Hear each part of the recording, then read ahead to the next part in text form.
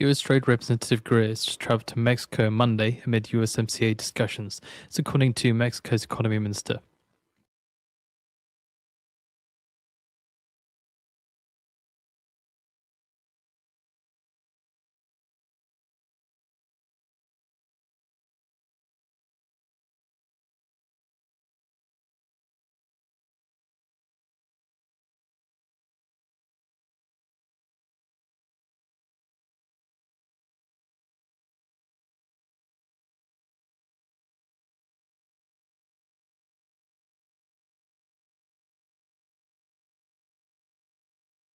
Just keep an eye on the markets here.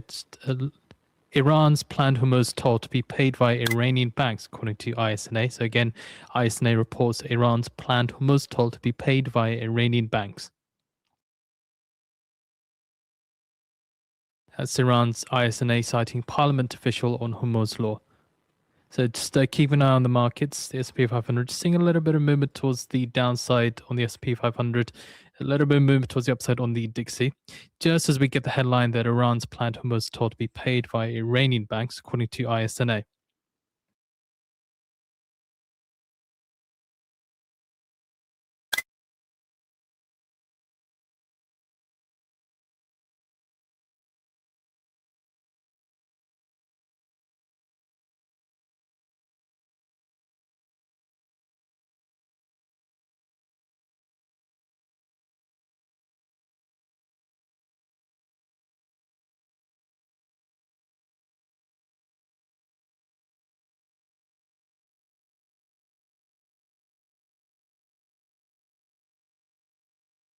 Is keeping an eye on other areas. Gold seeing a little bit of downside movement off the back of the Iran headline from ISNA.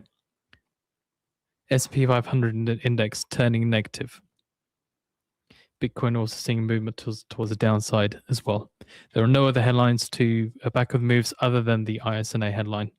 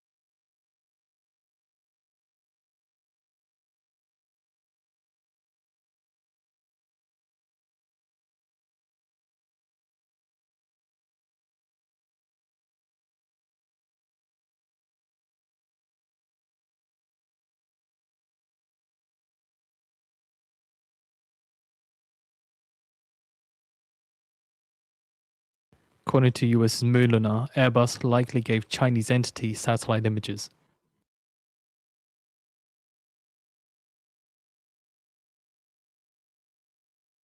ECB Schnabel says we should have fresh discussion about joint Eurobond issuance.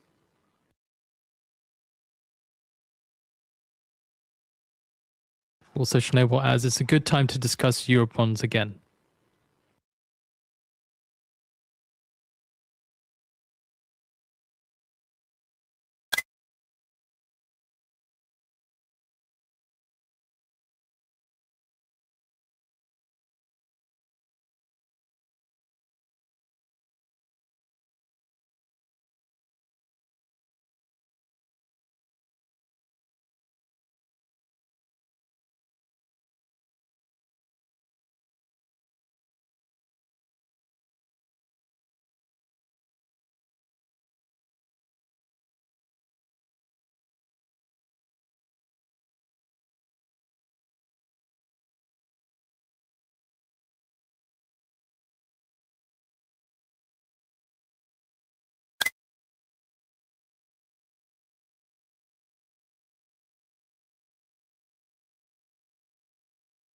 Moonlar adds that satellite imagery was of US military assets. So again, Moonlar, commenting in statement on Airbus satellite imagery, says that satellite imagery was of US military bases, or US military assets.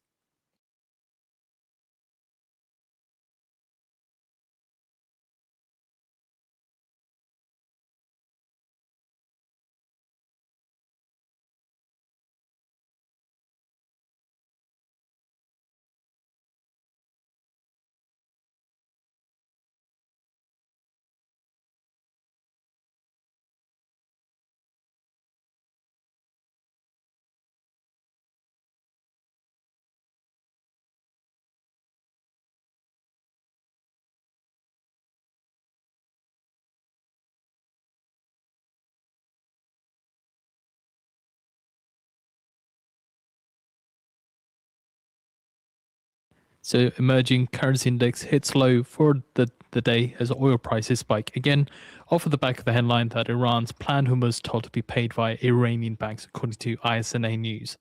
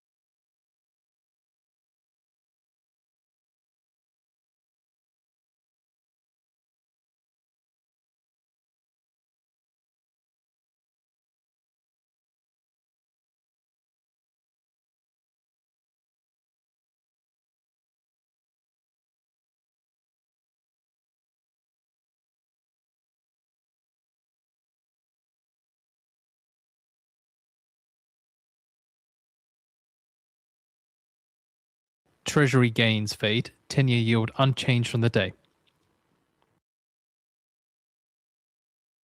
Again, let's post the Iran headline.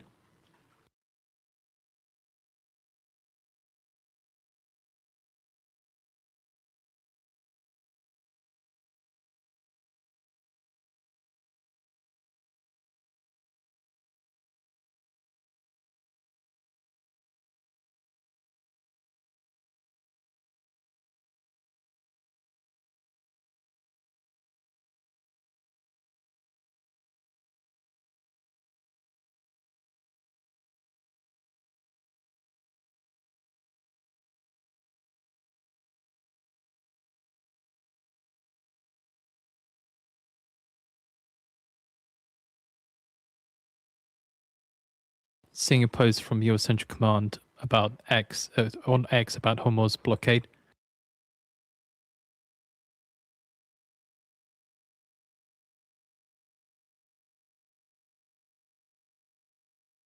Central Command says 14 vessels have turned around to comply with blockade.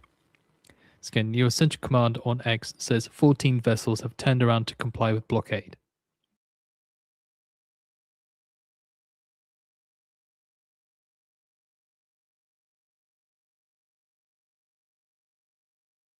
China's Foreign Minister Wang Yi says the priority is to push the US and Iran back to negotiations.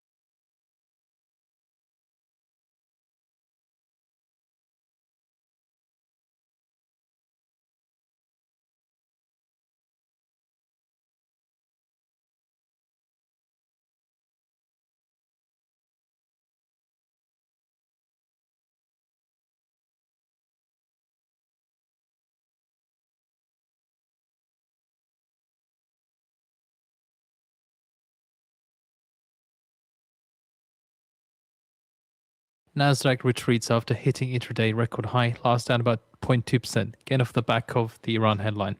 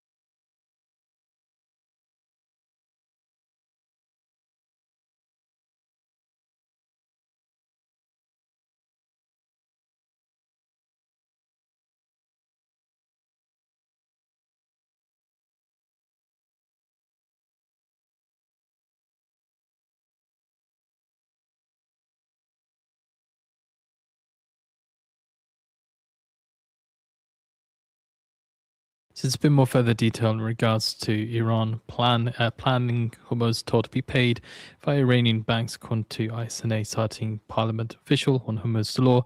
So, according to the Strait of Hormuz bill, foreign ships can settle accounts through their offices in Iran or Iran's banking system in the region. So, also from here, the bill regulating traffic in the strait hasn't yet been finalized or voted on by the parliament's main assembly. So revenue from managing traffic is estimated at $10 billion to $15 billion without specifying a timeline. And the bill says it must be aimed at strengthening the real.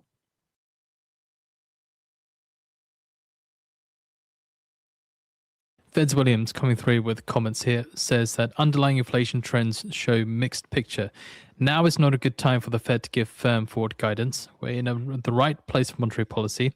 Inflation will be well above 3% over the next few months. The longer the conflict lasts, the bigger the economic impact will be. Market pricing balancing strong US outlook versus war uncertainty. Some market strength is due to US exposure to oil shock. War shock is about prices, but also unavailable commodities. Well anchored inflation expectations are important. A cyber risk is a thing that keeps me up at night.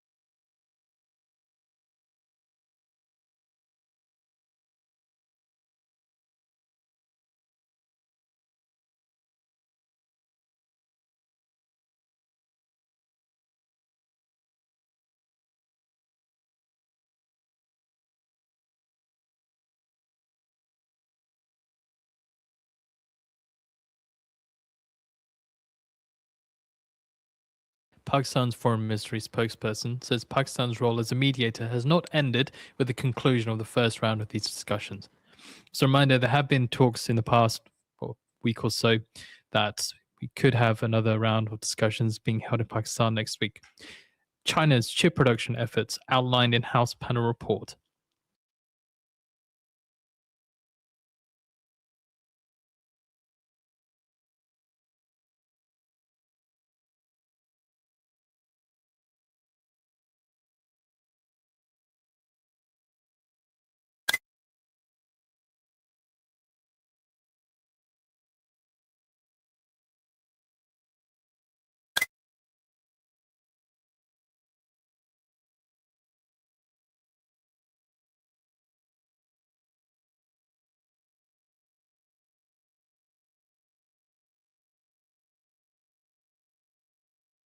This House China panel issues a report on China and AI capabilities.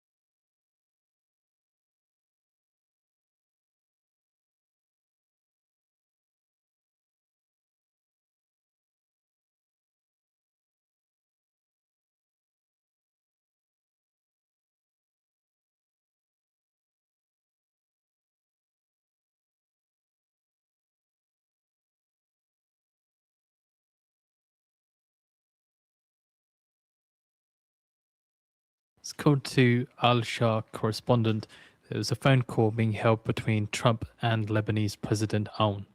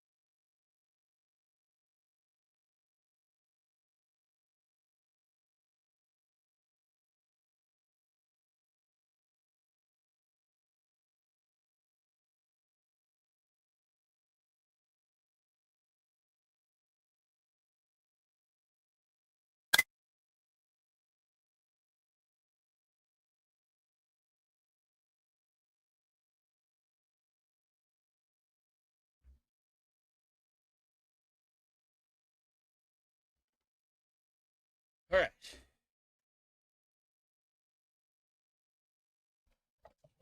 Check 1, 2. Oh, I didn't know that wasn't on there. Could you see that just a minute ago? Hope so. If not, that's my bad. Need a couple seconds here, guys. Trying to catch up here. 10 minutes ago, now to go the EI natural gas change data. Forecast is for a build of 59 BCF. Prior was a build of 50 BCF. Where are we at? Well, Vic's looking a little spicy here. Nah, a little bit. We'll take a look at it together here.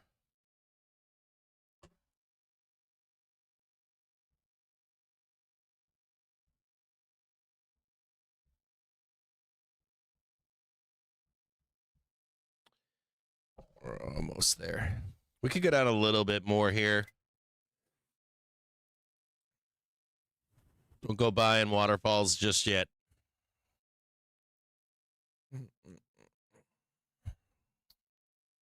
Let's go. Oh, we got a lot of stuff to go over there today. Ugh.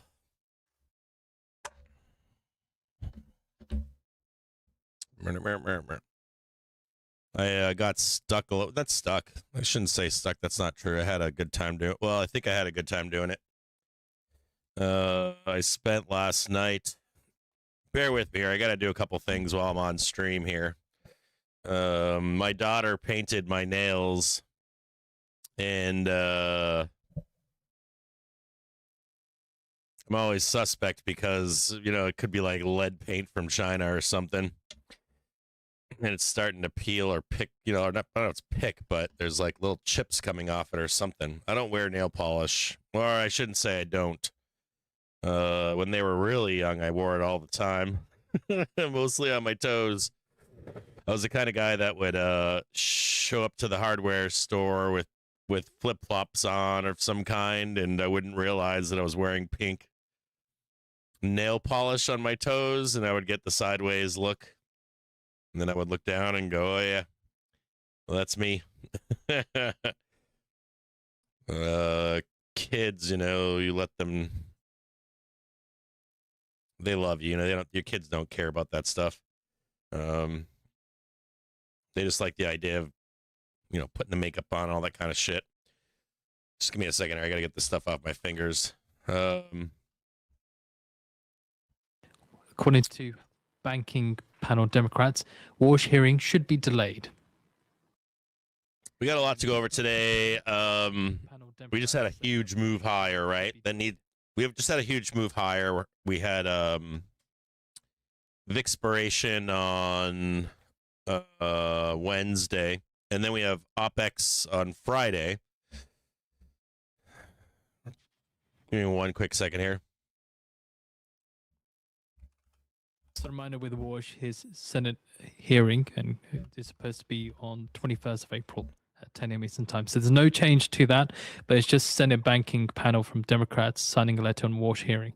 So again, as I said, no change to it, but we'll see what happens. I'm going to turn this off. This guy, I don't want to listen to him. So we have this huge move up, right? We have a magnet yesterday of, or let's rewind a little bit. We have VIX that's kind of stuck in bid. This was heading into Vixpiration yesterday. I was hoping that VIX could get annihilated into Tuesday close or even Wednesday open. That didn't happen. I haven't even looked at VIX yet this morning. It's still bid right now. We can go take a look at it together. I couldn't hear that. Hold on a second here, guys. That's weird. I can't hear that. No idea why. I think you can hear it, but I can't hear it. Can you hear that that graphic that just took place? For some reason, I can't hear it. You could hear it? Okay. Let me just check something here. I have no idea why I can't hear it. It could be a multitude of things. Okay, whatever. I'm not trying to deal with it today. I've been dealing with like the office and stuff. I worked late until last night, and it's always completely frustrating. I spent a half an hour last night, 1/2 hour, because I plugged in some new monitors, and it just didn't seat right. Or like a hardware guy will tell you it didn't seat right. You have to check your connections, but in fact, they were seated right. You just have to like unplug them, plug them back in, unplug them, plug them back in. And like one monitor was blown out, and one monitor was the actual display size. Half an hour. I'm just like, oh my god. I'm unwilling to do this right. I can't hear the graphics right now on my end, but I'll try to find out why at some point. What the fuck is going on here? Check. I'm just unwilling to do it. It's always something. So here's VIX 9-day right here. There could be a little bid in here for VIX today, but it's also got a daily trigger coming down. So with VIX as high as it's been, this is the 8th right here. Sorry about my horrible drawing. This was VIX right here. It's remained bid, expected to remain bid to some extent, but at the same time, into Tuesday close, Wednesday open, maybe nice squeeze up, blast down the VIX as deep as we can get it. And then a VIX unclench on Wednesday. It didn't happen. Normally it happens. It happens like 9 out of 10 times. That's how frequently it happens.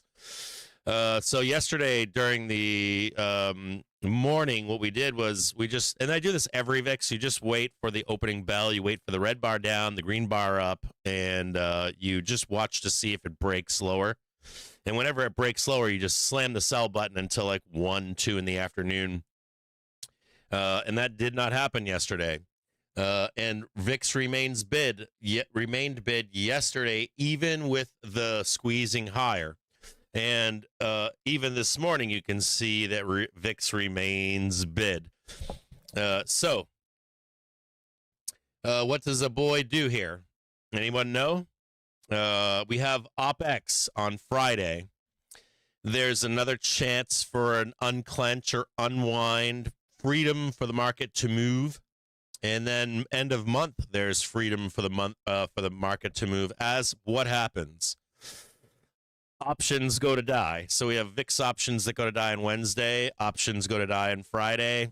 And then options go to die at the end of the month. And there's also some other things that can impact this too, right?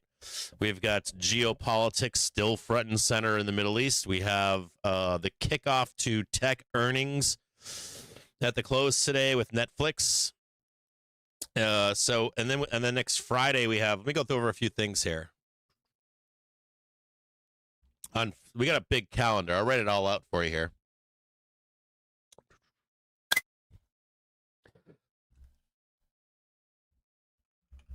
So you've got you see that? Oh wait, I'm on the wrong screen again. I'm not. I think I'm like my wife today. I'm a little blonde.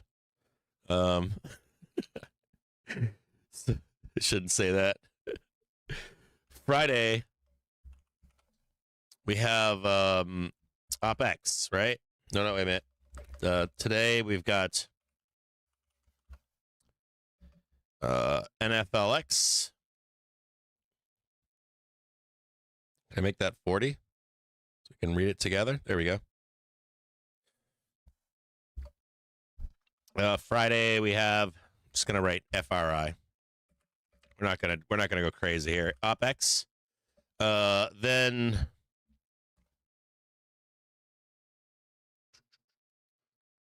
see what really matters here.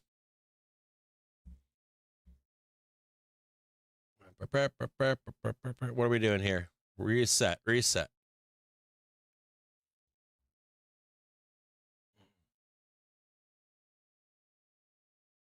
This is fascinating too.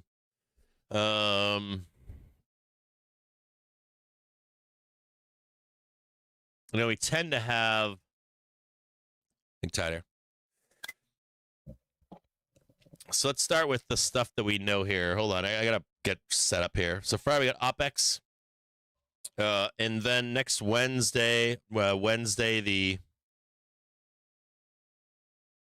22nd.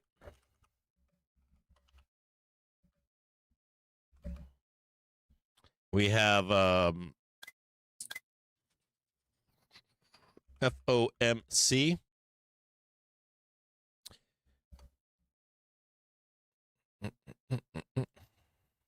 Come on now. What day is that, though?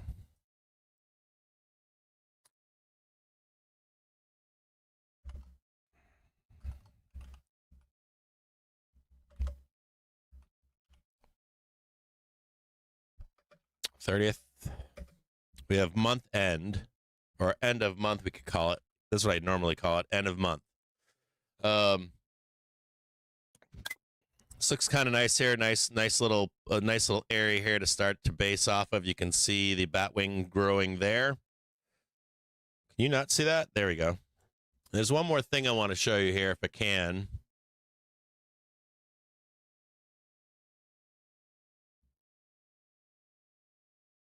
Where is the is the notepad at? Oh no, I guess I can't show it here. I guess we can just start with this. Let me move this over here. This is good enough. I think we can show it just like that.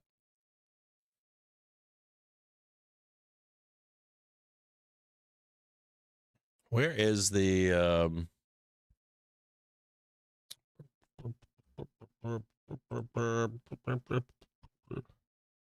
show it like that, maybe? Oh. Okay, well, that's better. Sorry for the delay here. So on Thursday, we get Netflix ER tonight after the close. Friday, we get OPEX. That's this Friday. Now, next week, the big thing next week is obviously going to be FOMC. We have the backdrop of the noise from geopolitics.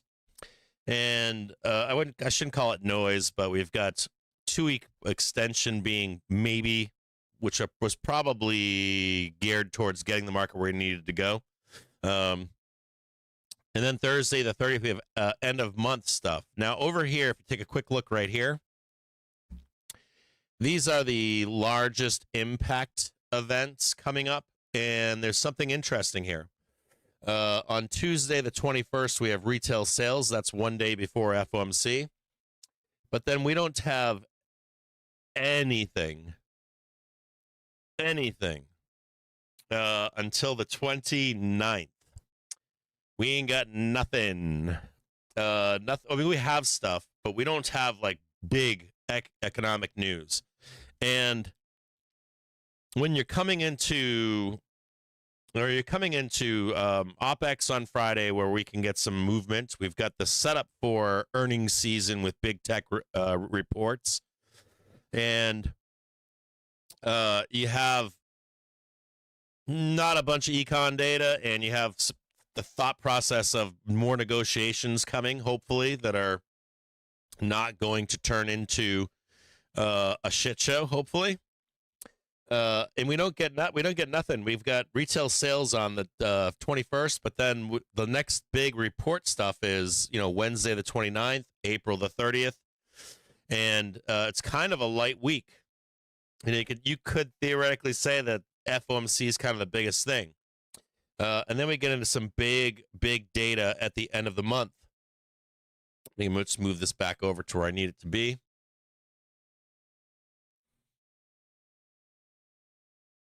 Move this over right here. So if you're looking for like unclench, right, or market free to move, and you've got some potential doom with FOMC and not a lot of econ data throughout the day each day to make the market move. The market can move based on headline risk in this window coming up next week. Even though we have big earnings starting next week. So what you want to be thinking about here is if we're coming into OPEX on, and this is the other thing, we had 7,000 as a huge magnet for OPEX tomorrow. It's kind of where options go to die. So let's say we go a little bit higher, we get sucked right back down. We go a little bit lower, we get sucked right back up. Logically, you would think that on Friday close, we're likely going to close or be pinned in and around that 7,000 into Friday close. But thereafter, there's some freedom to move. And I want you to think about the two backdrops ahead. You've got the backdrop of FOMC. Do we cut? Do we raise rates? Do we monitor the situation? Do we try to fight inflation and then cut rates later? Do we immediately pause or stay paused? And there's a few different arguments there. We'll take a look at the 3 and 6 month today at some point. But the idea is that I wouldn't be like today and tomorrow. I wouldn't be trying to make big moves, but I would start thinking about the idea of does Netflix set the tone, a good tone for earnings season, like banks did, or do they set a negative tone? And then also, if like you have like your favorite thing in the world, you're like, I love the color, or I love screwdrivers. And for a week or two, everybody likes screwdrivers, right? And then we go into something else like earnings season, and all your friends now like scissors. And you're like, bro, why aren't you liking on screwdrivers anymore? Come back over here, man. And everybody's chasing the new shiny object, the new pair of scissors. So what ends up happening is the market winds up getting hedged. The market should get hedged, I should say, through indexes while everyone runs off and loses all their money on earnings, basically, right? I didn't take the trade for the last all the way down. I didn't take the trade all the way up into earnings, and now I want to let it all ride on black. And meanwhile, anyone that's holding anything underlying, whether that be indexes or individual tickers, they're slapping hedges on the indexes while we entertain all of that sort of stuff, the earnings season stuff that's coming up. So you'll tend to see, if some of you that have been in the market a long time see this, right? We'll trade down into an earnings season, or we'll trade up into an earnings season. And then what happens is we get parked. You don't even need a ton of time in the market. You need like a year or two maybe. And you can always, or eventually you'll tell that the indexes at least park into these events and indubitably walk the plank. And let's say you got a big tech earning and a big tech earning day, and everything prints. So like SPOOS rips and then sucks right back down into that pin, right? Sometimes right before they open the next day, right? Or you'll have a big tech earning. Let's say Netflix shits the bed. Like we have one big tech earning or even more, and SPY blasts down after the bell, but then it gets sucked right back up into this period of earnings. So as we move forward, I would be thinking about the hedging that comes into equity or into indexes. And I would be looking for dips to buy, like on headline risk. So where we're chasing, we start to shift, if you're trading indexes, to what? Bring me back down to the hourly trigger. Bring me back down to the daily trigger. Give me a dip to buy and some patience. No, I don't think we're going to trade 730 tomorrow, 740, 750 or anything like that. So in this period here, there's probably going to be a lot of options selling. And there's going to be a lot of hedging on indexes. And what you're probably looking for is a return to the hourly, not the half-hour trigger, but like the hourly trigger, the daily trigger, and looking for sweeps lower over the course of the next week or two to buy range-bound dips that don't escape. So if you can buy the hour and we run it up for an intraday trade, or we run it down to the daily trigger, you run it up into 70. I think yesterday was 701.50 in the overnight. And yesterday I left you with, hey, do we trade under 702 or do we trade 702.50 to imply that we're going to go higher? We have not done that. We didn't do it in the overnight either. I think the high overnight was 701.58. We go take a look. 701.68 was the high last night. I must have been asleep when we hit the first one. I think the first one was 78. I think I saw that early high. Anyways, you get the gist, right? So at this point, if you're a bull and you're trading indexes through ER season, you know the drill, right? I'm going to go over a bunch of stocks with you over the course of the next week or two. Go over all these different stocks that are going to report. We will potentially trade closes with zero dates. I know everyone hates that, but I love them. I love trading like that zero date on the bell. Buy the low, rip it into 415, and then sell it, and no risk holding overnight. So if you're a bull, just think to yourself, exhibit more patience again. So we went from patience to chase. Now we're back into, hey, where can I find a dip?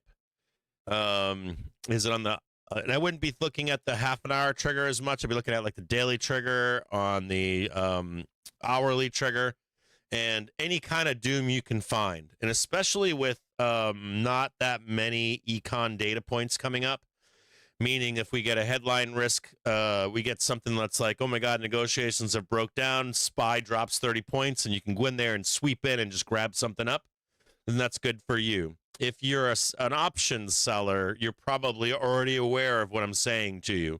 If you have time in market, you already know that more than likely we're going to start, the indexes will start trading sideways, and you'll start seeing the focus go elsewhere, and you'll see people are hedging as we come up into this high that we just hit. There were a few different key places up there to put a hedge on. And there should be at some point a flush. As we get past big tech earnings, we start moving into mid caps, small caps. We get a nice little flush. Everybody we ramp that shit up, and then what ends up happening is we end up taking profit, and the market kind of like fades. And we look into the month of May, early May, to take a long into early May, early June, a couple dip buys to get up into the summer doldrums in July. Now, I want you to be thinking, as I just said to you, listen to me very closely here. You're looking for dips to buy on pullbacks to the daily trigger and the hourly trigger. I want you to be thinking about farther down the line. So if you're looking for midsummer at this point, right? I want you to be thinking about, before we ever get there, I want you to be thinking about something important. We will get this like late spring low, right? You want to get on that late spring low on any of these binary events. That could be, I don't know, we get 3 big tech reports, the market melts down for like an hour or overnight or some nonsense like that. Or you get a rate hike, a binary event like FOMC, the market fucking blasts down, everybody's hair is on fire. I want you to be the patient trader down there, right? When it happens, I want you to be the patient trader down there, whether it's the first week of May, any of these like headline risk where it's like doom this and doom that and doom this. And I want you to be thinking about being the patient trader down there, putting a trade on to run the market up into about mid-July. Right around mid-July. You can take the money in June. If we trade up into the summer doldrums early, or mid-July if we run up that hard and fast into late summer. So you could date them for August, September, or even late July to close in late June or mid-July. And you get your longs on. And the reason I'm saying this to you is because you can mark my words here. If you don't chase, or not chase, but if you don't open that long and you start seeing the market move higher into June and July, and you get left behind. Once we hit that summer doldrum, it's brutal. It is absolutely brutal. So you're in early spring, you're putting in a nice dip buy, you're chasing it all the way up into middle of summer. And then the thing that kills me is every time we go into the summer doldrums, it's like watching paint dry. It is like watching paint dry. It's brutal. Market just fucking trades sideways for weeks and weeks and weeks, and then it dives into the fall. So you don't want to be the trader that's like left behind. Then you're trying to make moves, and then you're like stuck. And then before you know it, you get sucked into the fall. It happens kind of fast. The move up into summer happens fast. Then you get like sucked into the sideways action, and then you get dumped on into the fall. So just be pre-planning right now. Like right now is the time to plan for this. So you're going to see consolidative moves. If you find any deep, nice downstrokes from now into the end of May. So we're in April 16th, right? You have a month and a half. You could even, let's go look at something here. Get rid of this. Let's take a look at the market as a whole here. No, wrong place. There's a few things you could be doing. And we could go up top here too. Let's go to the top right. So this is VIX 9-day, right? Let's look at this on a 4-hour basis. There's a few ways you can look at this here. So you figure you've got your summer ramp here, right? Or sorry, that's the wrong way. Wrong way, bro. So let's say we get a down move at some point into, end of April, early May. And you're looking to like be taking longs on supply up here. So you could set an alert somewhere at like 28, 30, and 40. Just set some alerts like draw a line here, draw a line here, draw a line here. Literally go on TradingView, open up VIX 9-day. Snap a line on 28, 50, 30, and 35 and 40. Just like an alert, just in case price crosses those things. And that would give you a hint. Hey, we're getting close to a place to get long for the summer trade. That's an easy way right there. If you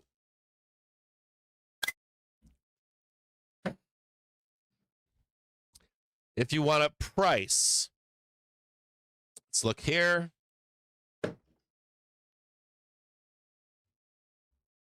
Here's your big A right here.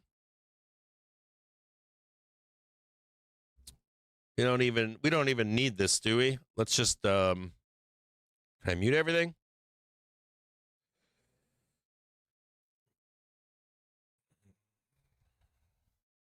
There ain't nobody that wants to buy this for the summer trade. And I'm going to be honest with you, nobody wants to buy that for the summer trade. So you can even start snapping lines. You snap a line. See this daily trigger right here? This is what the bulls want to. The bulls want to be defending, like somewhere in here, and somewhere in here. So this is 690, 685. If you get a wick down, even this down here for a minute or so, you start thinking about putting on that summer trade. Like start getting ready for it. Have money available for it. Don't piss your money away trading zero dates. Don't piss your money away needing to chase this bullshit up here. Don't even bother. You can trade. Just have some fucking cash parked in the side.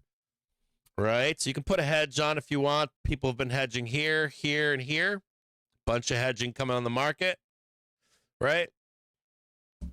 So everyone should be hedged out. If we start to roll at any point down here on an unclench, you're just trying to get long. Here's May. Let me move this over a little bit. Can I just do that? Move that over. There's July. Sweet. So here's June. Here's mid-June. Mid-July, the only thing you're doing is like a nice little hedge on market on earnings season. Oh my God, tech imploded. Oh my God, we got a rate hike. Oh my God, I don't know. World's gonna end on oil, whatever that may be. Oh my God, I don't know. Whatever you can make, whatever bullshit story you can make up. Oh my God, we're down there again. But the idea here is that you want to be long into this point here so you don't get stuck in this. You know, you're like chasing. Eventually you get handled, and then before you know it, you're missed the entire this because you're focused on all the fucking doom and you're not accepting that the doom is over, and you're missing the actual trade higher up here into the summer months. So no big economic data is a prime time for the market to run to the downside. You got some kick-ass bear shit. You got retail sales. You got a bunch of shit at the end of the month or after the end of the month. First week of May, you got a bunch of data coming in. You got a Fed that everyone's afraid of raising rates. So you get the knee jerk down and all that kind of noise in here, like any of this noise down here. And I want you to remember too that I want you to think about the first week of May. And there ain't no Wall Street guy that's like, "Oh, bro, it's on offer right here. You should buy it." That guy's gonna wait. He'll do nothing. He'll wait until the first 5 days to get down here. If he can't, he won't even trade it. Wall Street will just wait. And even if it takes to mid-May or the end of May, they will fucking wait until they can buy that summer dip, whether it's here or here. So I would be saying if you set those alerts on VIX 9-day, I'd be setting an alert on, 680, 685, 690. Nice halfback trade in here. I don't know if we can close all this gap down here. This might stay behind for the fall. But just be patient. Like, this is the time to be patient for your summer trade. If you follow the market like this, you're gonna have a better time. You can get, like, every spring, every fall, you're like, "Oh yeah, doom it up, man, get it down there for me." Yeah, the world's ending, everything is awful, man, we could go to zero, bro. And then once we get out of that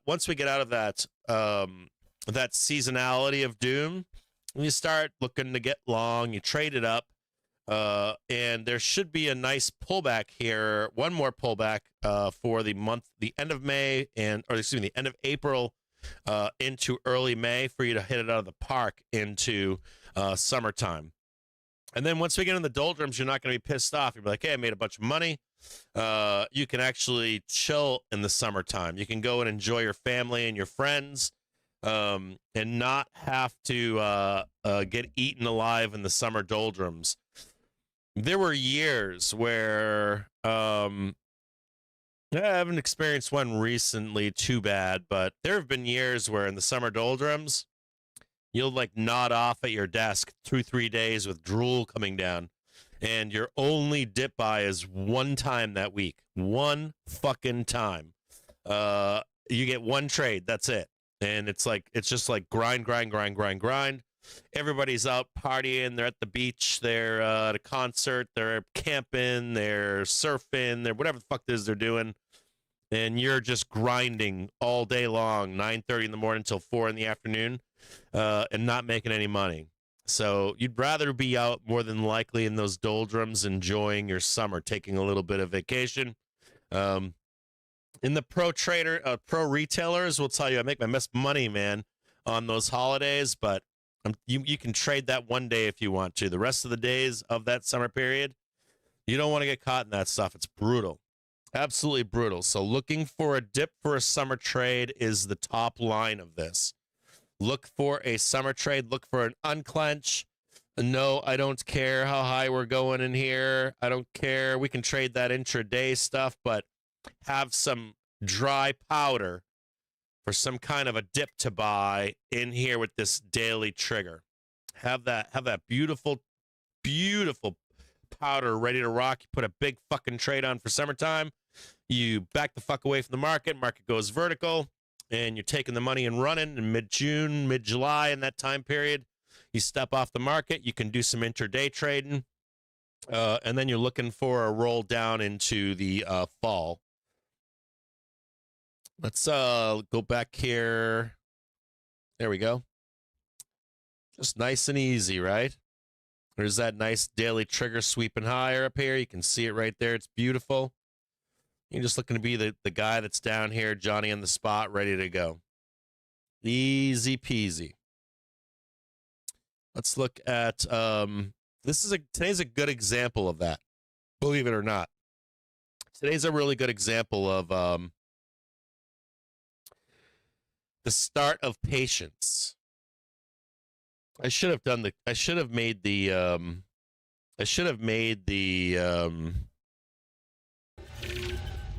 see, I can't hear that either. It's so fucking frustrating. Oh, wait a minute. Look at that nice, beautiful little dip buy right there. Dip buy right there. I should have done like the song Patience from Guns N' Roses. So moving forward, what's the rule? Patience. Right? Big dips. They won't come too frequently, but when they do, you want to be buying them. We have the dip right here. You have the high, higher low, higher high, always good to see. Now we're just looking for what? The bottom half of that W, go higher. We could get flushed out right there, and then that's the bigger move up, right? These look like this usually, right? 1, 2, higher high was not always like to see.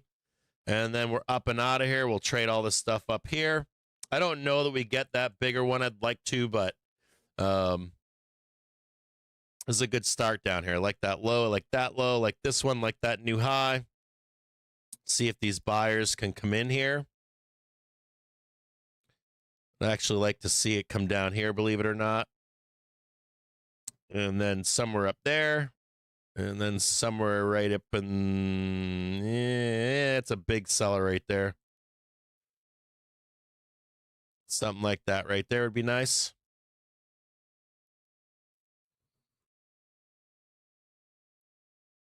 Top line.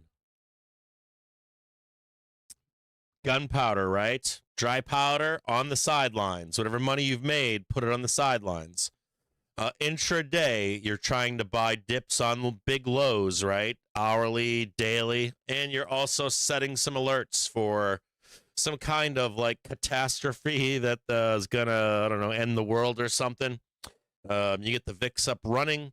You get an unclench. You get a nice fat dip buy on the daily trigger. It's never happening, Cap. I know it's never happening. It's never happening. But when it does happen, you want to be the guy ready for that trade. You want to be putting a nice big fat date on it farther out in time, structuring your trade so that you can capture a nice big fat easy trade. Nice winner. Make sense? Please tell me it does. You could even set an alarm for yourself, right? Say remind myself in 1 month to come back in mid-May for this section of, or this segment of this show, for a nice dip buy in the daily trigger. Whether even if we blast through it, as soon as you recover it, you jump on it, you long it up into the middle of summer. You don't want to get stuck in that. Now, we're going to talk briefly geopolitics. Unless we have some kind of like expansion of war with how bad it was at the bottom, it has to be as bad. That means like no ships getting through, I don't know, some catastrophe happens. Unless something like that happens, right? We're left with dealing with the knock-on effect in our economy in the fall, probably. Where inflation gets out of control, right? We get some kind of noise about recession or fear of recession on left tail artifacts from this pricing in the fall. We deal with that when we get there. We'll deal with that in the fall. We're going to go, like this summer, we're going to go through election volatility. we're likely going to go through some Cuba volatility. We are also likely going to go through more AI volatility. And we're also likely going to hear more and more doom, like big macro shit, as we get into the end of the year and we get into next year. You're more than likely going to see more and more of this. And you're more than likely also going to see more big drawdowns. Now, yesterday I told you this year is slightly different than last year. And we're going to take a quick look at that if we can here. This is on a macro front for your outlook for the summer and the fall and the winter. Okay, do this on this one here, maybe. Let's try it like this. I think SPX is better. So I got to do something different here because I've got this on gamma. That gorgeous. Yep, take the money and run on BlackRock. BlackRock was fucking sexy. Fucking beautiful fucking trade.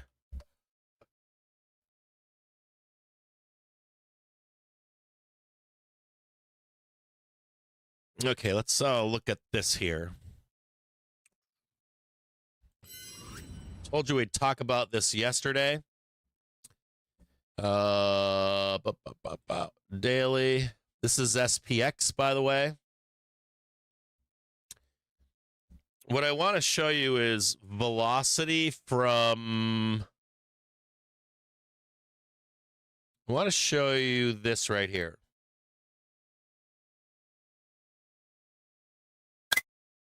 This is February of 2025.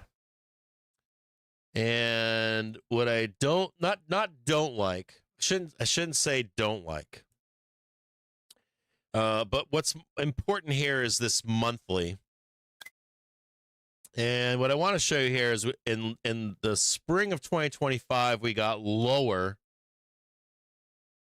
It's a shitty line right there. We got a little bit deeper in blowing off weekly velocity, monthly velocity.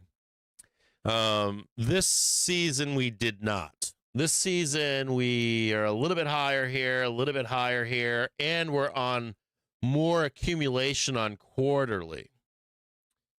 And there's a ton of information here. This here shows you that we remain in the bubble on a quarterly basis. We're still in this, like, what would you call it? Like a, we're still in this, like this monster, like, move that's sucking everything into this larger accumulation on a quarterly basis. Like this big giant fucking, like vortex of, not the vortex of OPEX, but like the vortex of a real true bubble top. We're still in it. And noteworthy, we are not getting the blow off, or not blow off, but the velocity blow off to not have to deal with more volatility as we move forward. So the idea here is that if we go up here too much, too quick, that's like July, right? We start like flattening, and then we need to blow some of that off into the fall. And we can go back up here in the summer, right? Back up to the top again. Accumulation, right? Blast down into the fall. Maybe not as deep in the fall, but still a big down move here. And the reason I'm showing you this is because carrying on that same narrative from 2000. Squish all that up.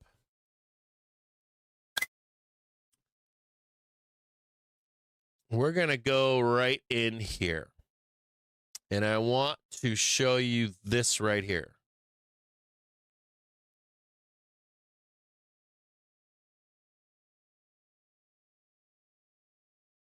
And this is year 2000. top was September, right? Something like that. And I want to show you a few things here if I can. So we come down, right? Bam, higher, right? This looks similar, right? Down here, bam. This one's a little bit higher now, right? Up here, back down here, up, right? Just weekly is just accumulations. Weekly at zero, near zero, accumulations. Notice how we bust up here and then it's down, right? Bust up here, down. And then you start to see monthly burn off in here, right? But yet market goes higher. And not only that, I showed you how the quarterly goes higher in here too. And then on this peak right here, you start to see lower lows. This right here, this right here. We haven't experienced that yet, have we? We haven't experienced the divergence in higher frames yet. I just showed you the quarterly and the monthly where it's still on highs right now, and yet the market continued to go up. So you should begin looking. You see this right here, 1998? You should begin looking right in this vicinity right here. Wait a minute. You should begin looking for lower highs on weekly. You should begin looking for higher highs and then lower highs on monthly, and then a continuation of higher highs on quarterly basis. And at some point, you'll see a divergence, yet the market will go higher. And I want to show you what that looks like here, and how. I want to show you what this looks like here, and how violent some of these pullbacks get.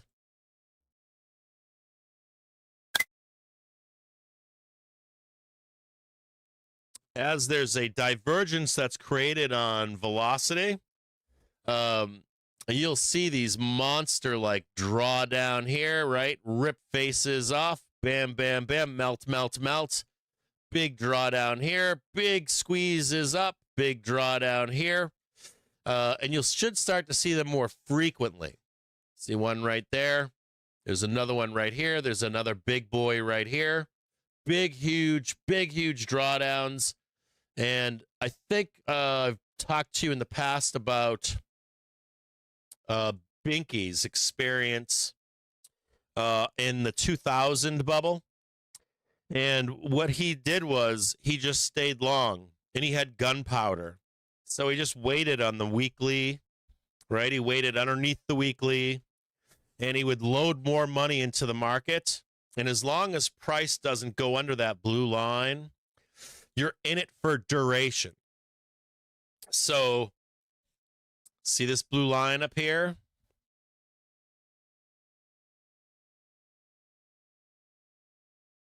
When anyone tells you that you cannot predict the end of a bubble, you cannot predict the end of a bull run, you cannot predict when to go risk off, they are lying to you. What you need to do is you need to be duration. So you have to be adding on major drawdowns for time. Right? So, hey, what's this? We're risk off now, boss. Yep. Okay, we're back risk on again. We're adding, right? We're not selling. We're just adding. And we're not adding until we find the bottom, right? Then you add, right? So you add here, and you just stay long. Stay long. Am I adding? Adding. Stop adding. We come down here. We begin to think about adding again, but we see the daily crossing the monthly and the weekly crossing the monthly. And we don't. The moment that you're down there to buy that big dip and you see that daily and weekly crossing that monthly, it tells you no. It tells you not only don't be adding anymore, but now cut everything. If you stay long for duration, the rest of this bubble, whether it's 6 months, 3 months, a year, 2 years, I don't know. You don't know. Nobody knows, right? You just keep adding to these positions and you keep buying into this. And even when you see the divergence in velocity, it's not the time to get out. We haven't seen that divergence yet, but you're going to see it. And you're going to see people get scared. You're going to see traders get very fearful. And I just mentioned to you what Binky said. Binky had said, I just kept adding on these major lows until the top cap. And what he's expressed was that bulls were too scared to get long, and bears thought that the market was going to fucking implode. Like, I mean implode. Like this, Mike Burry thought that was going to happen back here. Okay? Like that guy right there. That guy, you see that face and that painting right there? That fucking guy was calling that shit forever. So what you need to do is on all this doom, you're just adding. As long as you don't see the daily and the weekly cross through the monthly with price on any of that doom, oh my God, the world's going to end. Oh my God, it's Iran. Oh my God, it's Cuba. Oh my God, it's China. Oh my God, it's the AI takeover. Oh my God, it's the after effects of fucking no fertilizer. Whole world's going to die of starvation. Don't listen. Or you listen to it. You kind of want those deep cuts so you can put money on. But you can listen to them. Just don't, drink the Kool-Aid. You only drink the Kool-Aid when that daily trigger and weekly trigger are crossing that fucking monthly. You can also notice, too, that the monthly begins, it's like vertical. Notice how it goes flat. So you see that flat action up there? Let me get rid of all this. You see this flat price action right here? You see how the daily and the weekly do not cross that blue line? When we see that, right, you start seeing that crisscross up here, big, fat, daily crossing weekly. That's your warning, right? But then you get your cross right here. Right there.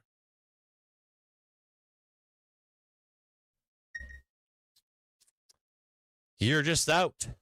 It's that simple. You step off. If you were Mike Burry in 2000 and you had all that clout and you had all those millions of dollars, you could have called it right then and there. You could have said the top is in.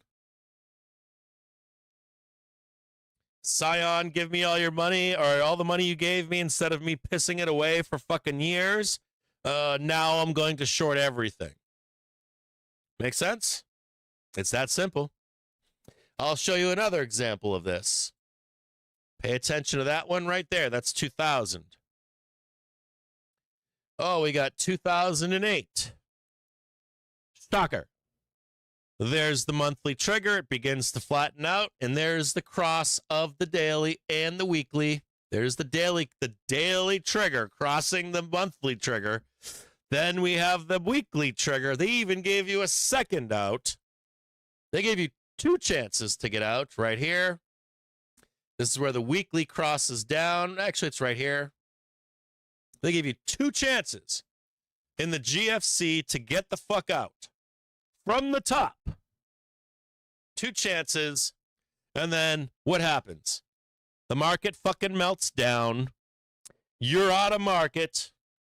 You didn't lose generational wealth. You didn't have to fucking work an extra 10 years to get your money back from individual tickers you were all long in. And in both cases, you were able to run the bubble up, and then you were able to wait for the shakeout and then go back in and buy your favorite fucking AI stock. You know, there goes your NVIDIA at fucking $2 or Amazon back then and Apple at $2. I don't think NVIDIA would be $2, but you get the gist, right? Your OpenAI is now IPO'd. It's at $2. And lo and behold, you're out and you're down here scooping up all the stuff. So you could even do this right now if you wanted to. If you wanted to be the shot caller,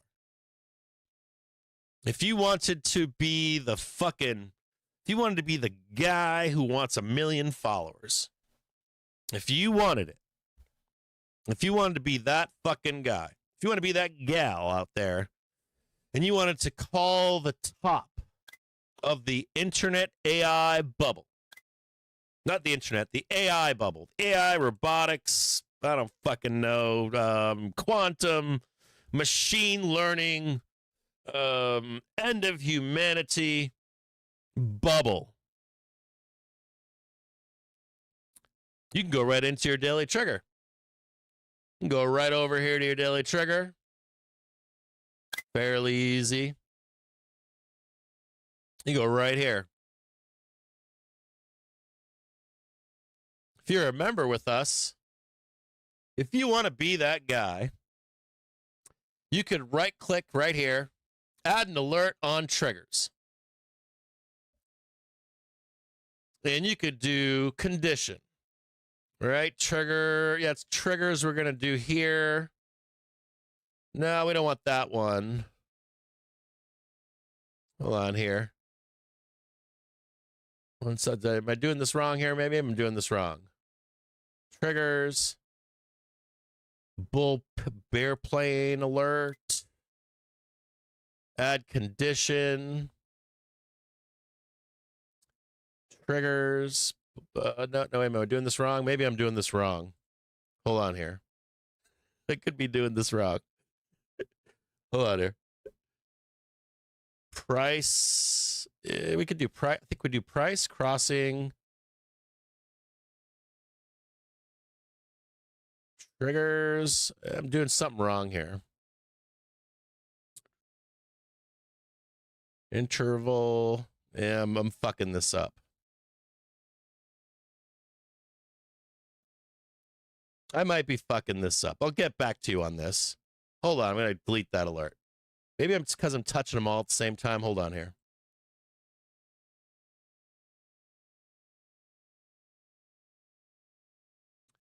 Add alert on not triggers. I want to add alert. I don't know how to do this right now. Hold on. Is this one? I'm doing it wrong, right? I don't know why I'm doing this wrong right now.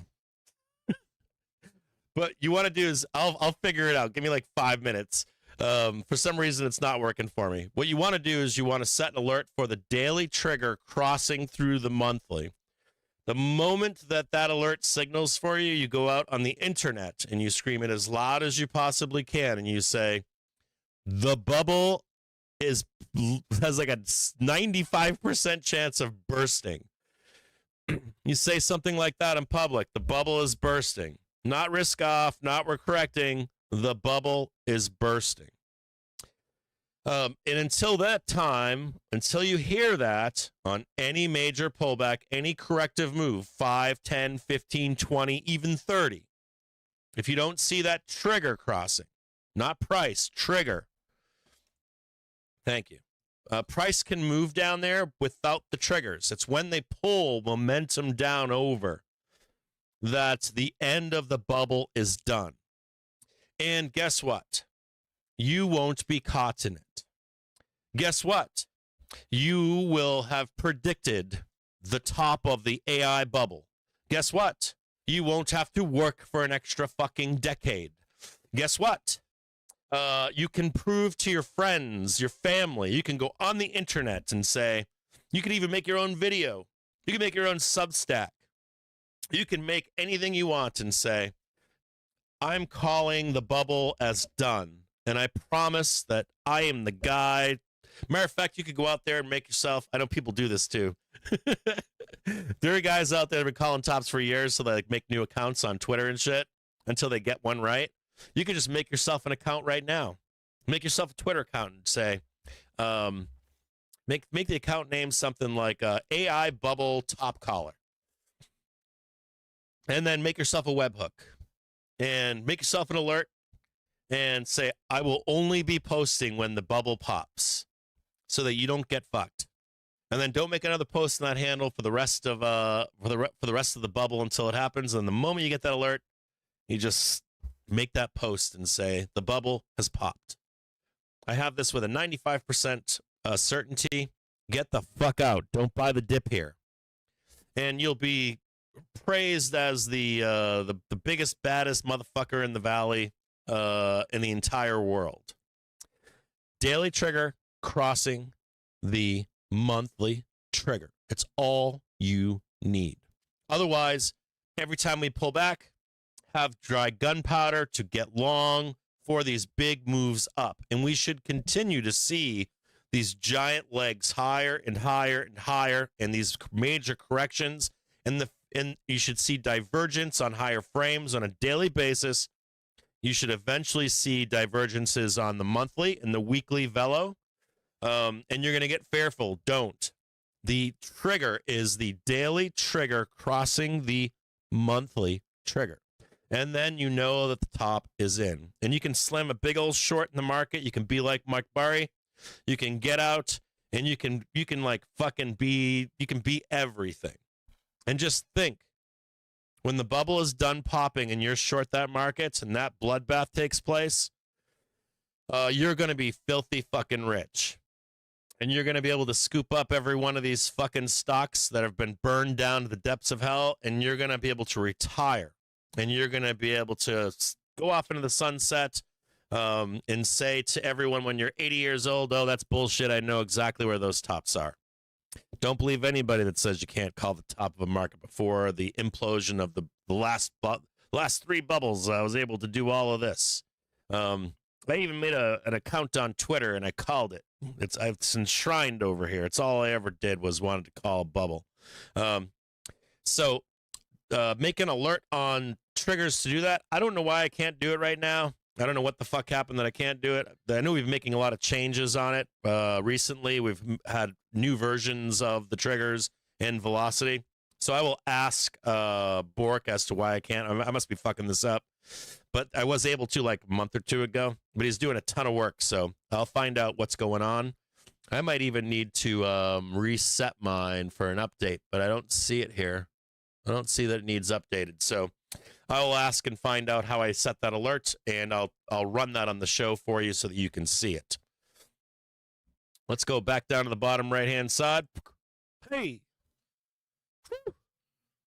Hot sauce. There's that target right there. Blammo. Get out. Let FOMO do its thing over here. We've got our target right here, this nice white line right there. We pin struck it. Almost perfect. Whipsaw.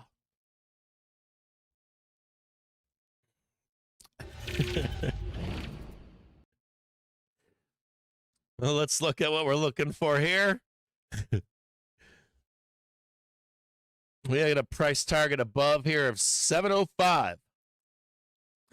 We're already going up there. We're not even waiting.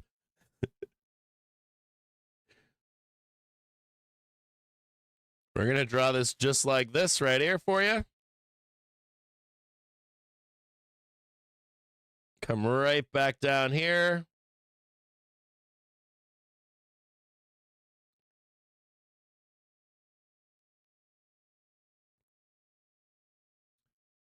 Try to get over.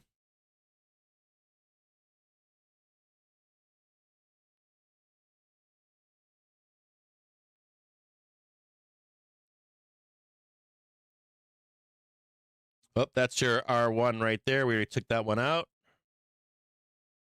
Let's move that over now.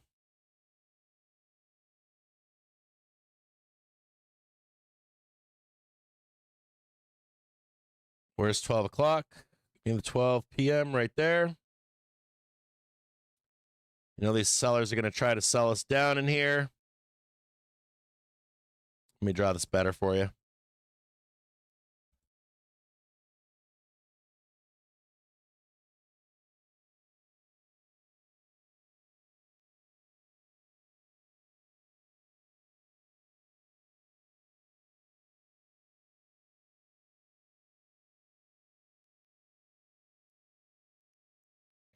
So consolidate all this. You know the sellers are going to try to take us down and woodshed us over here.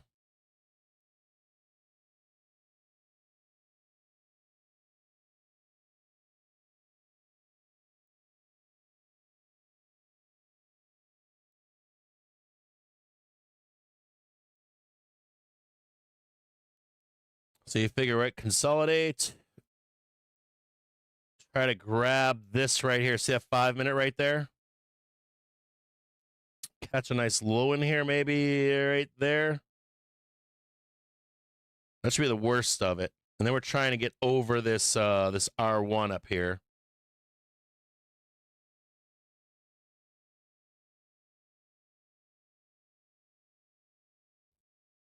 This should be the worst of it right here. You should see like a 1, 2, and 3, and then the move higher. It's just like this.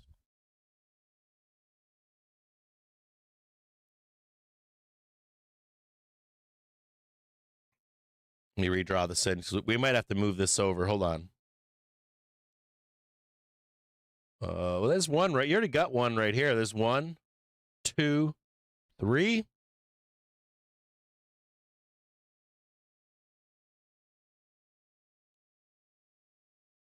Look at this here. Let's look closer here. 1, 2, and 3. This can go all the way down here.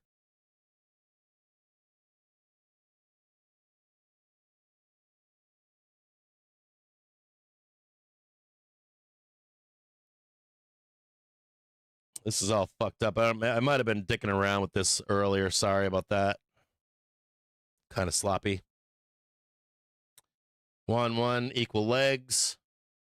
There's your W. Right?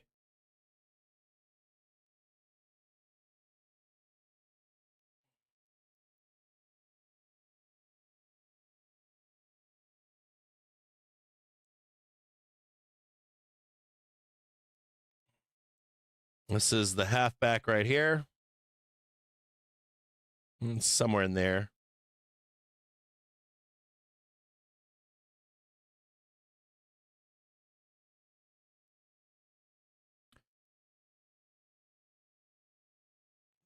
We want to get above this one right here.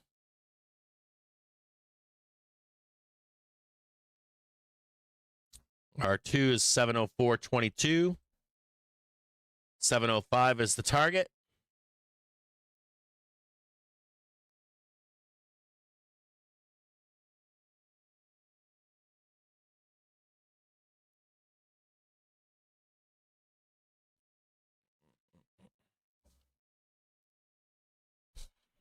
So remember, daily trigger crossing the monthly trigger. And you need to be aware of that moving forward. From now into end of year, you need to remember it next year. And I don't know that it'll take in a 28. I don't know when this like larger confrontation, like I can't, like macro shit is like it's like macro is like stroking yourself off. It's the worst thing to say, but macro is like, you have to be aware of it. You have to like understand the implications down the road and the potential things that can happen and implications on markets. In truth, you want to be looking at the accumulation and then the divergence in velocity on bigger frames like monthly and quarterly. And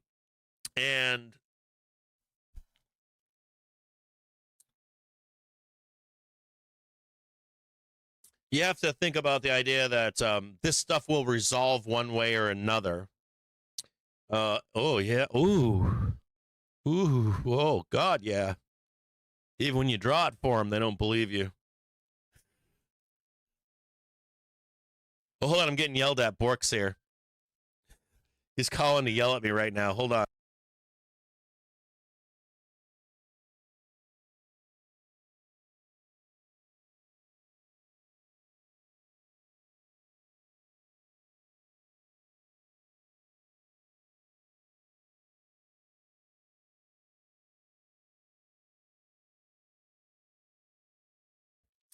It just a heads up out there that it looks like Discord integration for new members has been down for a couple days.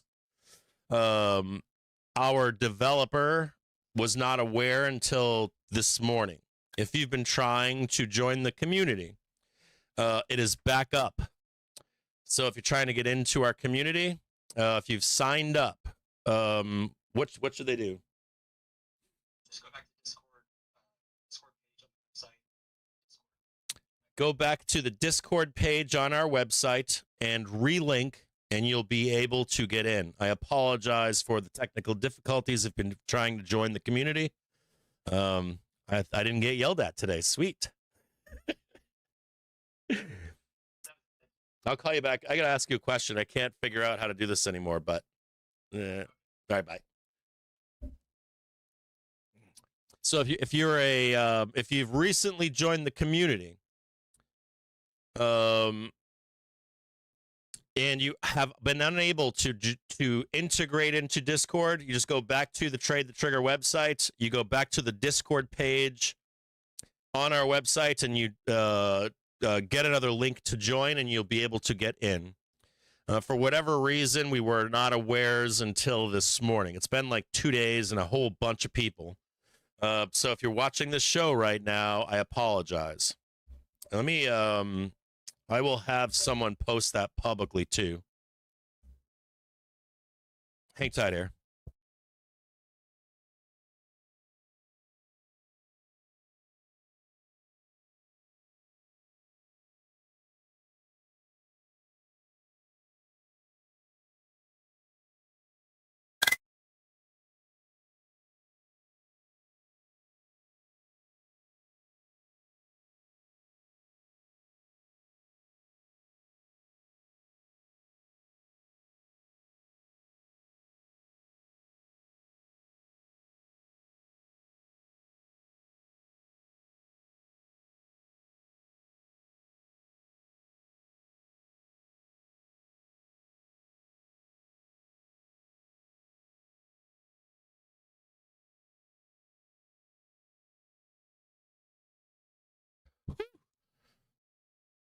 Oh, yeah. Take him on down. Take him to the woodshed down there.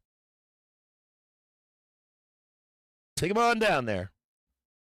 Give me that nice little halfback trade. Give me a nice little dip to buy in at 12 o'clock. Oh, almost. That fucking shit is perfect. Come on down. Come on down here. A little bit more. We got to wait until 12. Don't be buying any longs here. You got to wait for 12 p.m. So I have this drawn out, right? But what's important here is, so this is 12 p.m. right here. It's 12 p.m., right? You know, he must lawn down here, and it's, you don't want to do that, right? Oh, Cap drew this in over here. The guy's fucking predicts everything, right? Well, that's not the case. This is the plan, right? So you have the plan. What do we need to see? Let's say we come down here, we fuck around, and we make a low right here. Let's say we dip our wick right there. We come back up here, and look at that. We're above the prior high, right? You got the 1 and 5 minute back underneath you right here. No big deal. 1 and 5 minute trigger. Hey, we can start taking that for the next leg higher. What you don't want to do is get shanked down here, make a new low, and you're like, oh man, Cap told me it was going up. And I'm like, yeah, but did you follow the rules? And they go, no, I didn't, Cap. And I'm like, why you watch this show for every day, man? I give you rules, I give you tools, I give you a plan. Are you following that plan? Following the rules? Are you following the tools? And if they say yes, I say, cool, you shouldn't lose all your money there, right? So we just watch this consolidation, distribution, don't know if it's distribution, don't know if it's consolidative or a move higher. Just want to watch this into 12 p.m. Remember that every day in New York cash, you get flows at 10 a.m., in and around 10 a.m., and at 12 p.m. every day. And it's become amplified over the past few years, 2 years. due to the access that retail now has to algorithmic trading. So every Tom, Dick, and Harry comes in at specific times of the morning, afternoon, night, overnight in different markets. And they're looking for what? Rules. That's what they're looking for. So these algorithmic traders with their rocket sciencey LLMs, what they're doing is they're writing rules. If we're under this condition, go long. If we're under that condition, go short. So you want to be here. And not only that, we also get flows from the street at the same time. So if those flows are all in agreement, we can continue to go up. If they're going to the downside, you want to not get in their way. Let's watch this closely. I'm going to get rid of this. Did we hit our target down here? Yeah, kinda. Should be a little bit higher. It should be like right here. There might be one more low. Should be like right there. Should be like one more in here. A little bit more down, I think. I could be wrong. Start moving higher again. I wouldn't take that trade.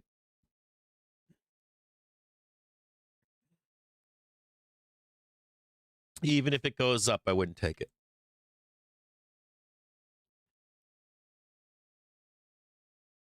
Let's watch this. Even if you miss it, I wouldn't take it.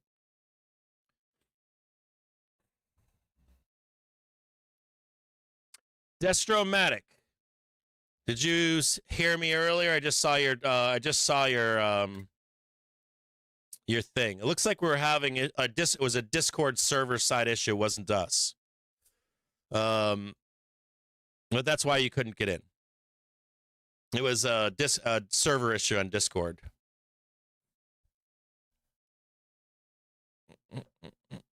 Another high. 702.24. Shit, I might have to sell 12 p.m.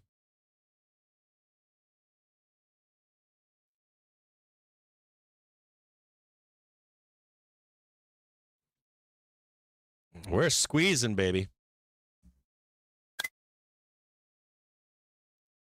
Israel. Oh, that's why. Be careful here. We might keep squeezing. Trump saying Israel and Lebanon will formally begin a 10-day ceasefire at 5 p.m. today. So that's a headline squeeze just now. Nice present being wrapped up.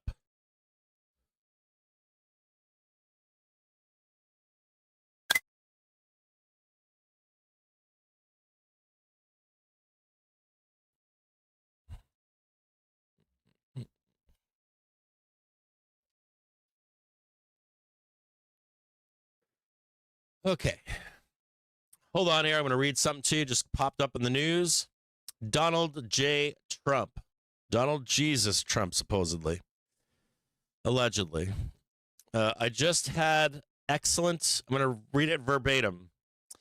I just had excellent conversations with the highly respected President Joseph Aoun of Lebanon and Prime Minister Bibi Netanyahu of Israel. These two leaders have agreed that in order to achieve peace between their countries, they will formally begin a 10-day ceasefire at 5 p.m. Eastern Standard Time on Tuesday. The two countries met for the first time. He says Tuesday. I don't know if that's next week, Tuesday, or if it's Thursday today. Maybe it's a misspelling. But it could be either today or on this upcoming Tuesday. They will, so maybe it is Tuesday because he says formally. They will formally begin a 10-day ceasefire at 5 p.m. Eastern Standard Time on Tuesday. The two countries met for the first time in 34 years here in Washington, D.C. with our great Secretary of State, Marco Rubio. I have directed the Vice President, J.D. Vance, and Secretary of State Rubio, together with the Chairman of the Joint Chiefs of Staff, Dan Raisin Kane, to work with Israel and Lebanon to achieve a lasting peace. It has been my honor to solve 9 wars. It has been my pleasure. I have MAGA friends. I do. I have MAGA friends that are like, I love when he reads this shit. He hates it. Watch him. He's going to go over there and read that fucking thing. I only watch the show because he has to read that shit on public because the market reacts to it. Watch him. He's going to read the rest of it. Watch this shit. Give me a bourbon over there. I'm going to watch this fucking guy. I have It has been my honor to solve 9 wars across the world, and this will be my 10th. So let's get it done. President Donald J. Trump.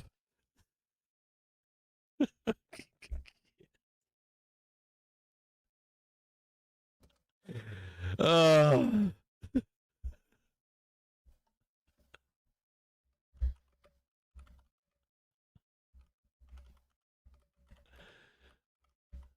You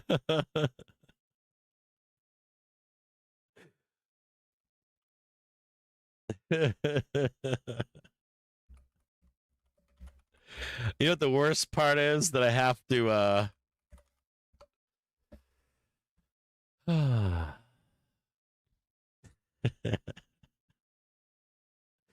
just hold on here. Solving 10 wars, man. It's not easy.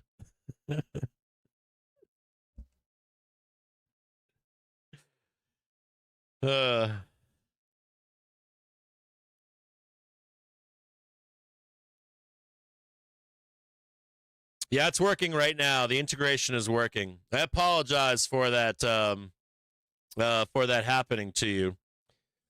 Our guy is on it. We have a full-time dev, so we have a help desk inside. If you ever have a problem in the Discord, you should always be able to see a help channel, and you just go in there and blow it up and say, hey man, I got problems, and they will respond to you.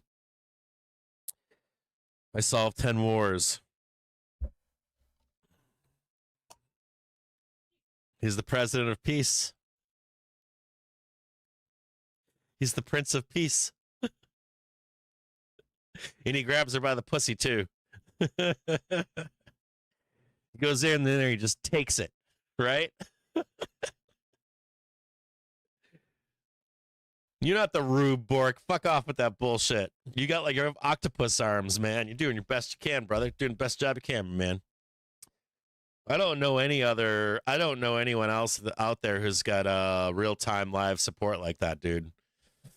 There ain't shit like that out there, dude. Everyone else is like fucking, you'd be lucky if anyone ever responds to you. He is the bestest. I agree. He is a fucking G.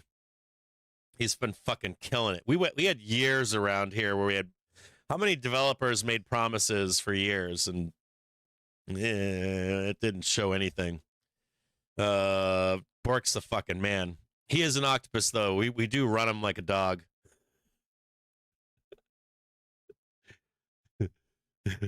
We do work him like a bad donkey.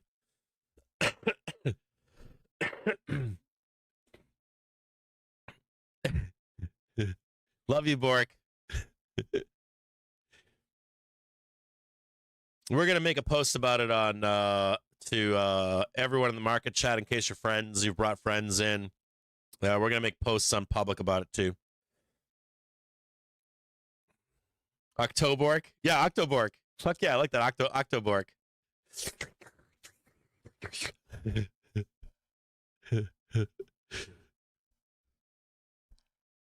You've helped me blow off my stress, Bork.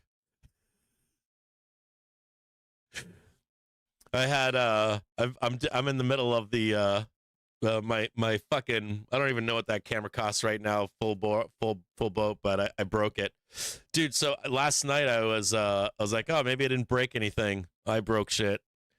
I broke a video port on a camera last night. I know I broke the cable for it. A mini HDMI port is exactly what I broke.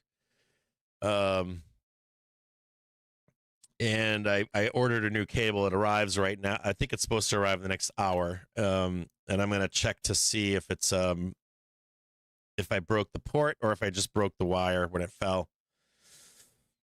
That fucking camera the camera on the tripod now weighs like 10 or 15 pounds. And I got a beefy fucking tripod for it. It's pretty dope, and it still didn't matter.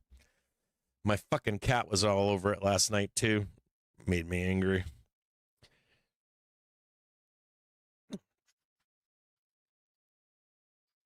Bark, bark, bark, bark, bark, bark, bark, bark, bark. I love that name, by the way. Snap a little line up here for the next high. You come right up in there.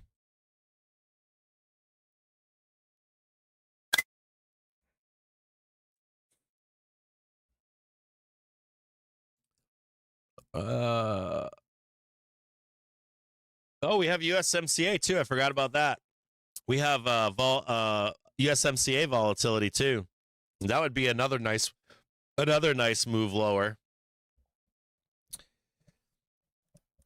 Yesterday, I read a story that the executive asked Detroit. Man, I tell you guys, hold on, I'm going to show you guys some couple things here. I harped on this, I think, yesterday. I haven't talked about it in a while. I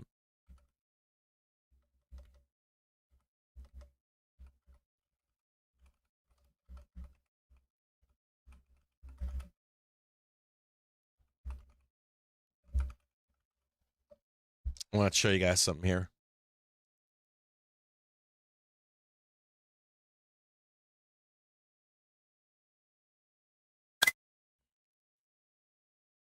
I want to show you guys something here, okay?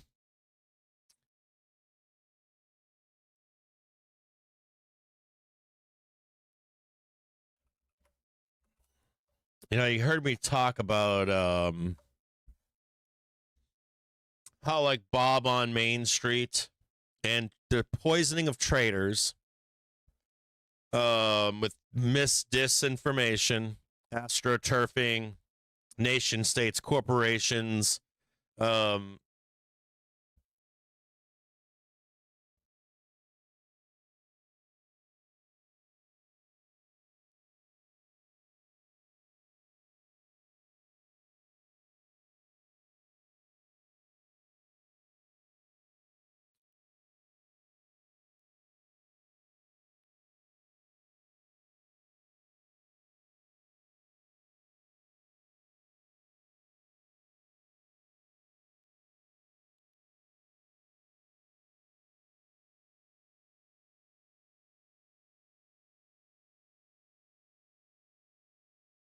I got it right here.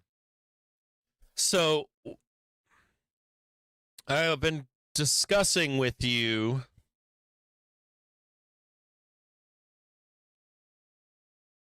for a period of time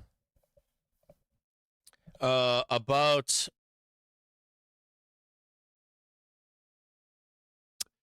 how the United States turned into a service-oriented economy. And I remember being a kid, and there was a lot of doom. I remember when I was young, my father, grandfather, they were all very angry. This is in the time period where, like, Sears was going down. Cheap Chinese parts, cheap Chinese tools. They don't make it like they used to. This is construction material, you name it. My father's generation, my grandfather's generation came from a time period where everything was quality. In the United States, we had a shift from a manufacturing economy to a service-based economy. And we kind of peaked in the early 2000s. And quietly, under the surface, the powers that be, the leaders of our country, leaders of the West, leaders of the United States, these can be government and also corporate, began laying the groundwork to not rely upon China for manufacturing capabilities. Bigger decisions were made in 2015, and then the test run was COVID. And it was also the nail in the coffin for reducing our reliance upon the East for the survival of the United States of America. No, it has not mattered who the president is, nor the Congress. There's data in the background that supports this. Once we went into COVID, you also had these leaders with nothing to do. So they started hanging out, partying, they're skiing, they're at the beach while you're all locked up. And the nail in the coffin was COVID. COVID was the litmus test for how fucked we would be if there was no longer commodities, durable goods, inputs, producer inputs, finished goods into the United States. As a matter of fact, you can also see it in oil and gas. We used to have what's called the petrodollar.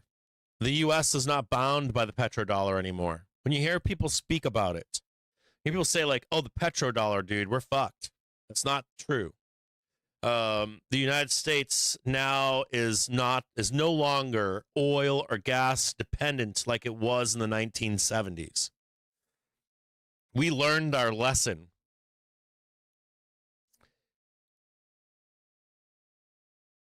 Post 2015, we started building out factories, industrial building out like industrial places. Like we're building manufacturing centers, like buildings where you build things in.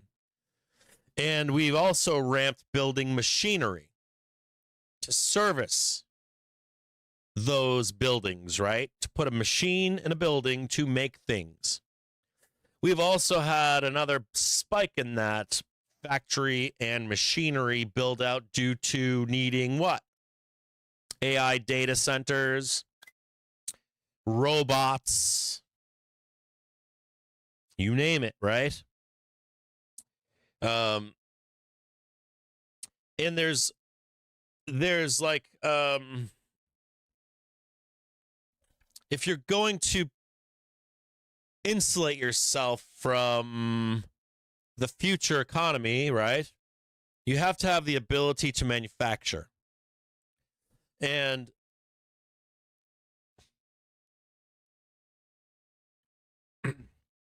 I live in Detroit. Detroit, when I got here, was post-apocalyptic. It was pretty bad. It was dangerous. Well, it was no longer as dangerous as it once was. It was more post-apocalypse. So you're in the apocalypse. You got the guy on the motorcycle riding around with the mohawk, and you got the road warrior thing. Detroit at one point was past that. They had done all the bad. It was over. It was just a dead town in a lot of respects. The only people that were left behind couldn't leave. People that came back were coming back to visit family. And something changed. And you could see it. So I got here right when that shift was taking place, right post 2015, when we started building out factories. And I've said it to you on this show that the transformation that I've seen in Detroit is not talked about enough. It's starting to be talked about, Detroit coming back, but what is actually happening quietly in the back streets of Detroit? They're rebuilding buildings. They're rebuilding like nondescript buildings for manufacturing. And it's not shown enough publicly. And it's kind of shocking. It's not, you'd expect like Detroit to come back maybe like one of these like middle America suburb or not second tier cities where they've got the financial district, your seaport, you got your financial district, you got your cute little Christmas market wherever you live in a city. You have your Christmas market now. If you travel a lot, you see these like suburbia-esque like everything is the same, like every town's got a McDonald's. But Detroit's doing something else too. And it's not like everywhere else.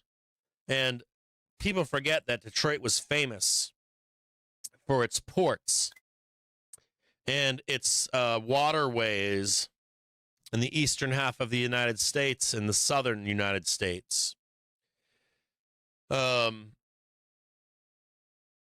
Yeah, we'll just keep tracking this for a move higher into 12 p.m., I guess, on that news, right on that pump. See if we can get up there and hit it now. See if we can get up and over R1 right here. We can get long here. We're going to go up right up into 12 p.m. here. So, I'm a YouTuber. I'm not CNBC. I'm not CBS. I mean, I pay for the shit that they read in advance. A lot of money. We have, matter of fact, we have a mentor, Dr. CS. He has a Bloomberg terminal. That's big money. Costs a lot of fucking money to get that information before you do. And it's unmolested too. It's not like spun. It's not steak. It's not doom and gloom and all that kind of stuff. So, I guess you have to take my word for it. But I'm going to show you some stuff here in a minute. Yesterday, it was announced that the Detroit automakers, the big three, were asked to make weapons. I'll show you that too in a minute here. By the executive. And Michigan's response was pretty angry. We don't want to do that. We're not prepared to do that. That's false. We've been doing the build out to become another manufacturing center in the United States for a long time. I'm going to show you this right now. And the reason why I want to show you this is because you've heard me say what they're doing here in Detroit. And this leads into another thing that we're dealing with this summer, which is the USMCA, which is what was NAFTA at one time. And the idea behind NAFTA and its original thought process in NAFTA, and then more so in the USMCA, was we had favored trading partner status. And favored trading partners means we're going to go to our partners like Canada and Mexico, our people surrounding us, try to share wealth and ask those partners if they can manufacture, produce, grow certain things to limit our exposure to China and other countries like China. And not necessarily because China bad or Vietnam's bad or this other country's bad that manufactures. It's for any reason that we can't get those goods in the United States, or the inputs or the parts. And COVID was a good example of when there are shortages, and that wasn't a China thing, right? Well, some of you think it was, but you know what I mean. Like we had COVID, And for any reason, if we didn't get that stuff, our economy grinds to a halt. So USMCA and NAFTA, the idea there was we went to Mexico and said, hey, Mexico, we're going to give you favored partner status. We want you to do all this manufacturing, and we'll make it good for you. Cheap, easy, make a bunch of money, everybody's happy. Mexico said, yeah, we'll do that for you. We'll do that. It'll help us with our wealth. And what they did behind the scenes was not that. What they did behind the scenes was they faked that they were developing manufacturing in Mexico. They brought Chinese manufacturers into Mexico to do the manufacturing. And then Chinese influence in ports, almost like Belt and Roads. There was more Chinese influence in ports in Mexico and more influence in Panama. And USMCA was like a bastard child or a mutated, like, I shouldn't say bastard child. It's not nice, right? But not what it was the intention of it. So everybody's getting rich. China's loving it. China gets to continue to do the manufacturing. And the reason for USMCA was what? To stop shortages. And let's say one of the things that happens is not COVID. Let's say it's a war, an economic war, or a Cold War, or anything for that matter. Maybe China's economy implodes. Maybe China wants to source this stuff out to other countries so they can become middle class and upper middle class, like Mexico, like Vietnam. But we're not getting what we need to happen out of Mexico. So we have to deal with the USMCA again this early summer. And we have some news on that. And what we want now is what? We want to rein in our partners, our economic partners like Mexico, and say, hey, do you want to do this manufacturing? And if you do, we want it to be a Mexican company, not a Chinese company, a Mexican company as a favored partner. We also want this Mexican company to, if worst case scenario, be able to manufacture if we're not getting inputs from Asia. And that helps who?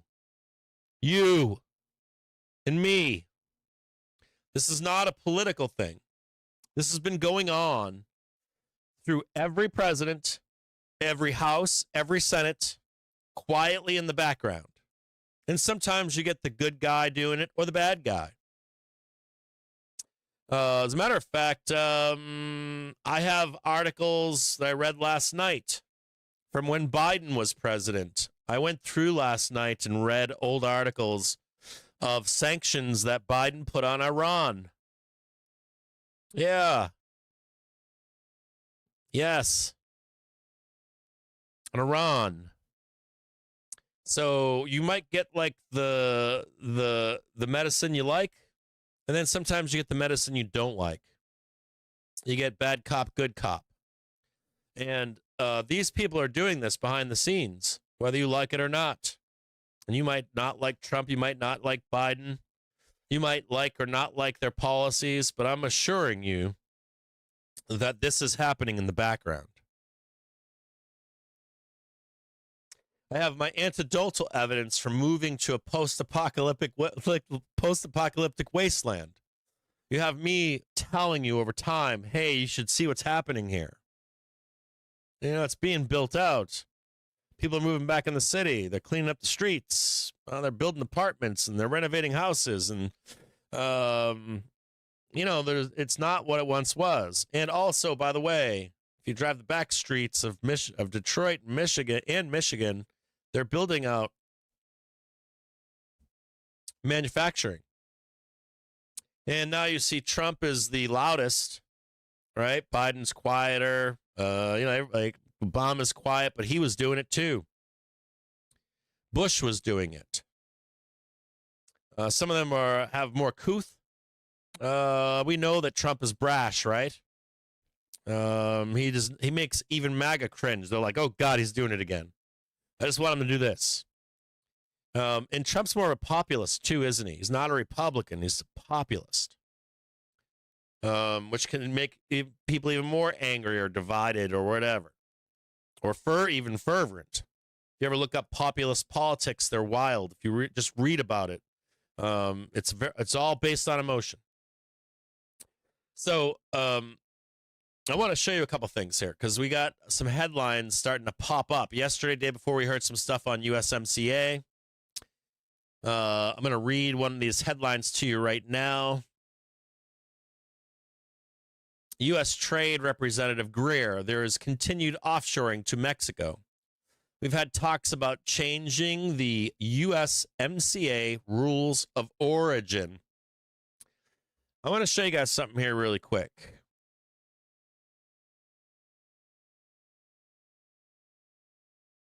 Oh, shit, they're evacuating Muskegon River. Holy fuck. We got a levee breaking. Yeah, I know it's flooding here. But they've got levees breaking, it looks like, or they're going to break.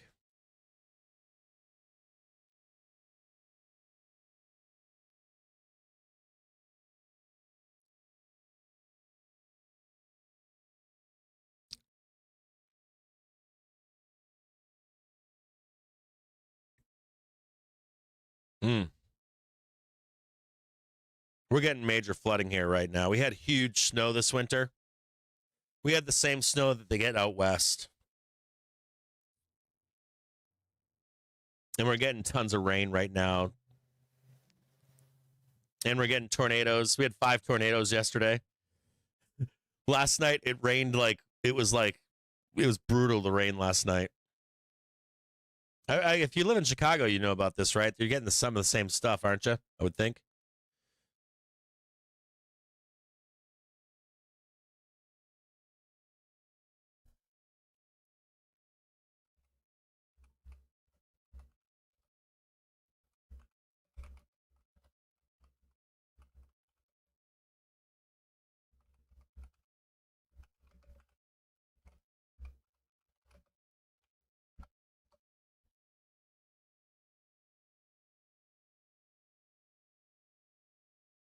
I want to show you this here, a couple quick headlines. This is yesterday.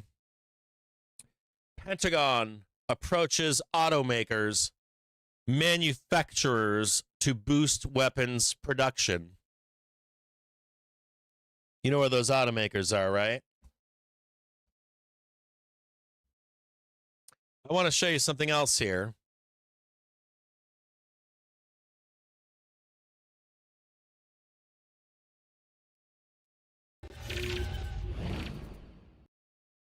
This is, move that down here.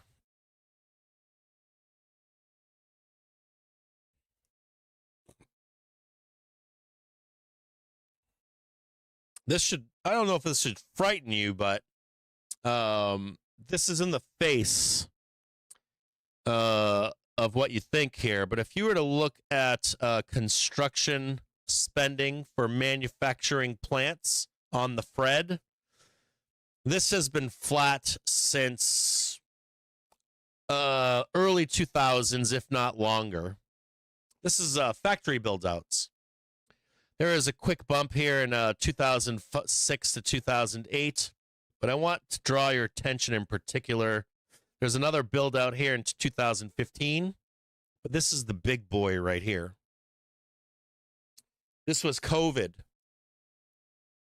and this is off the charts. These are factory builds in the U.S.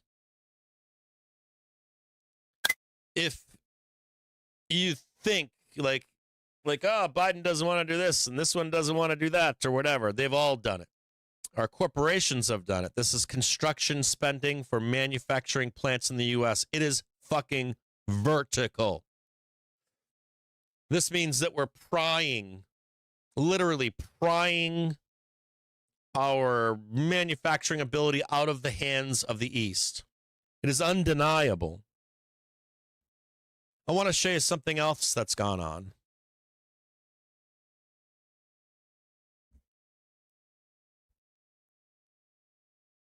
This is manufacturing orders had a low of 2016 and a low in 2020. It's even higher now. We ramped building out the machinery, and we're now building out the machinery even more. It's literally going fucking vertical right now. And I mean vertical. Here's another one for you.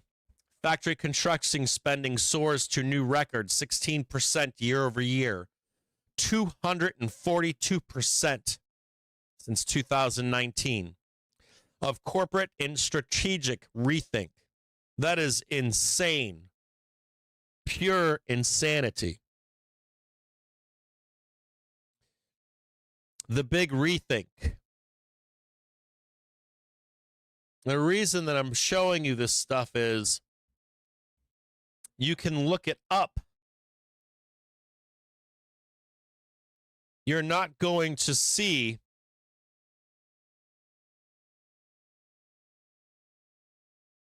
then we're good, right? Hey, Borky Bork. I got Borky Bork on there.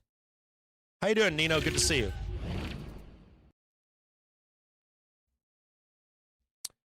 You're not going to see, like, you've got the politics and what they're doing, what companies are doing. You've got massive misinformation out there. I'm going to sell them the steak today. I'm going to sell them the fear and the doom. I'm going to launch an AstroTurf campaign for U.S. citizens to be compassionate to the Iranian regime. Be compassionate to Xi. And then we regurgitate those talking points. And meanwhile, behind the scenes, we're being dragged, kicking and screaming, to this ultimate manifest destiny, for this new economy, this AI build out, this machinery build out, this robotics build out, this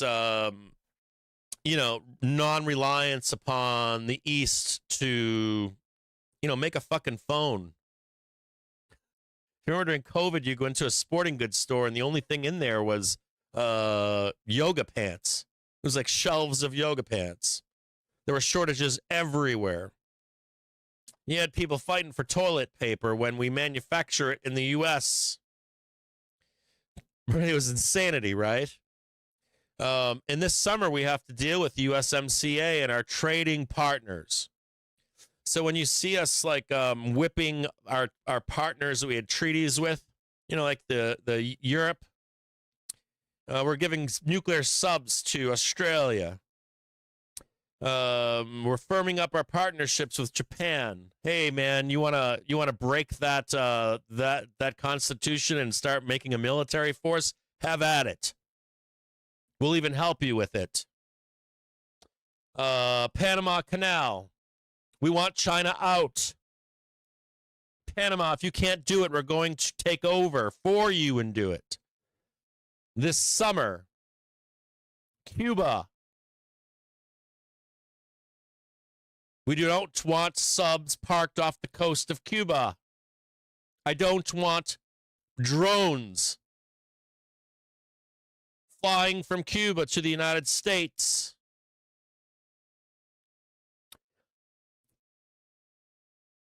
We need inputs. Greenland. I mean, whether you like it or not, I don't like how we're doing it, but we have to acknowledge what's in front of us. And you cannot deny that this is happening. I just showed you that stuff. I will post the links to this in the Discord for new members. Old members already have this. But you can go right to the thread and look this up. Are they fudging these numbers? No. So under the surface, whether they're telling you or not, I mean, look at the surveillance state. I just had a conversation with a member the other day. And he said to me, he said, Jim, he goes, are you that aware of the surveillance that's falling over the West? And I was like, yeah, of course I'm aware of it. I read a story last night about the UK. They want to verify your age and it's innocuous. And Americans are like, we'll never do that. We're already doing it. We, like Weibo in China, the U.S. was an uproar over the control of the internet in China. We're doing the exact same thing in the West right now. It's almost like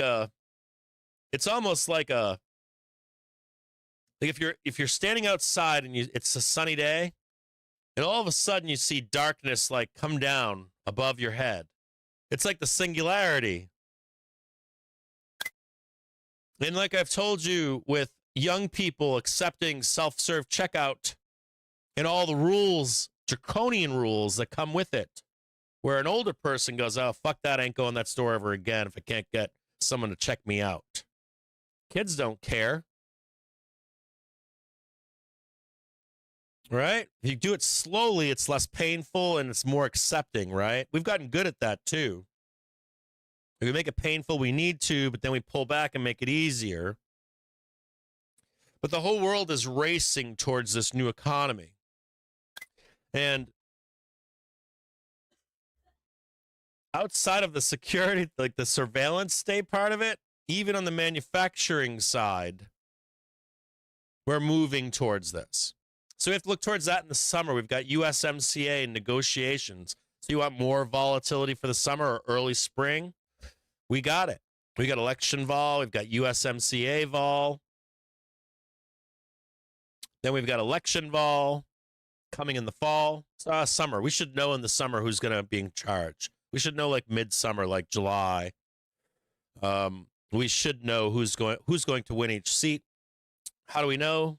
Bloomberg Terminal tells us this is who we project to win. They're normally right. The street is pretty good at predicting these things. Not great, but pretty good. And they adjust as we move closer to the elections.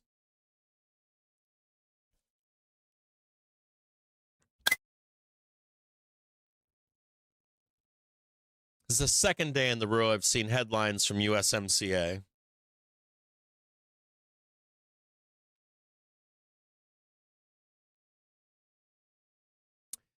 Guerrero goes on to say USMCA rules of origin will be among the issues discussed in meetings in Mexico next week.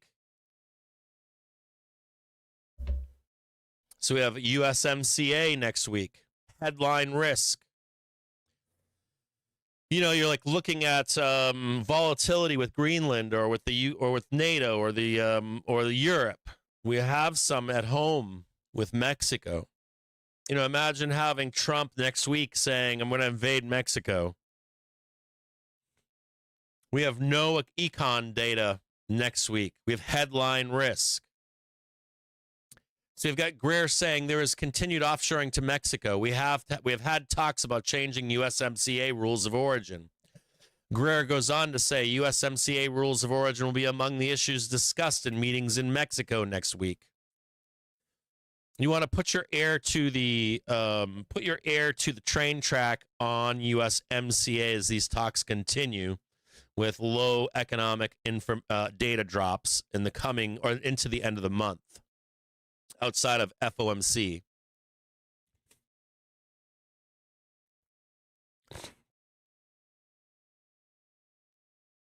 Hezbollah lawmaker Fadallah saying, we were informed by Iran's ambassador in Beirut that a one-week ceasefire could begin this evening.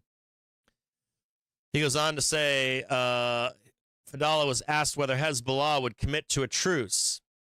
Everything is tied to Israel's commitment to halt all forms of hostilities.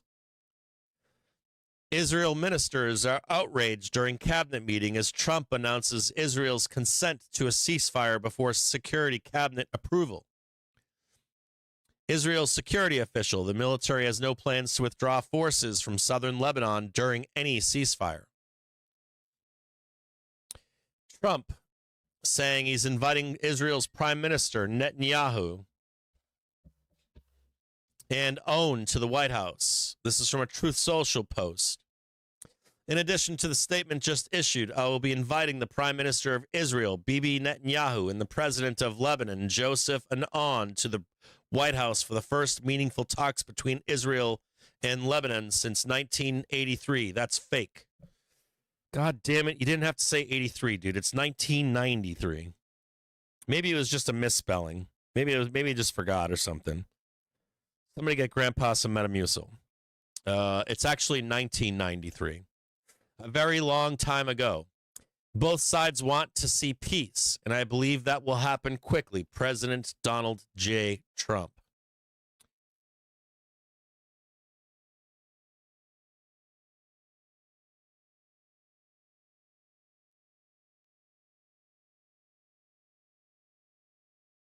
He must have forgotten that it was 93 and not 83. Or maybe he just wanted to solve that war too. I don't know. We're now trading above R1. The price target on the day you should already know because we post for you market briefs. And we have a target on Friday, or excuse me, on Thursday of 705 as a target. We just hit 702.77. Told you yesterday that if we see 702.50 or higher, it implies that no matter where we go from here, that the way is higher. Pullbacks should be bought. It implies that we're going to trade above. And trade what? 707.50, 710. Next target, 704.22. Watch out for sell flows to come in. It's now 12:21. Here, I'll draw it out for you. Should be something like this.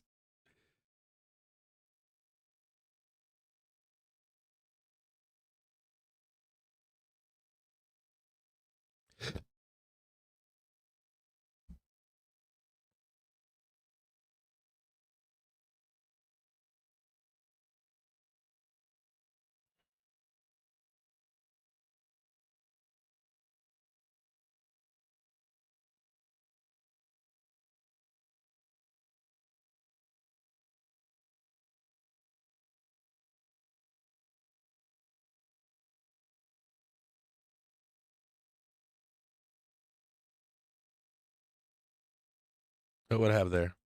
There we go.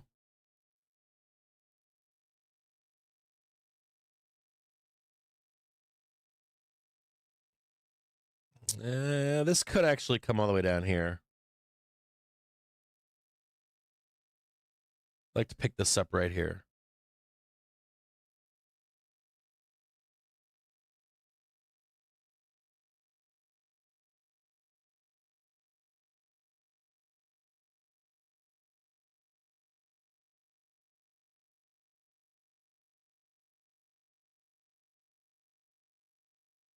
Time is it's a little bit long in the tooth. I'd like to see one more pump would be nice.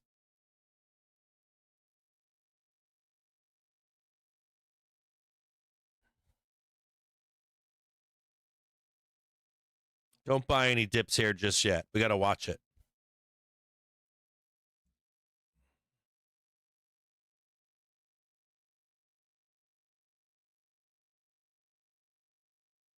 Don't buy any dips just yet here. See that bar down there? This one right here. Watch out for a drop down here.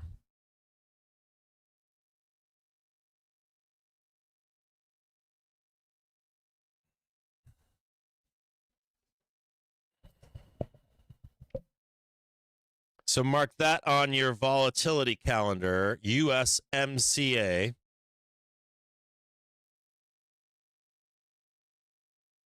We're not just wrangling them in, though, are we?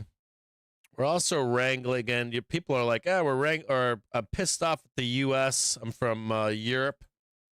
Pissed off with the U.S. I'm from whatever country, Mexico. We're not just wrangling in those countries. We're also wrangling in U.S. corporations, right? I showed you that article earlier where the U.S. is asking the U.S. corporations to pick up new manufacturing responsibilities.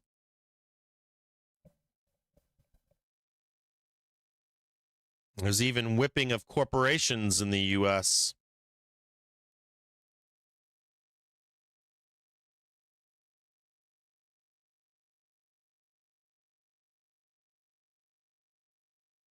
I'd still like to see that little sweep right here. I don't know if we get it, but you see this one right here? That one right there. I want to see if this thing bloods one more time down here and then bounces.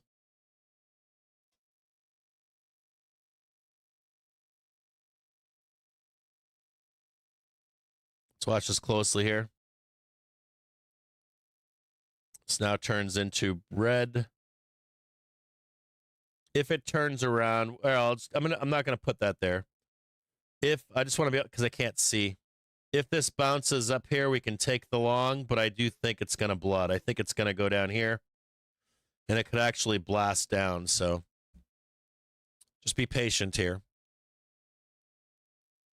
Bank of England's Taylor says Bank of England March vote was a directional change, but a pause. So again, it was not a directional change, but a pause. Bank of England is sitting on hold. Yeah, like Quite restrictive. I even have our JT Fish Dog. Like, I'm not gonna play the partisan shit. I realize what this is all about. I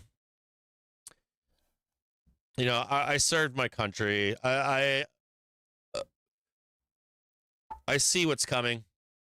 I don't want to see the U.S. as this new economy comes into play and I'm old and shit. I don't want to see my fellow Americans or my fellow Europeans or my fellow Mexicans or my fellow Australians or fellow Japanese and fellow Taiwanese and fellow South Koreans that I served with. I don't want to see any of those partners get fucked, right? I want to see world peace, to be honest with you. But I definitely don't want to see my kids. I don't want to see my friends. I don't want to see us with not just nothing, but I guess I'd rather pick the the fascist regime that I'd rather it be an American fascist regime than a Chinese one or authoritative regime. Even though our own internet is becoming like the Chinese internet, and Europe is as well. Europe's pointing a finger at the U.S. saying, you guys are bad. And I'm like, you guys are doing the same shit. Like, you're doing the same shit in Europe right now.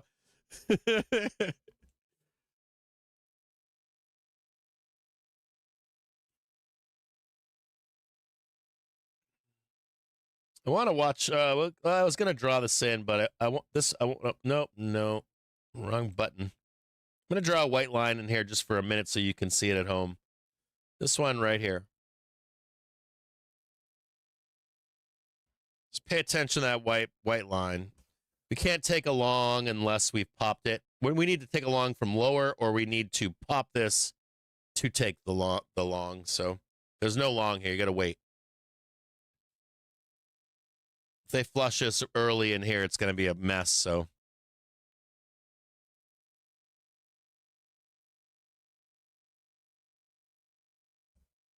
I fucking hate politics. Fucking hate the partisanship of or partisanness of politics. Fucking drives me fucking batty. Especially when some things we have to do. It's like some things we have to do. And then of course, in the stock market, we're all being poisoned with all kinds of diarrhea that's not real. Like what's really happening, whether you want it or not. What's really going on in the background, it's never discussed.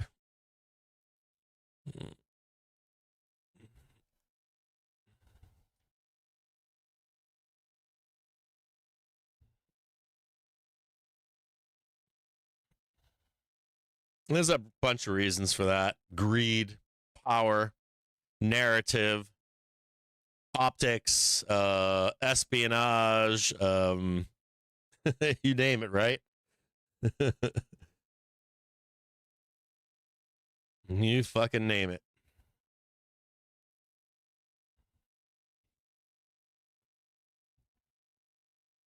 Just watch. Just be patient here. Don't do anything. No longs here.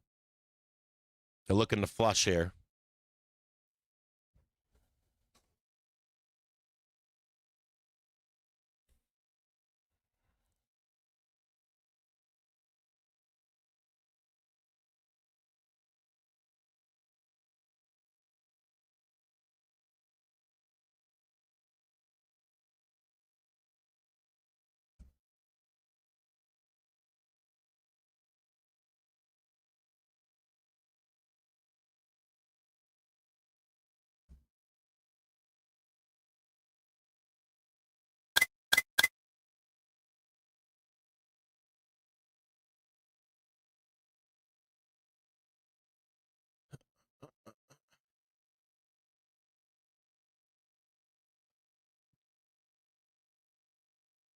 This is our first stop here, right where we are. There's one more below it at 701 and change.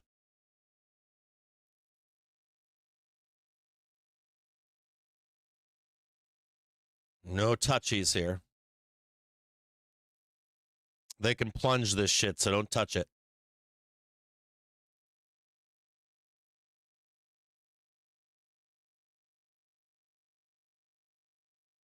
No touchy, no longs.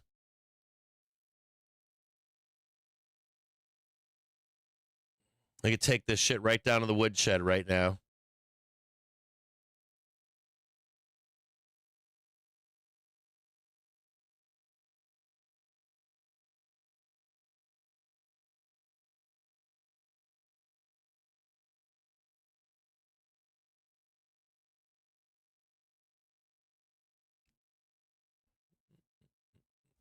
No touchy.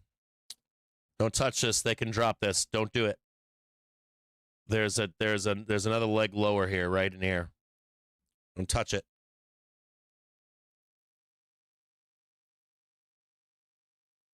I'll just draw it low. I'll just draw it lower just so you know it's down there.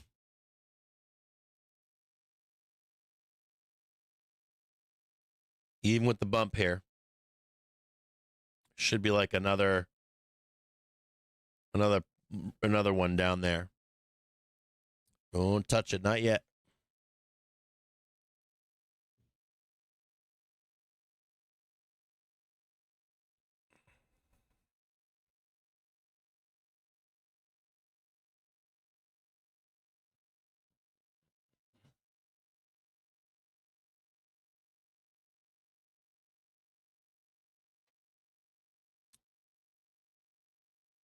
ECB's Lane says market believes we will do what is needed.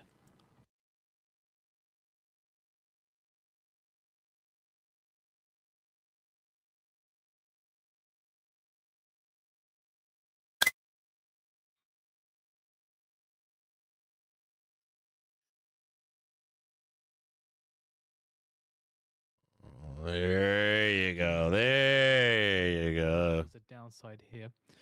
No new headlines. So Yeah, you got fucking Jim James headlines, motherfucker. 6 months before Iran deal. Again, headline here. Gulf and European officials see US needing 6 months. Jim James headlines. Get out of the way. A little bit there. Well, it's the headline on CNBC right now. Don't touch it. Still don't touch it. Don't touch it. Don't touch it. Don't touch it. Can trade all the way down to 706 or 700.06. Don't touch it. Don't touch. There it goes. Don't touch it. Don't touch it. Don't touch it. Don't touch it.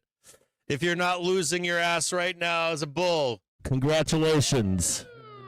On the Dixie again, off the back of the headline, Gulf and European officials see US needing 6 months for Iran deal. 6 months? What the fuck? Did somebody in Europe just watch this show and get angry at me?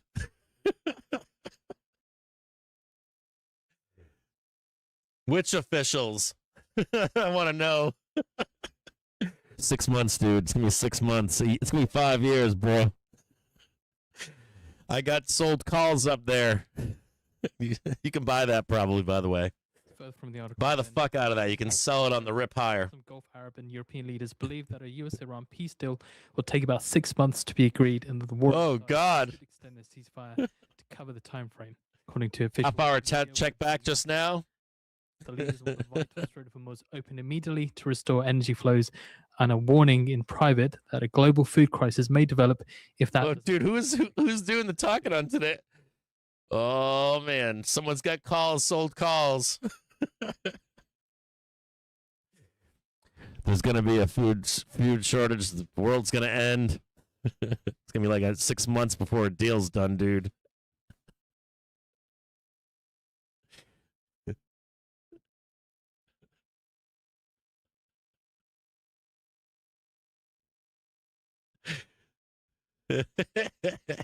What up, 4 Jane Dots? What's going on? I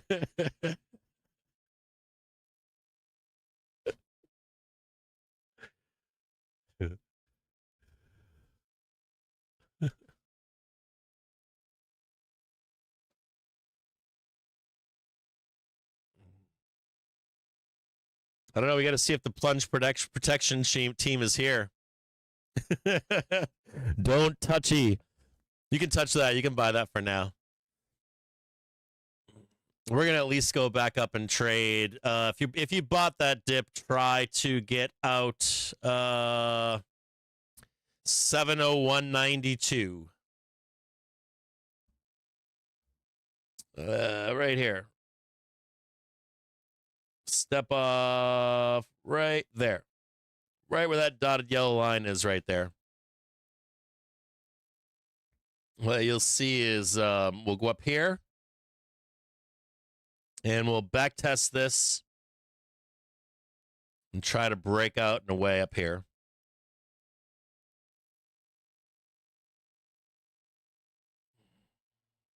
That white dotted line right there, exactly where it is, to the pin.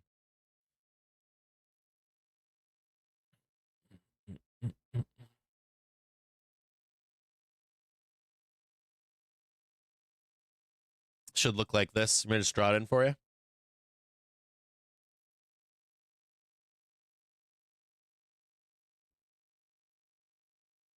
And then we'll decide what happens right here. Just like that.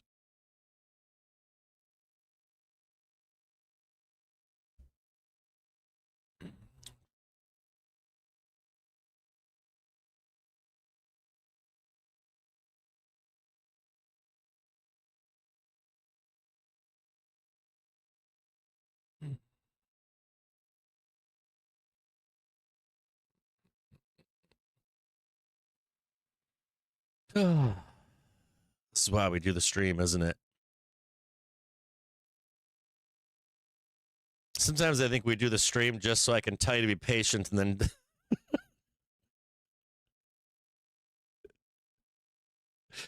Not yet, not yet. Okay.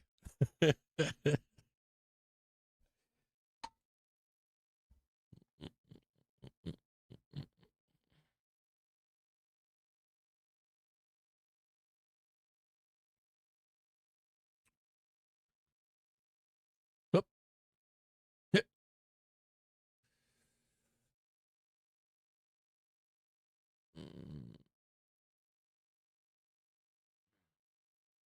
Oh, this is fucking 6 months. The new squawker's like, Lou, that just hit the tape. We're gonna slam this fucker down.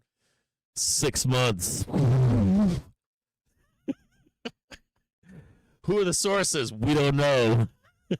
It's just officials. Which officials? All of them. Yeah. 6 months. Not 6 months exactly. 6 months. We need the effect. I gotta get paid here.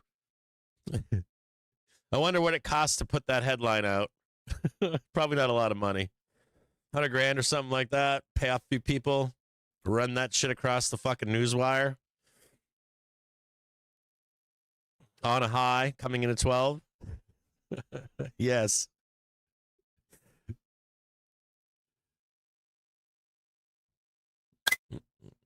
First place to come out, step off is coming up. If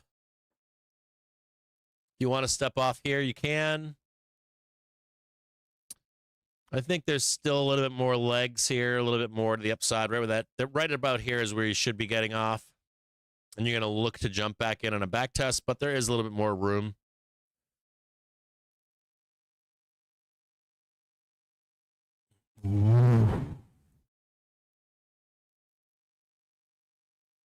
Dude, what was that drop right there? Savages. Jesus Christ. 0.37%. Woo! Look!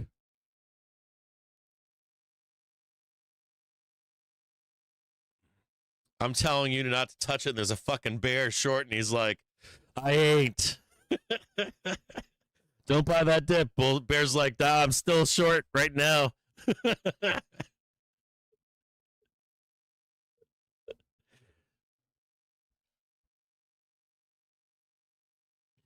All right, get rid of that one. Now we do this one right here. See if we can buy this back test right here. Personally, I'd really like to see the squeeze higher, but watch me closely here. We hit that to a tick. I personally would like to see a higher trade. We haven't gotten that yet, so do not buy this dip here. Don't buy that dip. Do not buy that green bar right there. Don't touch it. You need to see Taylor says I'm focused on the upside. This high right here to buy that. So again, big productivity gains. Do not buy that. On the upside. If you're a bull, don't buy that.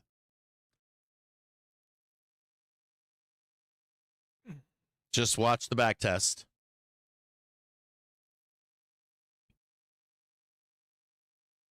If you took this long up, you just get off. Don't do anything.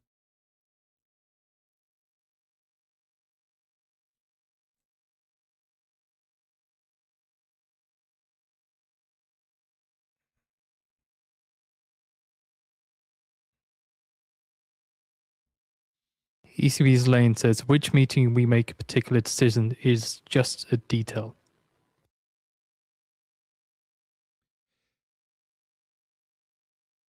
I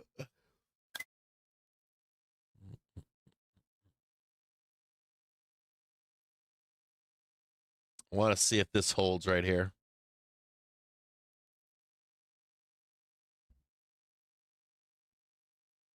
I would need to see like this up here and that somewhere in there, and then this one right here. Do not trade this either. Don't trade anything. Do not get along there. This long is different than this long. Two different longs. Do not get long there. Two different setups.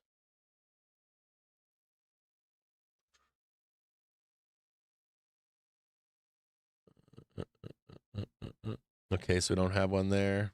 Let's put that over there. Don't fuck with that long there. Not yet.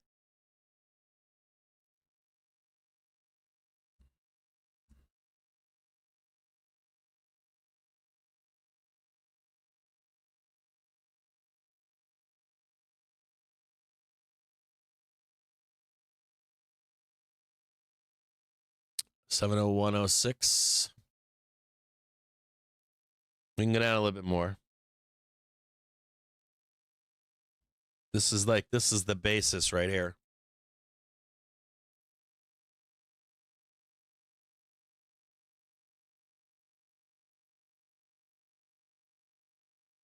It looks like they're trying to drop us down. They're trying to fucking... let me show you guys something here. Potentially, you can take another long here, but I think this last one will be a big roll after it. I think there's going to be a big roll. I just don't think it's now.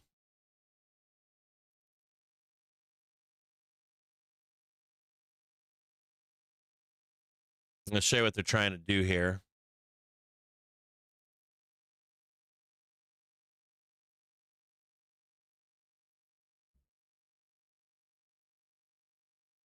They're trying.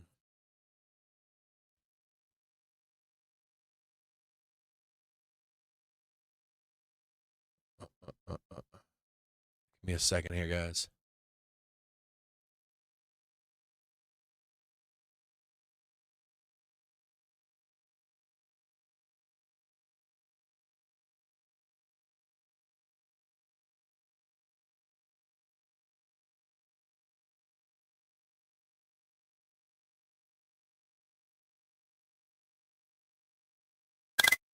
They're trying to crater this close here.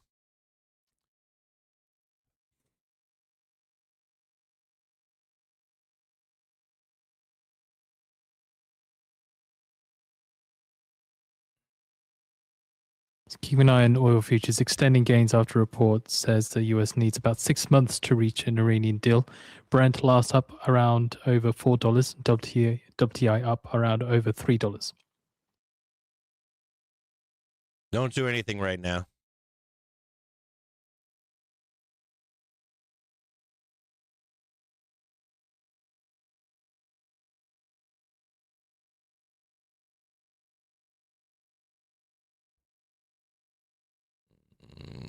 I'll have you look at this a different way. Hold on here. How do I show this?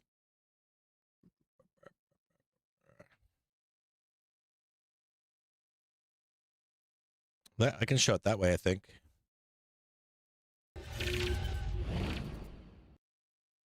Just watch this right here, okay? This is just simple, easy. You see this dump right here? Up here, they're trying the same thing. They're either here, like 1, 2 o'clock, 3 o'clock. It looks like they're trying to bomb this thing down in here, is my point. Every time we go up here and like this is the 702.50, and they're trying to get it to stick, right? Like slam down into the close. So my fear here is not that we can't go up here, but that they're going to try again on this prior high. They're going to try to bomb that fucker down again. Even if they fail, they'll try it again. You see what I'm saying? You guys understand? It's pretty easy to see, right? You want to snip that at home?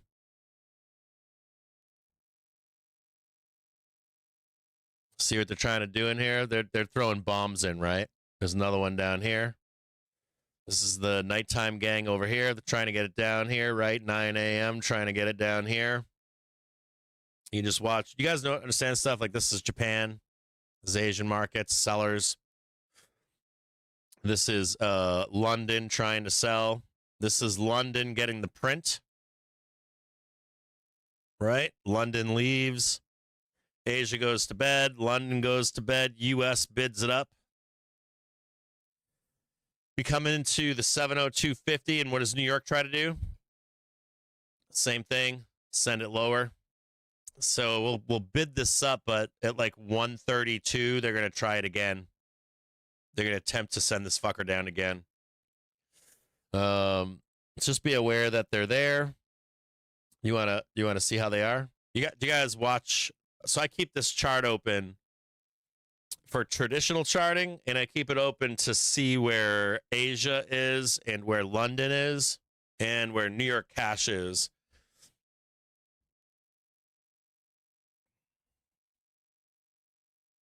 You want to see it?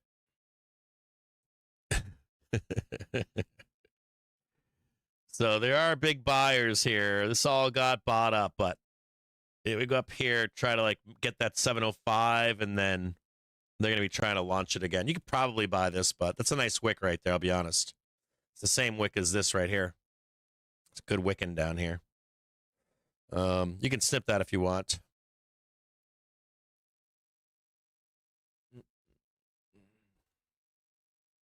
I just don't like the idea of being trapped under there.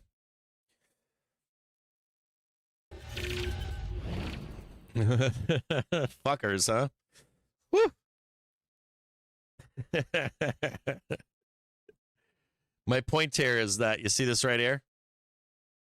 So look at this one right here. So like, see this right here. So if we go up here, let's say up anywhere up here, they're gonna try to come in again.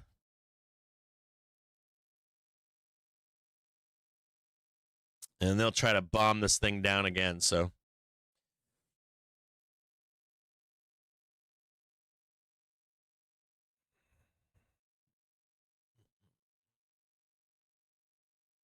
what we're looking for, if this long is going to take place, I want you to be, if you want to take this long, let me just redraw this for you. I'll make it cleaner for you. No. If you want to take this next run up, you're looking for this prior high right here. Right? You do not take a long here. Hold on.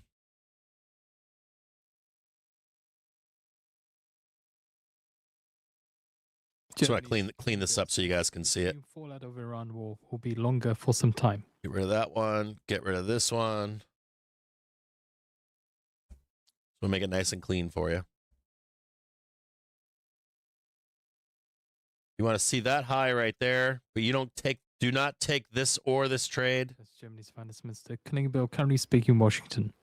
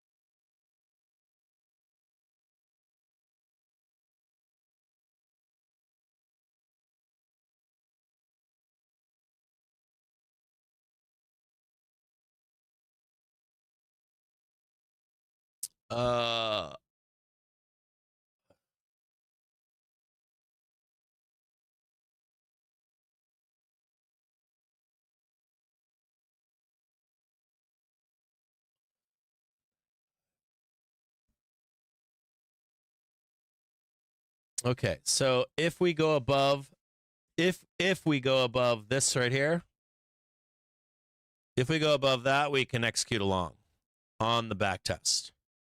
Don't touch it right now. Do not get long here. I set this up. It doesn't mean it's going to happen. I need to see this first, okay? Otherwise, we're going down. So don't do anything.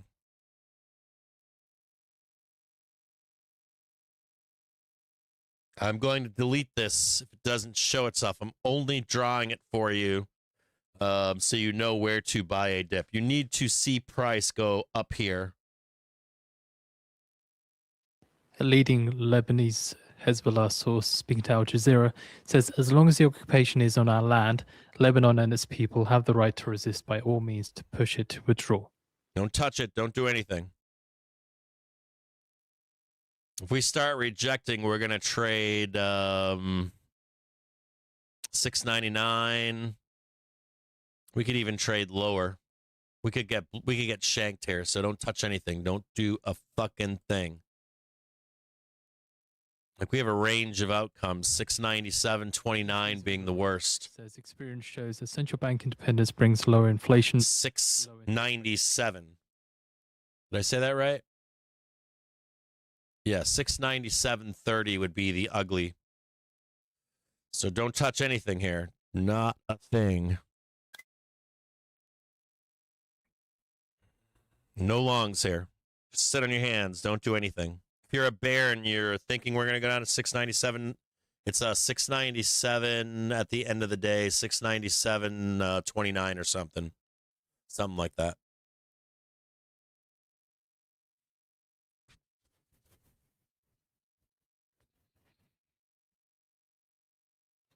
It's where? I'll just show it to you. It's right in here.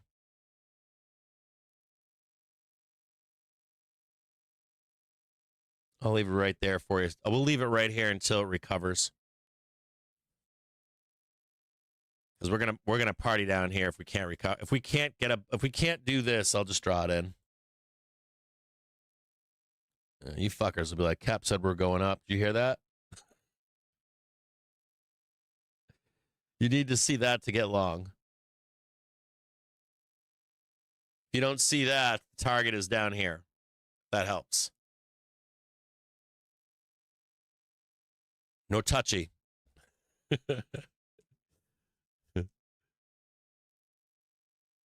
We can potentially take a long here too, but we'll set that same trade up right here if that happens. For right now, don't touch anything. Don't do a fucking thing.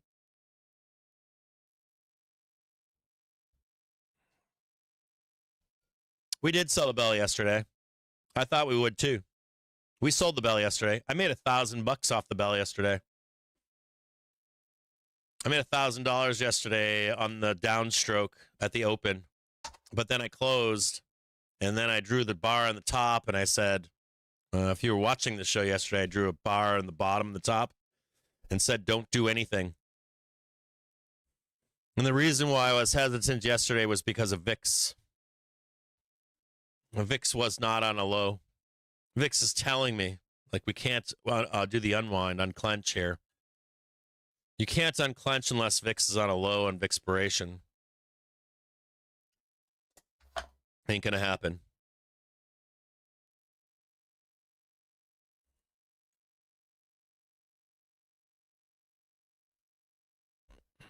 They tried everything on Tuesday, too. They tried everything into the close on Tuesday. Then we started ramping yesterday. VIX wouldn't come down.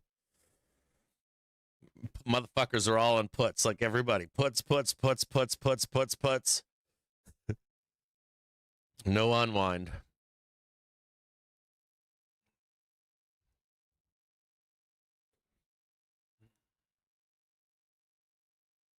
Oh, I've got a hedge on right now, but my hedge is for next week. I'm hoping for the print on FOMC. Chairman of the regional. If I get any downstrokes in FOMC, I should get paid pretty well. It's reasonable for Trump to drag the Iranian issue into the Lebanese arena. I might have to roll it down there too, or add to it, or add some zero dates if we begin to roll. If we lose the hourly and the half hour, I'll probably add to my hedge. I'm still doing longs though, anyways, so it's already paid for itself. I'm not just short and long usually.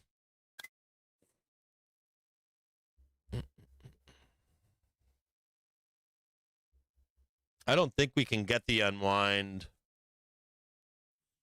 I don't think we can get it until maybe the close tomorrow. Over the weekend would be a good day to do it. If we can get an unwind over, like if you're short right now, like you're looking for things like Friday close into Monday.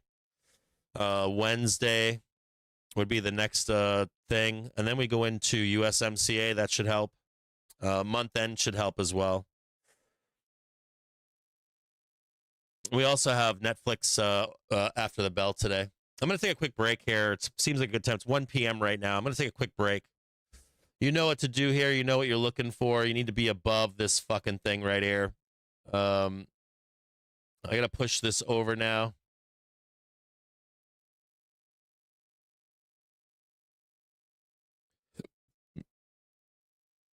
I'm going to go potty really quick. If I see anything to get long, I'll let you know. IMF's managing director Georgieva says that nations should be attentive to winners and losers of economic transformation. An AI revolution should not repeat what happened with globalization. While lost jobs were never reintegrated into the economy. This is what I gave you for Netflix earnings.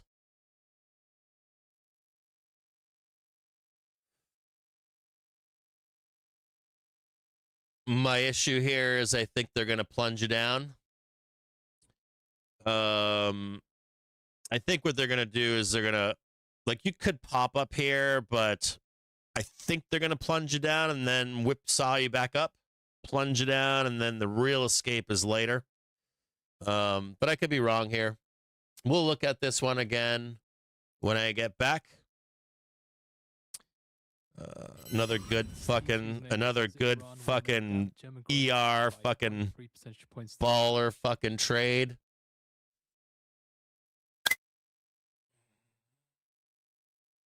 We'll look at, as soon as I get back, we'll look at Netflix for their ER tonight. Don't do a goddamn thing while I'm gone. They're going to try to run this spy down. Let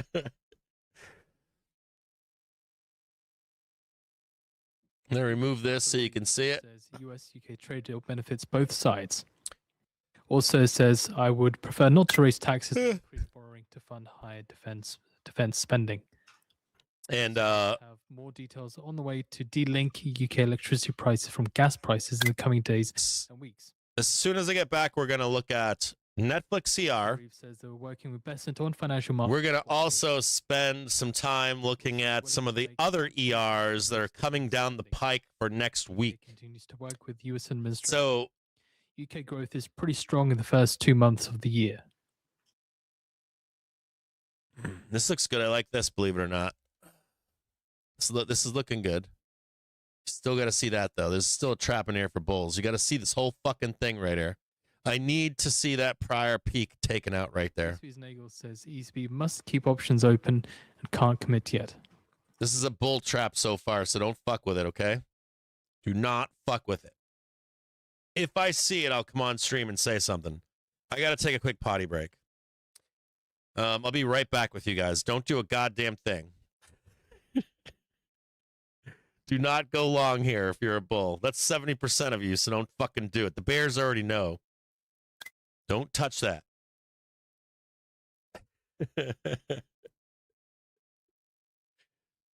No fucking woodshed this whole day into the bell today, so don't do it. I'll be right back.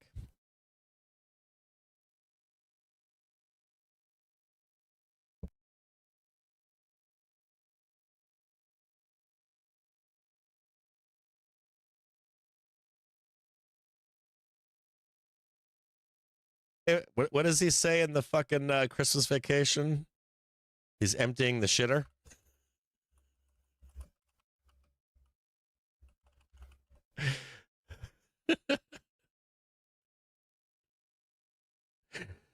Be right back.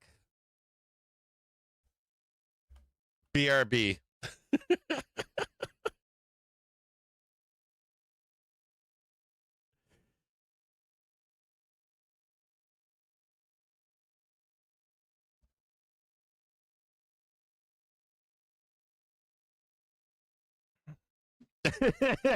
Don't touch it, god damn it. Jimmy Craven, don't fucking touch it. I bet your name is Jimmy. My dad worked with Jimmy Craven in Boston. My dad was a lobbyist if in Boston, Massachusetts. He worked for James Craven. Mel King and James Craven, that's who he worked for. Or that's who he lobbied. They were good friends, too.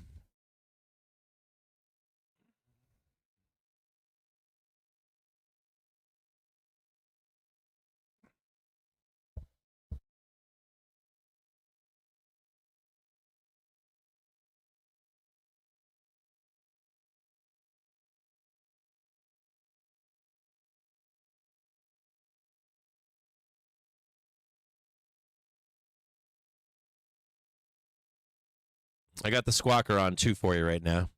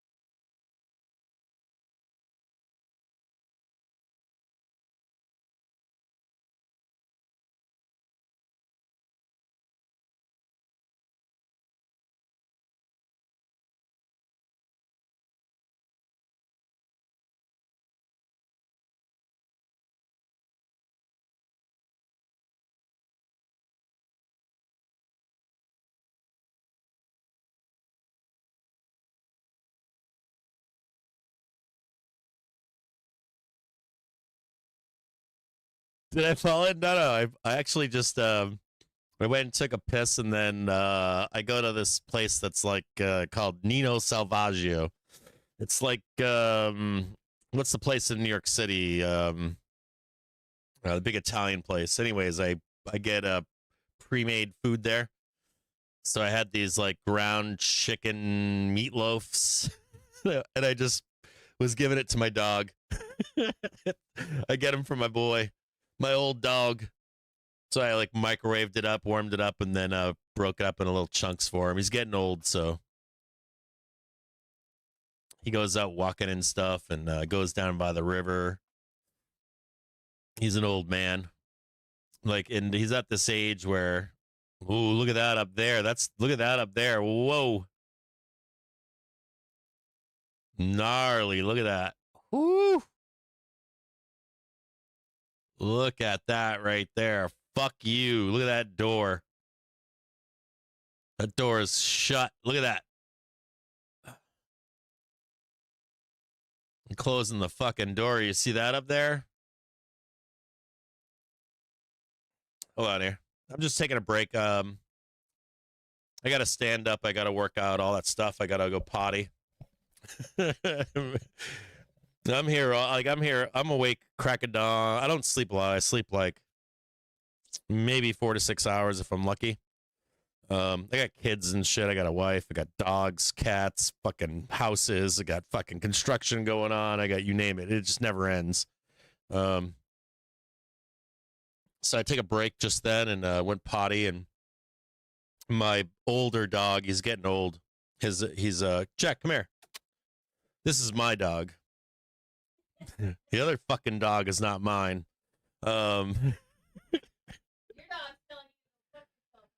goddamn dog. He protected my daughters, and he worked his whole life. So he's an old regal man, and we try to like get him out. And, you know, like the vet is like, there's not much you can give to a dog when they get older for pain and stuff. And so they want to. I had two choices for drugs to keep them doing well. One of them, it's like fucking junk drugs, you know, like bad, like kind of like giving opioids to an adult. The other option was low dose ibuprofen, which ends their life earlier, gives them mobility and stuff, but they it really fucking destroys their liver and kidneys and stuff. And so what I do now is like we'll run him in the not run him, but we'll take him down. We have a down by the river, and there's like a trail there, so we'll walk him in the river, let him get in the brambles and bushes. And we live in Detroit now. He's a border collie, a pure blood AKC Blue Merle border collie, but he's getting older. So we'll run him in the morning, so he gets what he needs, because these dogs need to run. You know, like I have an Aussie Shepherd and a border collie. They're both getting older, but they still need that kind of like lifestyle. Fucking lifestyle dogs. So we run him in the morning, and then he comes back, and I try not to give him the ibuprofen if I can. So I start with food. I do like raw food, or I do some cooked meat and stuff. I used to make food for him, but now I just do like raw, or I do like ground meats, stuff like that. I start there, like I'll feed him that. And if that helps him to get through the day where he's mobile and happy, and I don't do anything else. If he doesn't have, if he has a problem, then I took the pill that the vet gave me, and I'll break it up, and I'll like stick it in a quarter of a hot dog or something to feed it to him at like 6, 7, and try to get him through the night so he can rest and be ready to be exercising in the morning. So he lives a nice, good, long life. He's getting on in age too. He's a border collie, right? He's I think at this point he's 12. So I might have another year or two. For a dog his age, and he's starting to put weight on now, I think I might get another year or two out of him. I just want him to be the easiest it can be for this fucking dog. This dog's been amazing. This dog is like, he's been nothing but pleasure, and he's been nothing but taking care of my kids. He took care of him in like the high plains west with coyotes, man. This fucking dog is badass. There's never been a human, like he's never let a human around my kids. No matter where my kids go, he never leaves their side. This fucking dog is dope. Jack. I don't know if he's coming over here now because I just fed him like this big, like 2-inch thick, like meatloaf. Try to take care of him in his old age. Come here, good boy. Come on over here. Want to come up here for me? Can you come up here? Yeah? Come here. No? I wanted to show you a picture of him. He used to be able to pop up years ago on the show. He used to be able to jump up on me and you could see him, but he's getting a little old. Let me see if I can take a picture of him. No pictures? Okay. He's happy. He's getting old. And I want him to die at home. I don't want to put him down. I want him to die of like a fucking stroke eating a burger. It's kind of like my wife's grandfather was dying and all the women didn't want him drinking bourbon and shit. And so I was cooking for him. I would make him a meal every night because these fucking women can't cook for shit. And, or at least not all women, like in my wife's family. And so actually my wife's mom cooks very well, but the rest of the people in her family don't cook for this old man. So when he was dying, I would feed him, I would make him good food, and then I would bring him a bourbon. And I'd give him a cigarette too. I'd hide a cigarette and bourbon and then bring him his food, and I would like sneak him that shit. And they used to get mad at me. And all I could think about was myself. Like, my wife's grandfather owns, or at the time owned, a huge ranch in Colorado, in Montana. Very well-known ranch, very, very well-known ranching family. It's the Spaleman family. If you're from Montana, I'm married into the Spaleman family. And I've been around Montana since they immigrated to the U.S. and they went west. On Israeli officials saying ceasefire in Israel has been imposed. They produce a lot of the food that you consume. Actually, I'm shocked at how good their beef is. They do. Depends on what they haven't always done beef. Sometimes they do different livestock depending upon different crops and different livestock depending upon the markets. But this month, I shouldn't say that word. This man, they're a ranching family, so they got tons of kids, and then he really worked his ass off. Those guys, like where this ranch is, this is the kind of place where it's they're from a place called Ekalaka, Montana. Ekalaka, Montana. Foders says it's the loneliest place in the U.S. There's some other town in Idaho trying to claim that shit, but that's not real. The loneliest place in the U.S. is Ekalaka, Montana. There's no highway to get there. There's no reason for you to go there either. So there's like no way to get there. I think where they live exactly, it's 200. Their last census I saw was 250 people. It was at 500 at one point. No one in America has any reason to go there. So if you stay on a highway, you'd never go through it. There is some cool shit there. The Carter County Museum. It's famous because if you're from Chicago and you have a Tyrannosaurus Rex in the Chicago Museum, that comes from where my family's from, and it was stolen from us because they said that it was. They said the T-Rex was like on the wrong land and whatever, and that Tyrannosaurus Rex that you see in Chicago. Anyways, minerals, including a price floor. He worked his balls off, man. He's got guys in his family like that. He had a guy that broke his neck. These guys die out in the range all the time. Like I had one uncle break a neck and lived, and then froze to death out in the middle of fucking nowhere. And these guys had hard lives. So a guy like that works his balls off. He's an ass. He was not ass. He's just a prick, but I shouldn't expect anything less. This guy was a hard worker. He was alive during the Depression, and he was dying. So I was like, I'm gonna treat him well. And I think the same thing applies to my dog. Like, like this guy worked his balls off. He's not a mean dog, but he's not a nice dog either. He's a border collie. Border collies are like guardians. They watch over you. They won't start a fight, but they will fight you till the death. And he worked a good life. This fucking dog did everything asked of him. So treat him well at the end of their lives. I don't know. Like, I feel like if I wake up one morning and he's dead, I can say, "Oh fuck, he had a good meal before he died." No, I'm not gonna feed him bourbon, like Grandpa. But don't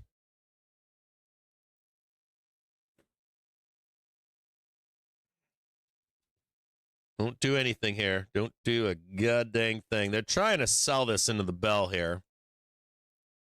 They might be right here. If you're looking for that trade to go down into the close, you're targeting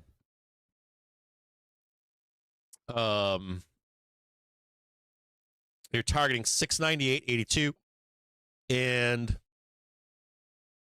697.47. US Trade Representative Greer says having conversations with Canada and Mexico about. I'll draw it out right now, what it looks like. I don't know that we can get down there right now. We haven't shown that we can get down there, but we can. Or if we can, I'll show it to you what it looks like.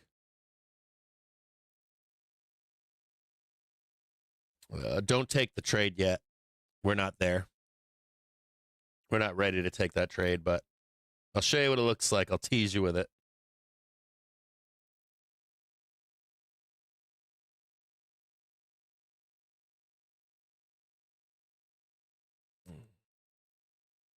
We're now trappy on bears.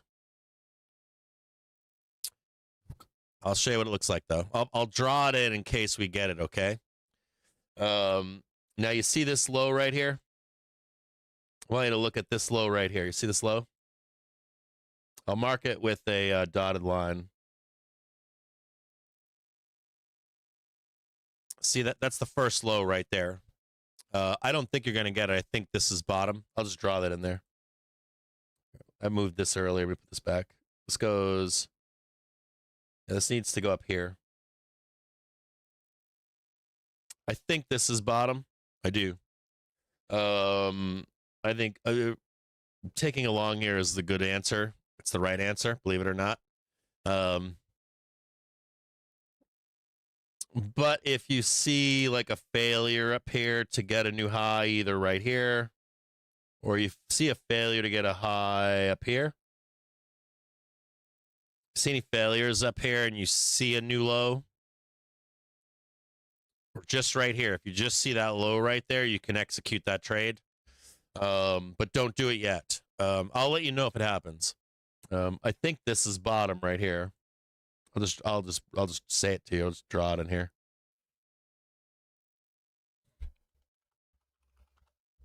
Now, this being bottom, if you're going to long it, you have to defend it. So you have to have stops underneath it. And there's two places where they'll try to sell. The first one's right here, and then the second one's right here. But I think you're good to go. If it turns where it turns bad, I'll draw what it would look like into the bell.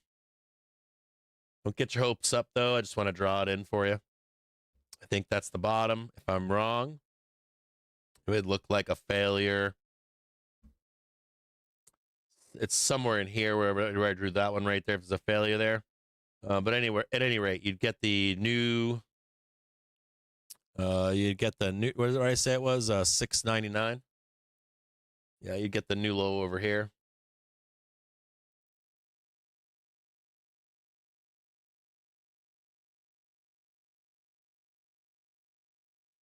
And then 697. What did I say? 697.20. Whatever. It's over there.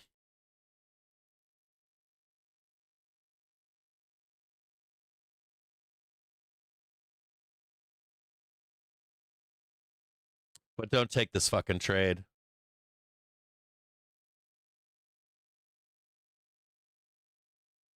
Don't take it. Not yet. Buyers are here. It's a bear trap in here, so.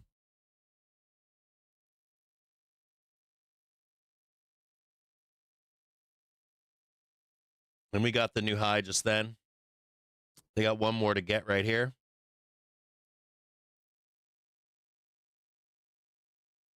And the bulls need to get both. They need to get this one right here. And they need to get that one right there. Hezbollah, in first comment on truce, says any ceasefire must not allow Israel freedom of movement within Lebanon.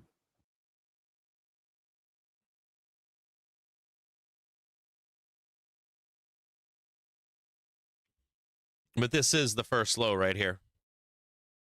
So if you get a second low, like let's say they send this back down, let's say you got some stops or whatever. If you see a new low down here, watch out. They will sell it down there.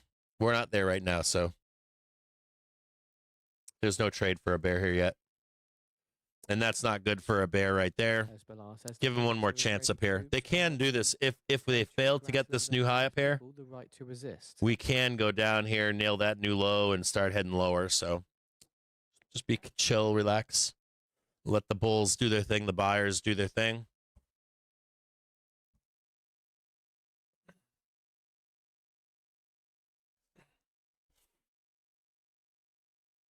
I'm going to remove this just so we can see it. Okay, next thing we're going to do. Next thing that we're going to do is we're going to talk about earnings.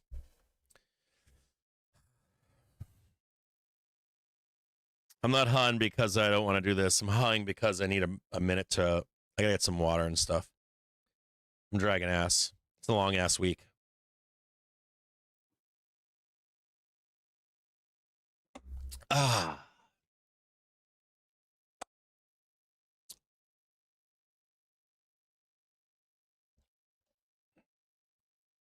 When Spot Gamma told you that we were going to unclutch on Vixpiration yesterday, did they tell you yesterday that we're not going down, but we're going up? Did they tell you that at real time at 10 a.m.? No. No, they didn't.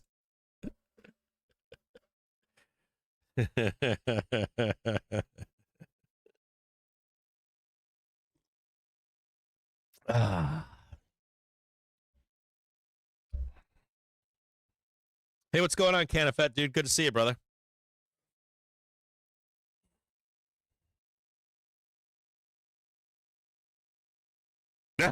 I know they didn't. Someone told me. I got an email.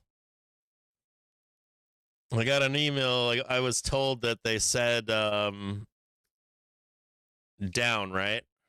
I said the same thing, but I did warn the day before that VIX wasn't complying. It wasn't complying yesterday morning either. So it wasn't going to happen. Did they come out and tell you the other thing? Did they come out yesterday in the morning at 10 and tell you? Because he said that they didn't. He's like, no one told me. He's like, it was still down. He's pretty fucking pissed. Yeah, Chaz. Yeah. Well, I heard there was some pain.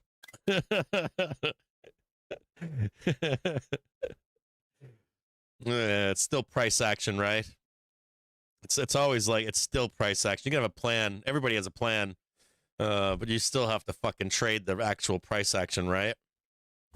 I think plans are fine if they're wrong. I got nothing against that shit, but my only issue is that's why we started the live stream, is because you give the plan and then you have to be there for if it goes wrong. You got to be there to tell people, they go the other way, so you can save their asses. Okay, so let's get back on track here. So we could pin this too. Don't do a fucking thing here. Don't do anything. I don't know.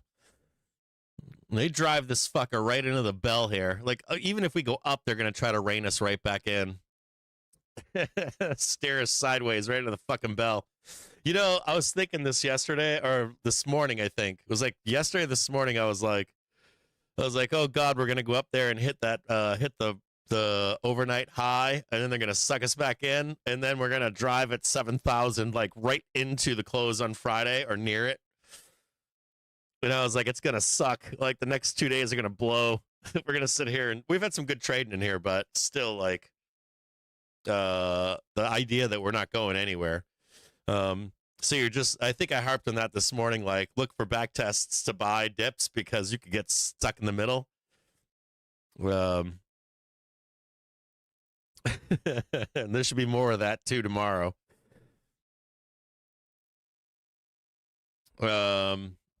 Okay, so we are going up right now. This all looks good.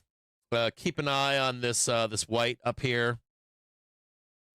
If you do see the pop up, and so you want to get off before we get there, of course, right?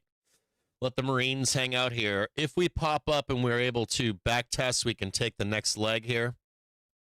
You want to get off before we get there, though. Get off before the white line. You'll see. You can even, this is a good 5-minute or a good 10-second chart trade right here to go up, but make sure you're in it and out of it as quickly as possible. We got to talk, what? We got to talk, we say we have to talk earnings. So give me a minute to set this up. And I got to bring up like Netflix, right?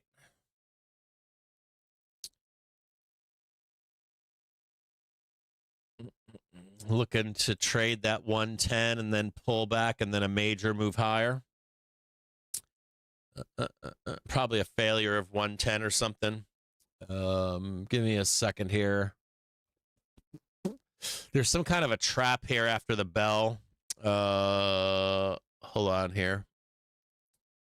Get rid of all that. What was the high so far? Oh, dude, that I think the high is in on Netflix. There is a gap higher to close at 116 to 123, but I think they're gonna trap you guys. I gave expectations earlier this week, and I think I did fairly well on it. Let's review a few of these things here. We got a few things we got to look at here. Hold on. I think I roughly got TSM right, and I think I got Netflix right, and I think I got all the banks right, literally. I said don't fuck with JPM and whatever the other one was, and then I said do fuck with C and BLK. Those both printed.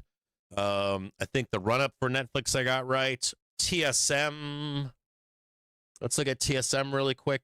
Let me bring that one up. Here's TSM. I think we were at 364. Somewhere in here, right in here, whatever this was right here. And I think I want to say I said 364, but we can trade 370, 380, but it would roll. I thought it was safer to not live. Maybe it was over here. When did we do TSM on Monday? Was it Friday or Monday or something? I think we were right here. It was, no, that's where we were. I think I drew this in right here. And I said, you'll get this, but I can't tell. I think we're going to sell. And we did. We sold TSM. That's what it was, right? I was like, I think it was Friday. I was like, you get a little bit more to go up. But this is still a, you see it? This is a distribution. You can see right here. 1, 2, 3. And they had supply automatically came down. Netflix we called as well. BLK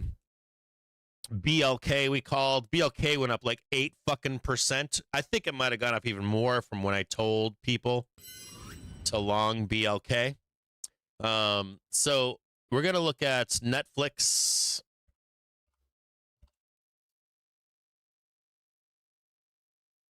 And I think I don't want to call it a trap, but what I think is that they've priced in the trip to 110 to 110 already. And what I think is what's going to happen is very similar to TSM. And I want to tell you about TSM too. TSM can run next week. So if you get a good dip on TSM, there are a lot of people saying this is the top of the market too. Like there's traders out there. There are traders out there that I know the story right now. Like I am aware. I don't like I spend my time with my family and my kids. Like influencers, I don't do that. I do some of it unwillingly, but I'm not an influencer.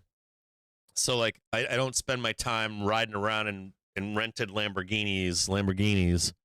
I don't care about followers. I mean, I care about you guys. I care about real followers. I'm not here to like buy fake followers. I'm not here to like sell bullshit so that I can get 1 million followers or tug at your heartstrings or your anger and all that kind of stuff. I know this show angers people, but that's not why I'm here. I have a real life. I don't ever want to be that person. So anyways, the reason I'm saying that is because I know the story that's out there right now. All these earnings come out. We're gonna have a fucking meltdown. We're gonna trade like 6,000, 620. Maybe. It's still viable. That argument is viable. Some big thing down there, but we're not ready to take that trade yet. We would need to lose the daily trigger and the weekly trigger and then start talking about that trade. So we leave that to the side for right now. So Netflix has priced in the move to 110. They have a high of a high tick underneath 108.92. So like I think you can get over, maybe trade 112, maybe. What I really think happens is they're going to have a bunch of supply up there and they're going to sell Netflix down, and then you'll get the move up. I don't think it's Friday. I think 0-day Tech Friday tomorrow is likely going to be puts. So if you get the pop on Netflix, they sell it down into Friday close. That's what I think, but I could be wrong. Now, I think if you get a good report on Netflix, it would be worth, if it gets sold on a good report on Netflix, it would be good to read everything post ER to take along in Netflix. Another thing too, as we're entering this earnings season, you want to be paying attention to any of the bank stocks that got taken to the woodshed, and you want to be paying attention to any bank stocks that went up that are now being taken, profits being taken, and monitor those for another run to hold the market up for the rest of tech earnings. There's usually a second bump in finance stocks and bank stocks. Just a side note there. Winky looks at that stuff. So if you're in our Discord, or new to our Discord, in the top right-hand corner, there's a search bar. And you should be searching for Winky posts from Winky Face. And I'm going to warn you of something. Our membership is full of like hardcore Democrats for some reason and hardcore MAGA. And I have no fucking idea how they get along. They fight every once in a while, but they get along really well. Don't fight with those guys. Like, don't fight with the MAGA crowd. Don't egg them into fighting. Don't egg the fucking the Antifa people. Like, just don't instigate. Because what happens in Discord, one of the beautiful things of Discord is you can block people, so you never see them again, and they'll never see your posts. So, like Winky, I really like his stock picks. If I was MAGA, I wouldn't say a word to him because he's a great stock picker. If I wanted to fight with somebody with MAGA, I'd go to Reddit or I'd go to fucking Twitter, Truth Social. What's the other one? There's another one. I forget what it's called right now, but whatever. I would go there and fight with people. I'm here to make money, right? You're here to make money. So if you meet someone you don't have the same politics of, you just leave it alone. It's almost like the old school Warner Brothers where they had like the Wile E. Coyote and the sheepdog, and they would check in and out of work. They'd fight each other all day long, and then once they were done, they would check out, right? And I'll see you tomorrow. And it's that same kind of a thing. So if you have a chance, if you're in our Discord, or if you're new to our Discord, search what Winky says about this stuff, because he watches everything that gets clipped. He watches for anything that's outsized moves to the downside, and maybe the ER was outstanding. People are whining and bitching and he's down there buying dips. So that's just a side note as we continue through earnings season. Now, ground computer use to codecs. Netflix, I think you're going to get some supply. I got a few more things to do here. I'll show you what I'm going to show you what I think here. I got to look at hold on here. I got a few things I got to do here. I got to look at their fundamentals right now. What we're doing here. Where's the one that I'm looking for? I was changing my bookmarks last night. I was cleaning out my bookmarks. Excuse me. No, not that one. Is it now under market research?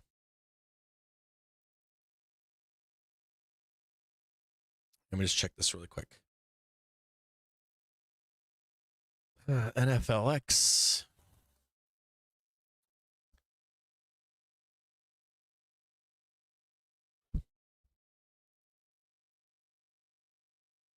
Read a few of these things here.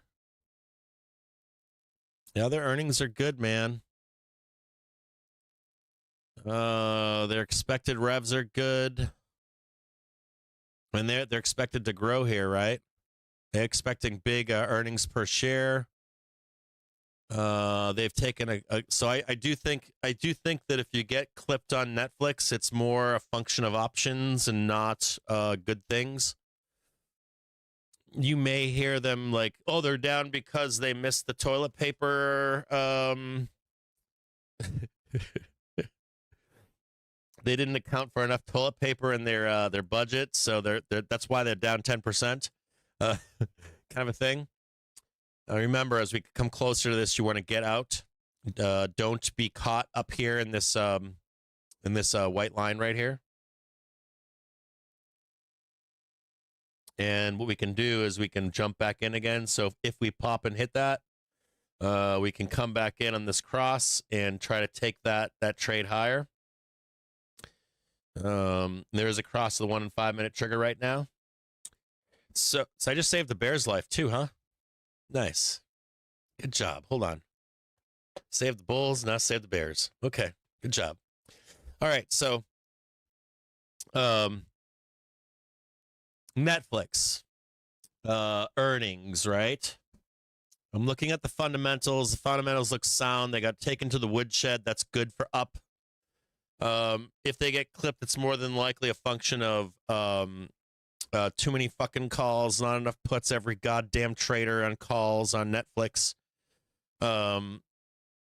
We also have another thing here too. It doesn't mean that Netflix can't go up, but it should get sucked back down. I also want you to be aware, if the SPY goes up after the bell with Netflix, there's a good 0-date trade in here for the close. For any of you degenerates out there, where I call it, what do I call it? A synthetic bull or bear trade. So like most traders out there, what they're doing is they're selling you spreads. So what they're looking at is the expected move, and they're selling calls and puts on ER dates on the expectation that when that option dies, right? Not that it goes above or outside or inside of that range, but that when that option dies, it's going to fucking die at 0. Does that make sense? These guys get paid up front. Like, here, I sold you an option. I put the cash in my pocket. If you're a young trader, listen to this closely, because I'm going to give you the simplified version of this. You go to an ER, right? And what they do is they look at a 1 to 2 sigma move with an expiration date, and they'll sell both sides, calls and puts. And even if you break out of that range, the expectation is that it'll get sucked back down on taking profit, and they don't have to be directionally curious. So they win, right? Not all the time, but most of the time they do. By expiration. And they already got paid, so that option goes to die later either way. That's the best way to trade these things, if you're like actively trading them. Now, if you're a true degenerate monster and you're like, I want a long Netflix on the bell, or I want a long Microsoft, or whatever the fuck it is. This is the biggest report date in history for all of tech. What you can do is, or you're bearish. All these tech companies are going to do this and they're all going to fail, right? Doesn't matter. Bear or bull. Does not matter. If you're a degenerate and your company that you're trying to long or short on the day or night of their ER, not day, the night of your ER, if they report, and you have to check this, because some of these fucking companies, there are companies that will intentionally report before so that you can't trade them. They'll like they'll leak their ER so that you get fucked. You can't do that in that circumstance. Some companies refuse to do a release until after 4:15. But if your company that you're trying to long or short is reporting at like 4, right on the bell, rather than having the exposure on that stock put or call overnight, you can synthetically do it with 0 dates through an index. So the indexes are open for 15 minutes. And the indexes used to be great arbitrage after the bell between 4 o'clock and 4:15. Used to get killer arbitrage, but everybody and their fucking sister now knows this. It's not as good as it once was. Used to be able to do that shit every day to some extent. And the weekends and the OPEXs and all the big binaries were even better. But it's still good today. So let's say you wanted to long Netflix. You're like, hey, I'm bull on Netflix and I think it's going to moon. And you're like, I want to be a degenerate and get some Netflix calls that expire on Friday. Instead, what you can do is like long queues. And if you're right, you can close them for profit at 4:14 p.m. You'll see queues spike. And you're talking like 100% trades, 200%, 300%. You put in an upside, if it's calls, an upside limit sell or a market sell on the spike. And you get out at, let's say today, you get out at like 4:15, 4:14, you made a bunch of money. You didn't have the exposure overnight. And if it gets sent down into tomorrow, you can always long Netflix calls on Friday morning or Monday morning. So you get the benefit of both sides. The exposure that you're looking for, the money that you're looking for. You're not selling options for low money. So if you're a true degen, you can do synthetic longs and shorts, or synthetic long puts, long calls, on your favorite tickers for 15 minutes of exposure to make some pretty fucking decent money. And even if it's going to go to 0, like let's say you'll see like, let's say pretend this is a closing bell right here and we trade sideways. And I'm like, I'm super bullish on Netflix. My great grandpappy had the first Netflix stock. I love him. I don't know. I love Netflix. So this is the bell right here.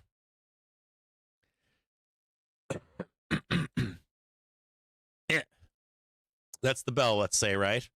And you see like spoos or cues whipsaws down. That would be Netflix, right? Going straight down, right?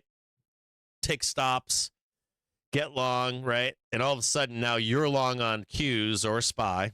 You get a whipsaw up. So there's your money. And then all of a sudden you see Netflix got a bunch of supply because of the option chain, and then it whipsaws back down again. Now, if you're doing this on SPY, by morning, SPY would recover, and maybe Netflix is down in the shitter, so you made all this money right here. And then you get to long Netflix tomorrow, Monday, whatever it may be.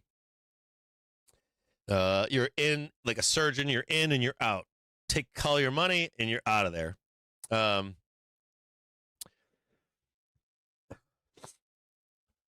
And in this period, this like after hours shit, there's arbitrage. There's like, you'll see an option go like 10 cents to like $1, like literally like 10 cents, $1, 12 cents, 80 cents. It's stupid. So So there's a lot of money to be made in there. So, anyways, and you're not like, oh my God, I'm right. You're not up all night long and saying, oh my God, are they going to sell it to me by morning? Oh my God, it's at $130, right? And then you wake up in the morning and it's at fucking 109, and you're like, ah, you're directionally right, but yet your options are getting torched. So, you get the gist, right? Time back down to recheck the 1 and 5 minute trigger cross on SPY right now. Okay, so first one we're going to look at here, let me just check the ER calendar for the rest of this week, and then I'll look at the Yahoo calendar for next week. All right, hold on. Hold on a second here.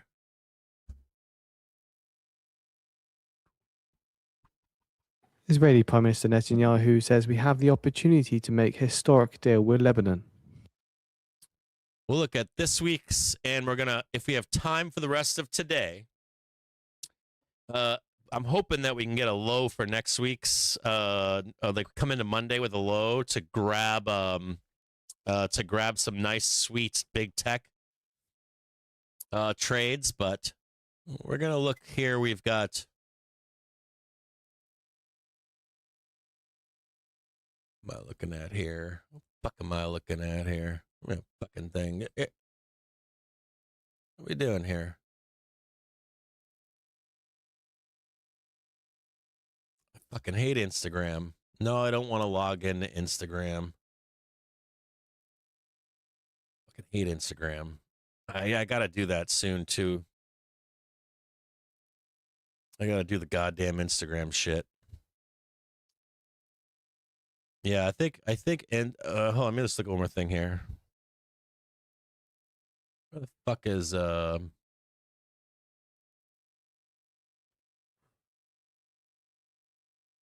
not that one. White House This one. moves to give U.S. agencies Anthropic Mythos access. We got Netflix after the bell. I'm on a roll right now. I'm doing pretty fucking good. You got a bunch of banks in the morning, which is good.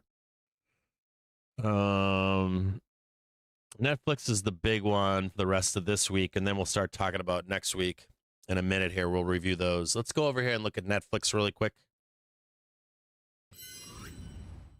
Okay. Here is Netflix. Now, you see this cross right here? This cross will be checked. I don't know when it'll be checked, but I'm telling you that shit will be checked at some point, okay? Whether it's profit taking or whatever, I promise you, they're going to check that fucking thing. They always do, okay? Now, this is bullish. What I looked at, their fundamentals looked great. Let's take a look at this. We have a gorgeous decline heading into the need to price in future earnings.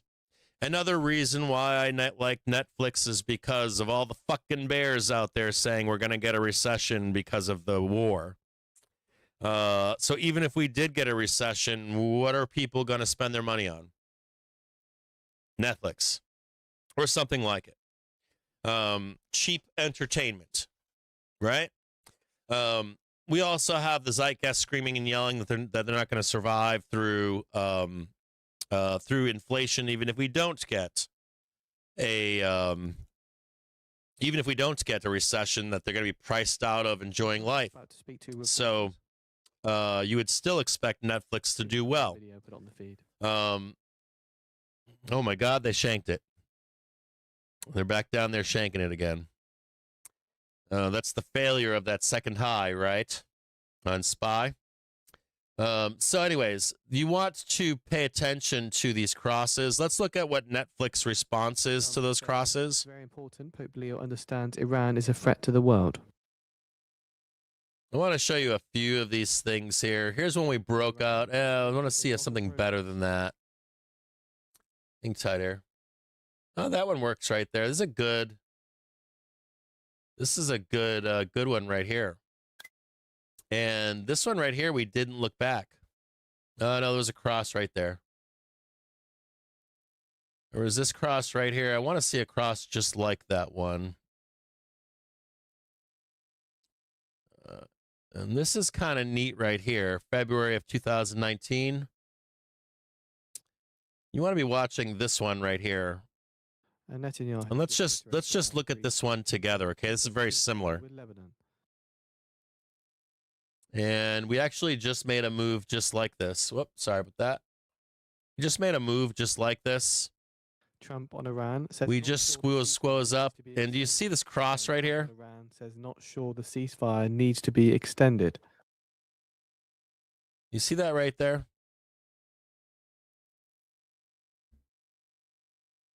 And actually what we did here was we closed the gap above. Previously weren't. And then we retested, and then we continued to grind. But in particular, this gap right here. And this gap right here is still left behind. And lo and behold, there's an earnings down here a little bit later in time. And you can see we kept moving higher and higher and higher. And there's the cross right there. Do you see it? So this is their earnings. Netanyahu says our key demand is that Hezbollah must be dismantled. This is the cross, right? And they shanked it. Trump on Israel-Lebanon ceasefire says the ceasefire will include. And then we went up and traded this, and Trump on Israel would be like 110 again, right? The ceasefire will include. And then grind up here into summertime. Wham, wham, wham. Take out the next one. Down. Failure. And this is the fall, right? This is actually what a lot of the bears think are going to happen. Something like this. This would be the fall right here. Fascinatingly, this is also when Trump was in office, right? And this is the bloodbath in the fall.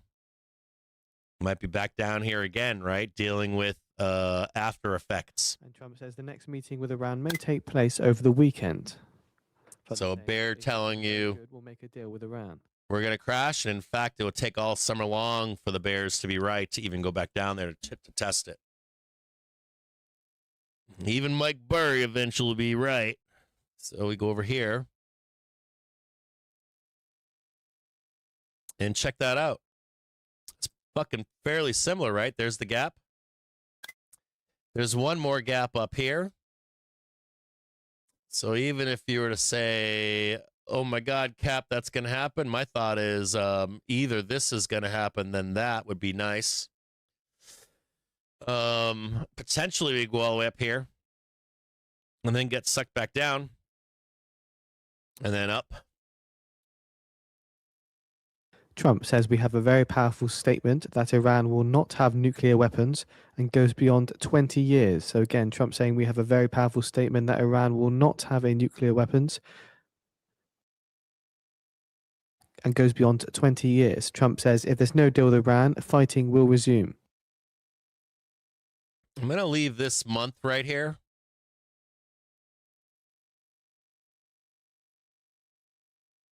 Trump says gas prices are not very high.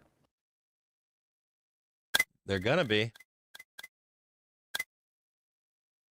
They're going to be buku high. Not right now, but they're going to be. We need to see this right here.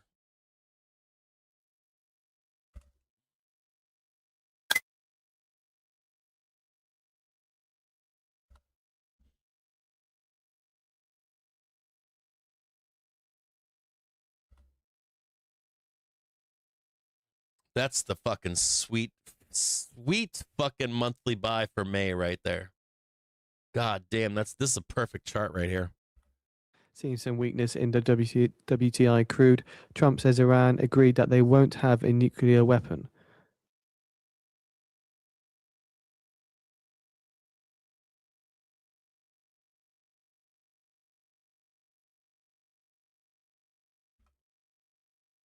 Trump says Iran has agreed to give the US back the nuclear dust. The nuclear dust. Do you see that Russia said they didn't want the nuclear dust? Because it's because they don't even have fucking nukes, man. Netanyahu says we have changed the balance of power in Lebanon.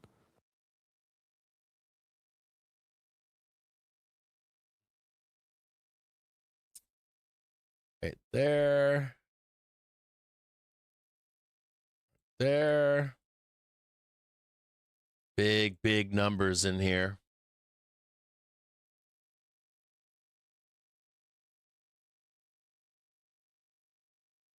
Big moves in this one. You know, there's a bull over there. He's watching right now. He's like, oh, God, please tell me he says we're going up. These big-ass numbers right here. Huge numbers.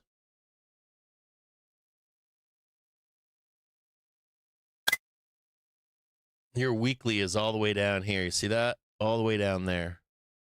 You got a daily down here. You got giant gaps to close over here. You know the bear. You know what the bears want, right?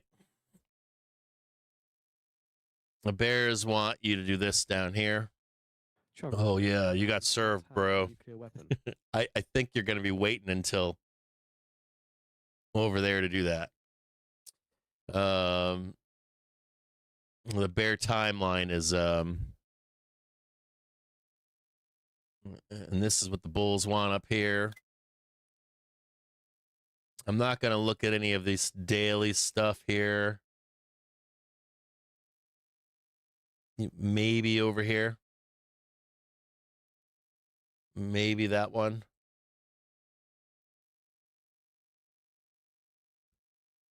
There's a huge numbers in here.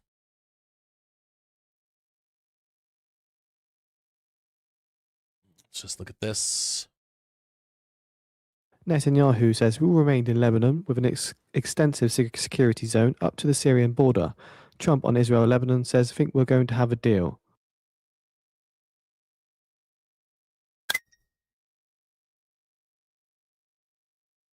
Who's beeping on me right now? Am I getting yelled at from somebody? I'm always in trouble. Agreement between Lebanon and Israel.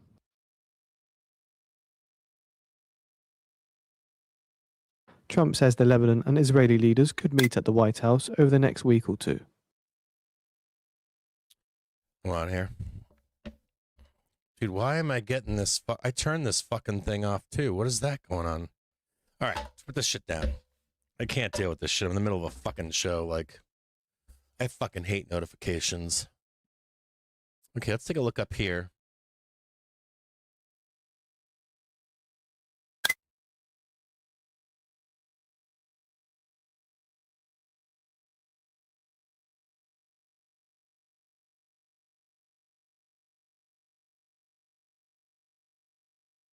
Another one right here. There's another one right there.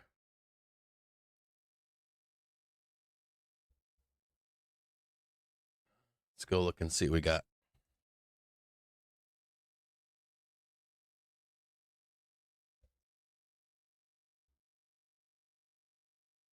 Okay, so this is what we need to know here.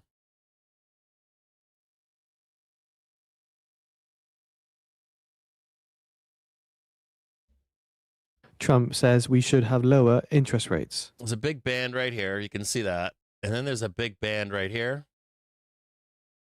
And the only thing that the market needs to do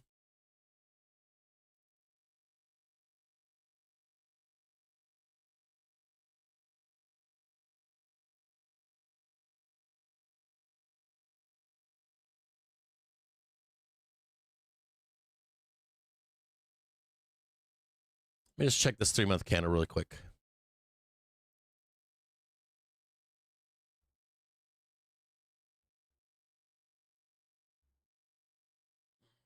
Yeah, see that right there?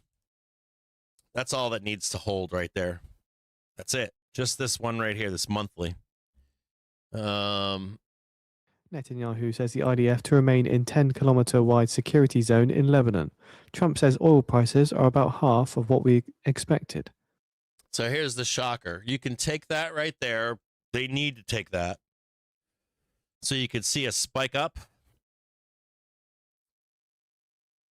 You could see like a spike up in after hours. Shank this fucker straight down. I kid you not. Says, I think we have a fairly successful negotiation going on. Or actually, you could take, well, let's draw it in. you could see something like this. Up, down, up, and then down. Even there. And then up here. It's something like this. Don't be looking at the time frame here yet.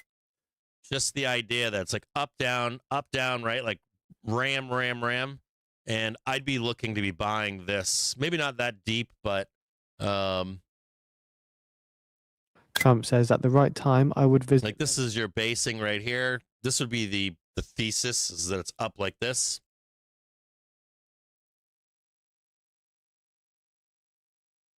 And I'd be the Johnny on the spot down here. Like if you see, like if you end up seeing this get breached, you're not buying that, of course.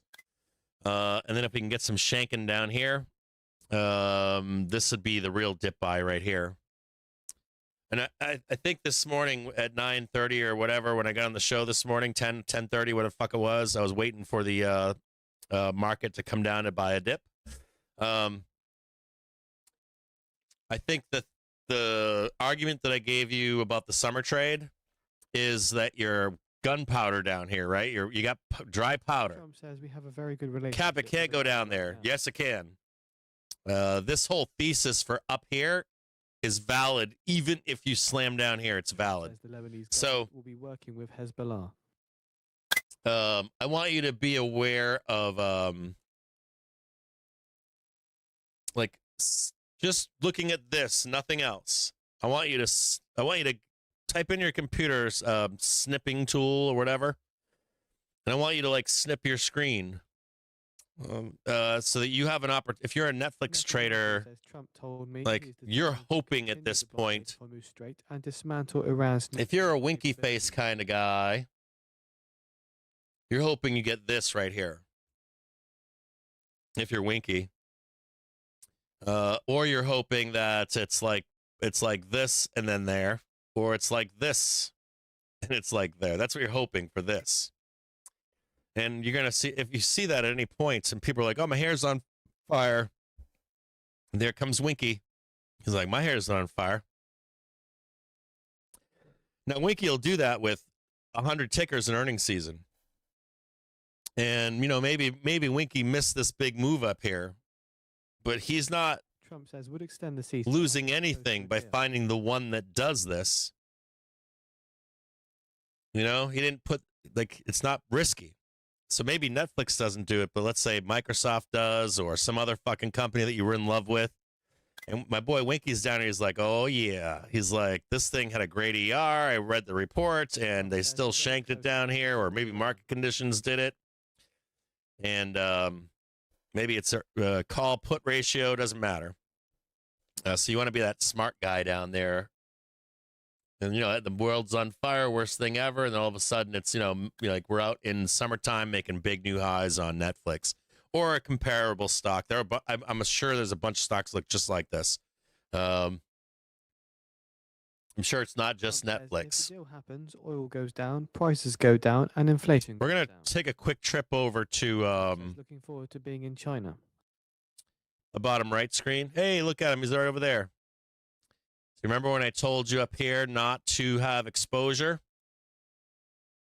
I was like, get out, let the Marines do their job up here. Look what's happening. We got sold. We did not get the high above the dotted white line. Where are they taking us now? I said, this is the bottom. If you see a new low, see it over. Oh. You got this low right here. Whammo. And then comes the exhaustion candles by the bulls. And try to get down into this close right here.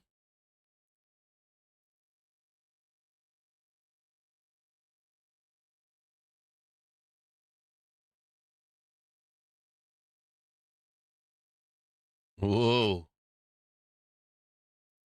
Right there. I'm going to go back to Netflix. So if you want to see it, remember you have to get the new low. You have to get the new low. If you want to snip this, you can. Get your snipping tool out because I'm going to flip back to Netflix now. Are we doing a meetup this year? I got to hang out with you guys. We got to hang out in real life. We got to get the fuck together. I can't be here doing this shit all day long and not meet you in real life. Some of you probably want to fucking kill me too, so you can get a chance to do that.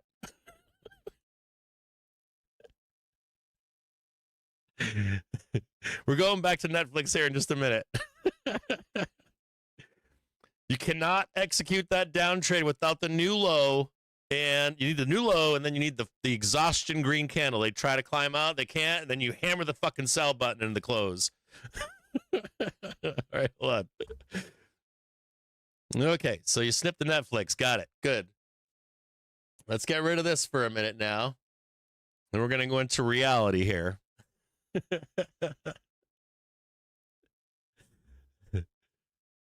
Trump says we will know about the missing US scientists in a week and a half. What do you say? Missing scientists? I don't know what he just said. Did he just say missing scientists? We have missing scientists? Okay, for the rest of you savages out there, pay attention, you Netflix bulls.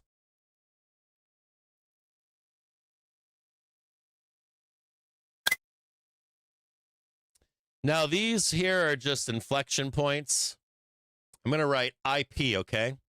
Inflection point.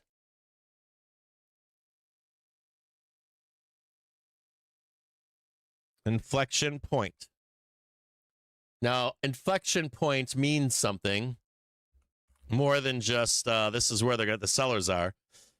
You want to see if you want to pay attention, like, do we auto sell, or do we hit it and sell, or do we get above it and sell? Do we get the look above or not?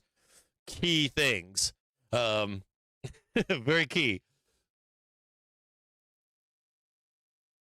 And this right here is where we really are. Iran has agreed to almost everything. This is Poop Island for the bulls. The Netflix bulls. Remember, we've got OpEx tomorrow, too. We do not want to lose this line right here. Okay?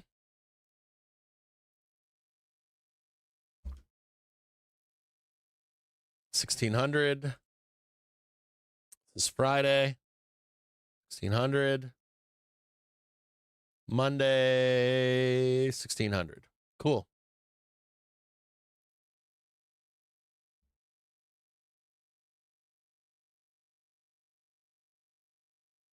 Damn it.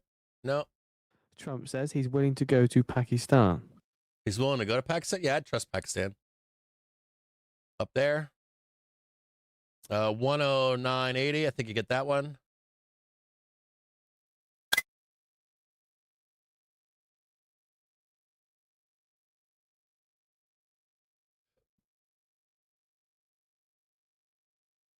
$9 a.m.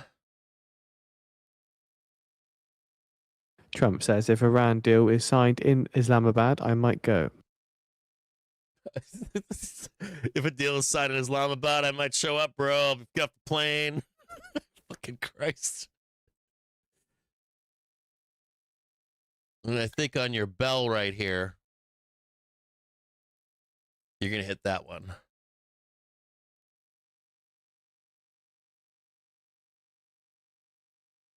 And you might hit this 114, but I don't think you need to. I sweep Friday. Where's Friday? Tuesday, Wednesday, Thursday, low, and Friday. Yep, I think you're going to stay right there.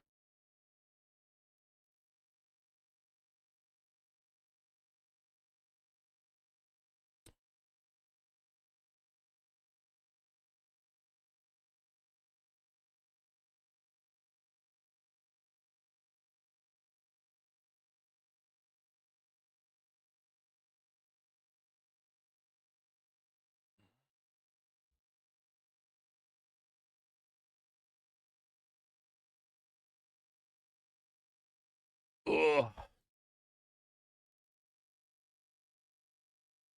Remember this green bar right here, because I'd be trying to buy that green bar up. Same thing over here.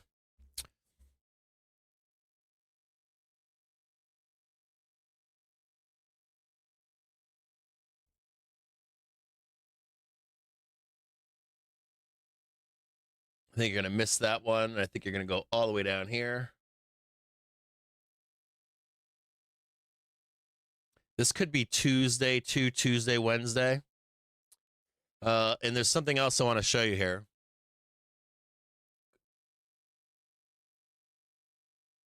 So over here you get J-Pow Doom, right? FOMC Doom. This Tuesday, Wednesday in here. See that cross coming up right here? So I want to draw one more thing in here.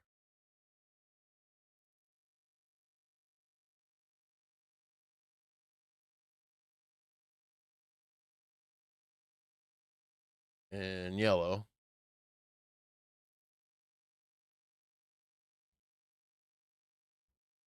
And this would be the last one you have to hit. And I think you take all of these out.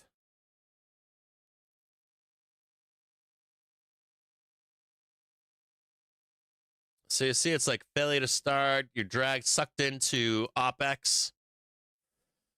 This is the close of Friday.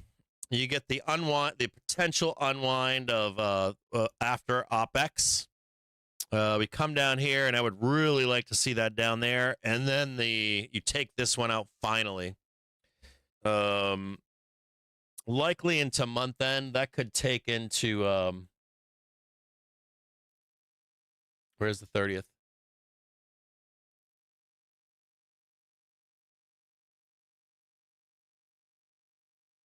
It shouldn't be so violent. It should be more like this. Trump says not happy with Australia. Weren't there when we needed them with Hormuz.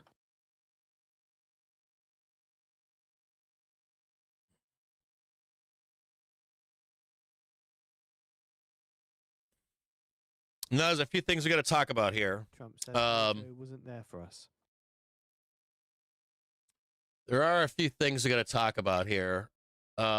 I don't like this trade here. Personally, I don't like the trade. I think there's going to be a bull trap in here to take that trade, and they're going to suck you in down here. That's what I think's going to happen. I think you're going to come in for the last leg of this, and you're going to be fucking bulled the fuck up. And I think what's going to do is going to...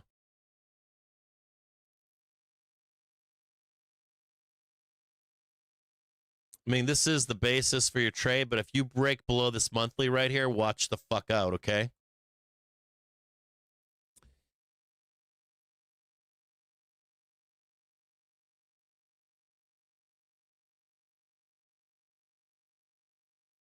This is like, look at that. It's like it's almost near perfect. It's a fucking pro from the street could figure that out. Look at that right there, 2 p.m. Wednesday. So I think that's very viable down there. I think they're gonna fake you out in here, and all you gotta do is open this. Like, the only thing that the bulls need to do is bang this one. That's it. And then the market is free to go down. It's all that the bulls need to do. They don't need to hit this one. As long as they unlock these two doors and these inflection points, bang these two things out, that's it. You don't need to do shit. And the real bulls will come in and they'll buy this fucker up to hit the next group, okay? So that's all the bulls need to do. They can then come down here, get their pullback, and then they take out this stuff up here. So I'm bullish into the close on Netflix. Bullish on the close on Netflix. I'm not bullish on the open tomorrow, so I think you're going to be down on the open tomorrow, personally. Now, another thing about Netflix is this. Netflix tends to squeeze balls off or elevator to the depths of hell on ERs. This stock tends to run on its ER in either direction. So I cannot say that it's not going to hammer the entire thing out and then come back down either and then down here. I can't. But I still like this trade best. you're a bull and you have a small account and you're young trader, you don't need to be, I'm not saying age, I mean young as a trader, young as an investor. I still like being down here, and I don't give a fuck if you're up here going, oh, Cap, what about that? I would have made so much money. You trade those enough and you're going to lose. I'll be honest with you, you're not going to make enough money. So I really like the dip buy down here. Okay. I think if you get the spike up here, you're going to be met with a bunch of sellers. I think you're going to try to fight this one. You're going to see a bunch of sellers.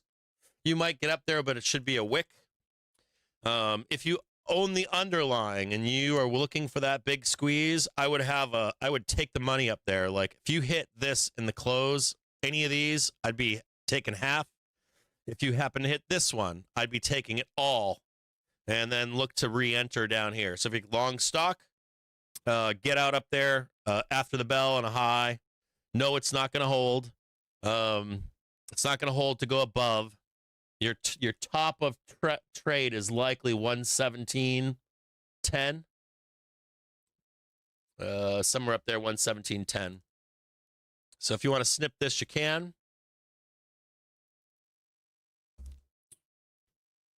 Let me get my snipping tool out.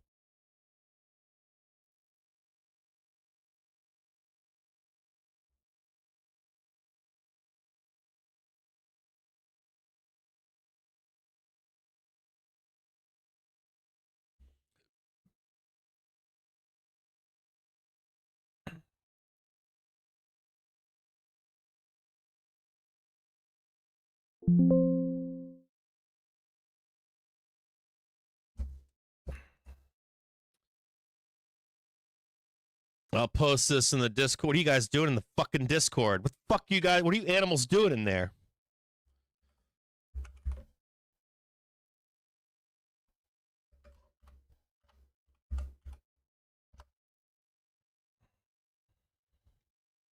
What the fuck you guys doing? You guys are savages. What are you guys doing in there? Oh my god, I can't look in there. Let's go back down and look at the bottom right. Oh yeah, get on down there. Give me that new low. Give me that new fucking low down there. Oh, did they get it? Oh, they did get it. They did get the new low. Oh yeah, boy, there it is. Oh, look at that new low. Woo! Now all we're looking for is what? Starts with an E in the first word and C in the second word. If you're a new trader, what is it? It's the exhaustion candle, Cap. I'm looking for a little bit more down, and I'm going to look for a green bar that gets suffocated.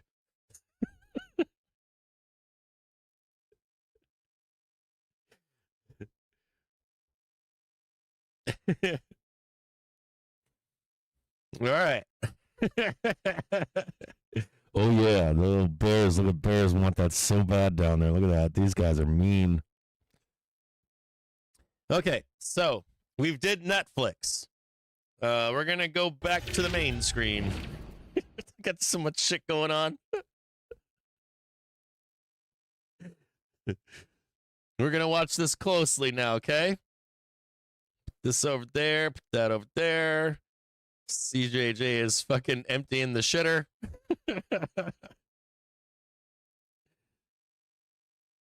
Let's keep this right here so you can see it. Just waiting for it. You need the exhaustion candle. I'll do this with you. I'm going to watch this with you. Don't short that yet. Even though you got the low, you want to see the exhaust. Oh, yeah, there's the exhaustion. There you go. Get on down there a little bit more. Yeah, get on down there. Let's put a big red box up there. Ooh. Oh, yeah. Oh, yeah. Where's David AMS? We need David to help with the short. We need my best friend, man. My boy. My trading partner. Oh, yeah. Oh, God. Bring it on down. Give me all your pain.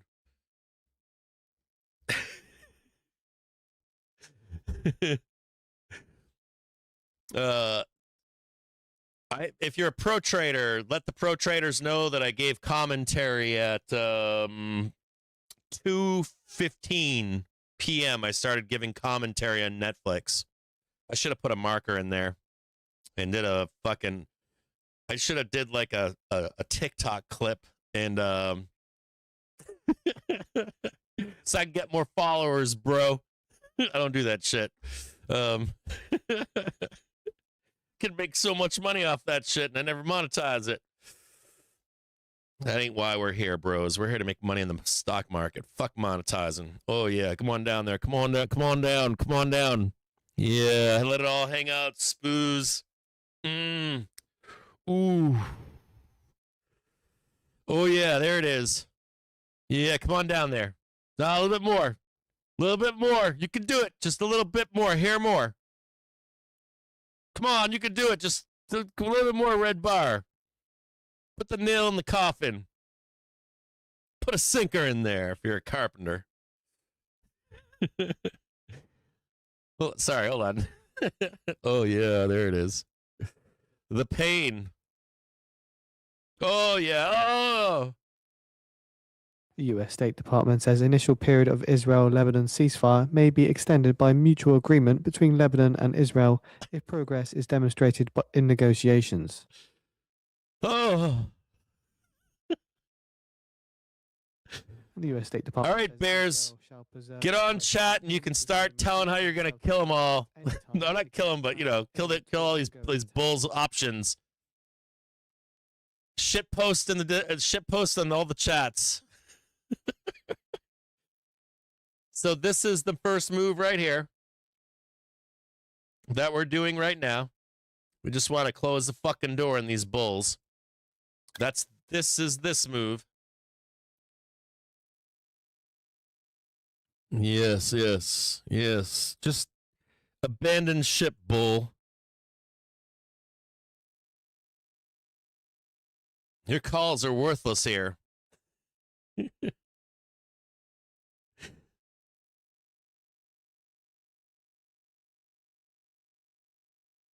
Oh, yeah, their stops are coming down now. Here comes the bear stop. Oh, yeah, you go nowhere now, bull. I'm going to get rid of this. The US State You Department can see the says price Lebanon will action. take meaningful steps to prevent Hezbollah and other non-state armed groups in territory of Lebanon from carrying out any attacks against Israeli targets. The State Department says all parties recognize Lebanon's security forces as having Just waiting for a nice rejection candle here. and national defense. Just waiting for a nice little rejection candle. Just waiting for that little This is the exhaustion candle part right here. This is the down move. This is the exhaustion. This is the down move. This is the exhaustion. If you get so this should be a green candle, right? If you see it fail, according to the Wall Street Journal, should look just like this, just like this, just like this. If you see a big red fucking bar right there, short the fuck out of it. Okay? That's where you're short it right there, right? Where just those candles right there. But you got to see those candles. If you don't see those fucking candles, you can't short it. You can't just be like, fuck it, I'm short. Down, you can't do that. You have to follow each step. You follow each rule, and then you hammer the fucking buy or sell, and it's burr time. NYMEX WTI crude May futures settle at around $94.69 a barrel, up $3.40 or 3.72%. NYMEX diesel May futures settle at Let's around watch it together. 83 cents a gallon. NYMEX gasoline May futures settle at around $3.16 a gallon. And NYMEX natural gas May futures settle at around $2.64.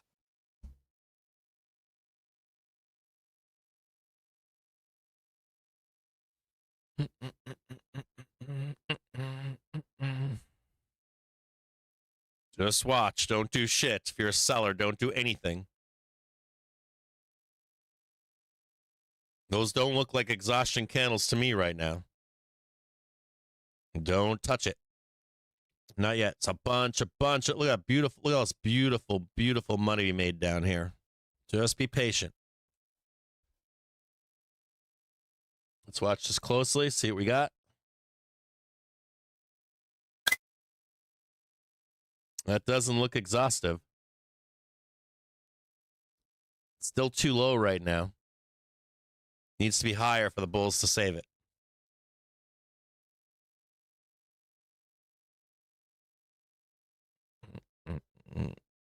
No, they might have taken it. They might have hit it. Yeah, do not short that. Don't touch it.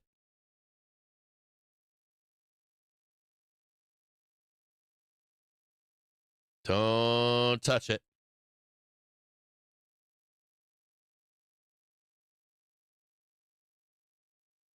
That is not an exhaustion candle.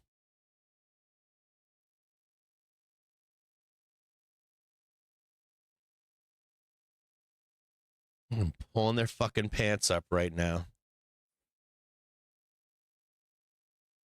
I'm going to buy some calls here. Just waiting for a pullback here. US eyes Iran fast boats and tactics. Nope, nope. Turn around.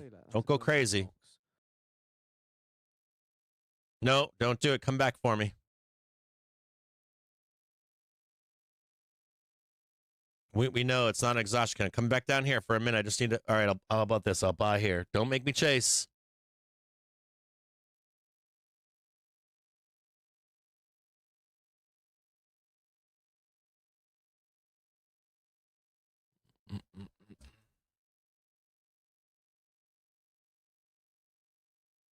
What are calls for tomorrow costing?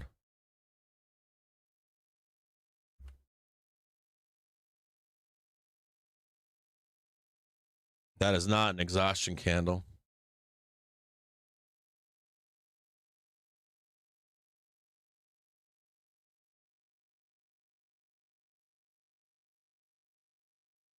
Don't leave me behind here. Hold on. Do not leave me fucking behind here. No. Do not leave me behind. No, no, no, no, no.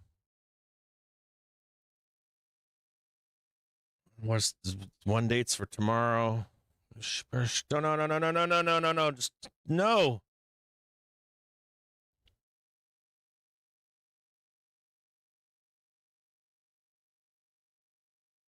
$2.58 fucking cents. Fuck on out of here. Are you serious? No. About 703s.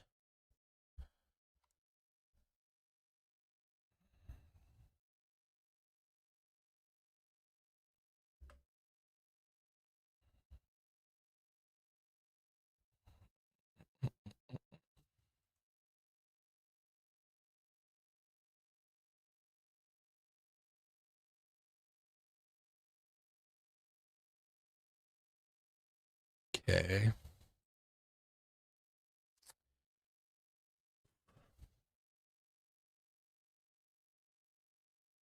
Sweet. All right, now don't look at it. I was trying to log in a Tasty to place a trade, but I didn't place it. Okay, turn Tasty off.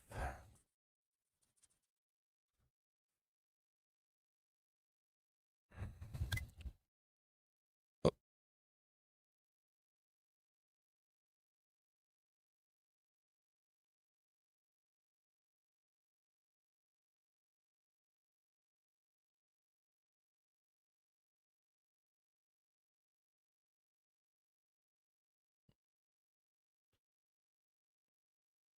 Oops, sorry, over here. I'm trying to fucking put a trade on. Hold on here, guys.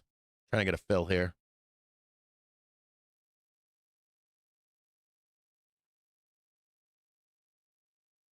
So it's 30.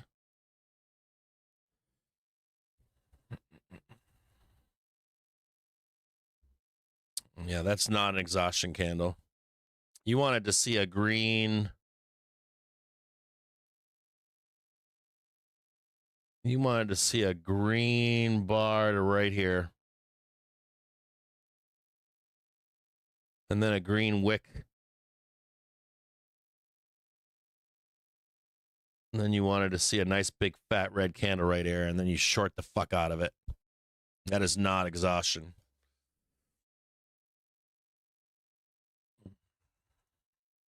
I'm long, by the way. Told you on public. I'm long for calls for tomorrow. 703C.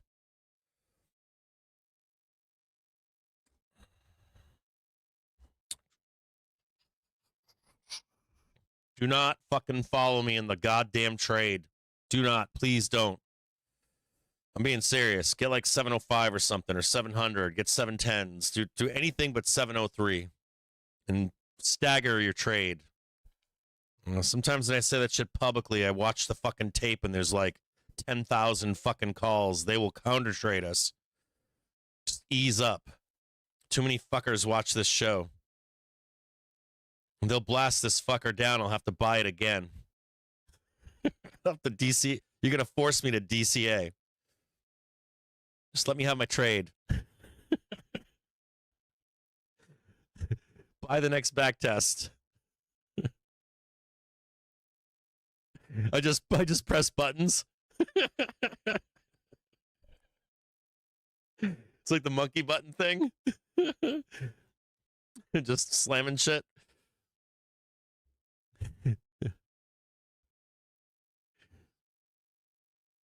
Okay, well, I'm not going to look. We're just going to leave it. We're not going to look. Just going to leave it here into the bell. When do I want to close them? If we go high enough, I'm going to close that fucking shit. It's what time? 4:14, right? If I get a spike up in the close, yeah, we close. We don't hold until tomorrow. Or I won't. You can.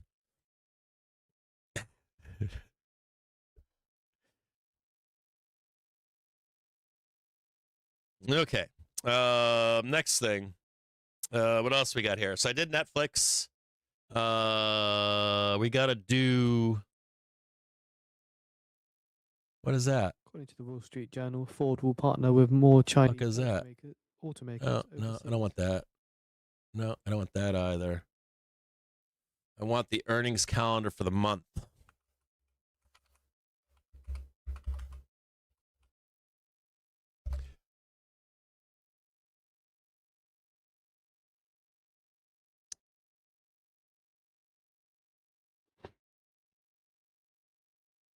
So further info into this Wall Street Journal article, Ford plans to expand partnerships with Chinese manufacturers abroad while also opening the door to one day allowing Chinese cars. That's funny. You should have seen when I first started this show. It talked like a fucking like a actual.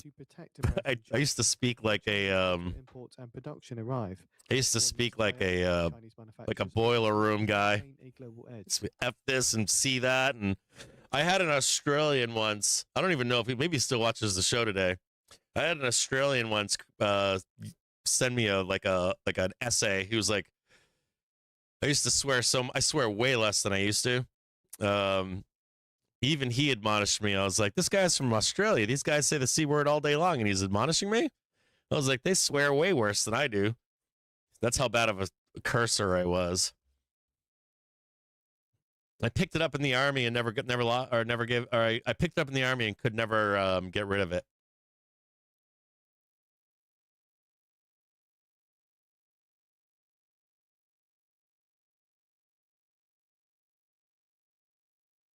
What is this right here?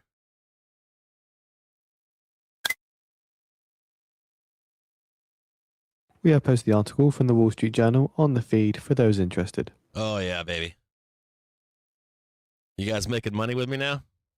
In 5 minutes' time, we're expecting comments from ECB's Nagel. Hold on, I'm going to post this for the pro channel here.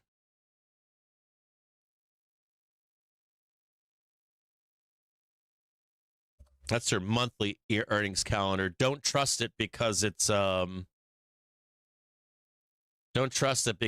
going to oh hell yeah, print baby, print.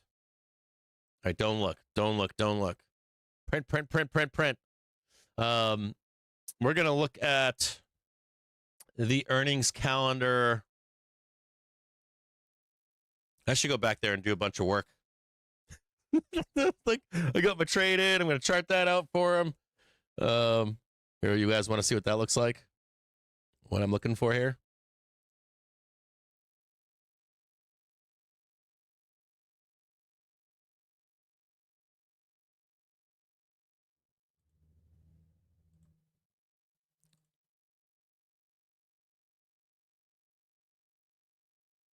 Take that white. Get rid of that slop just so we can see it.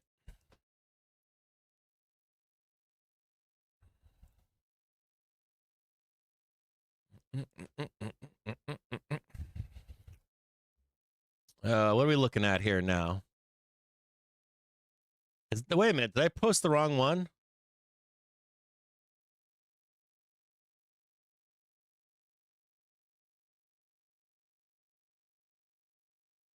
Wait a minute. That's wrong. I gotta delete that. I'm gonna get back over the Pro Trader. Nope, don't use that. Do not use that. Something's wrong in that calendar. That calendar is all fucked up and wrong. That fucking calendar is wrong.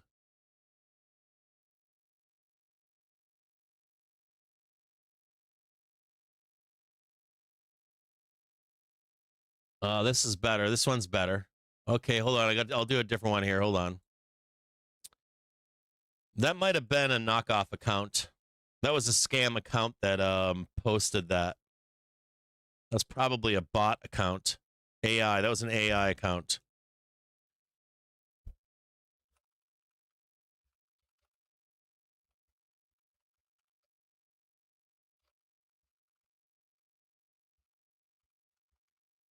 That was likely AI slop.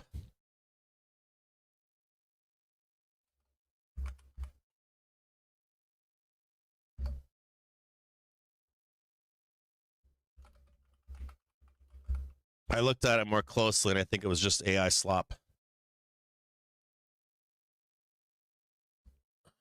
Okay, now I've got my fucking monthly calendar in front of me. I don't really want to look at Yahoo. It's such a pain in the ass.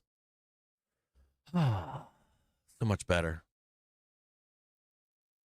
Okay, so we've got on Monday. What's interesting on Monday? I posted it in the Pro channel. On Tuesday, yeah, nothing there. Tesla, they already priced in like 8%, didn't they? We could look at Tesla, just I know you guys like Tesla. We can, no, that one already happened. This one's wrong too. What the fuck is with this?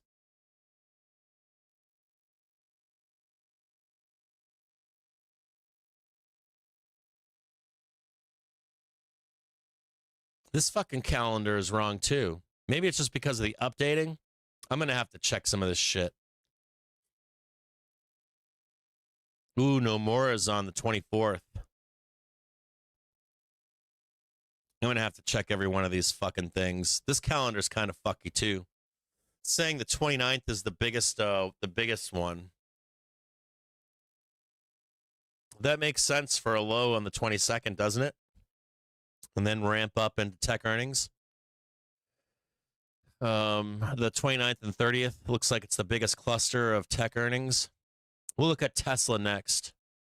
I know everybody likes Tesla, so maybe we can look at Boeing if we have time. There's a few others in here we can look at. I just want to check, make sure. This other calendar I just posted for you, it's got a bunch of mistakes on it too. I can already see. Some of the earnings dates I know, and some of them I don't. This one's all wrong too. Not all wrong. This one's only halfway wrong, but that's more than likely they've changed their earnings report date. Let me just check Tesla next.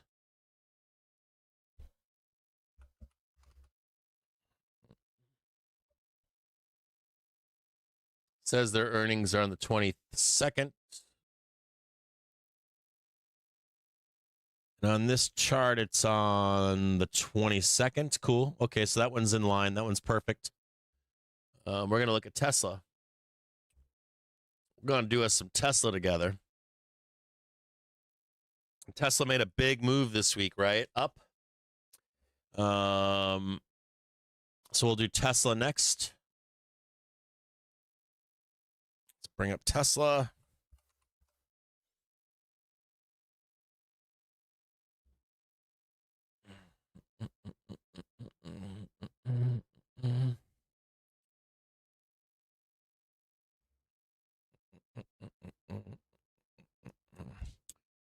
Where's yeah, there it is.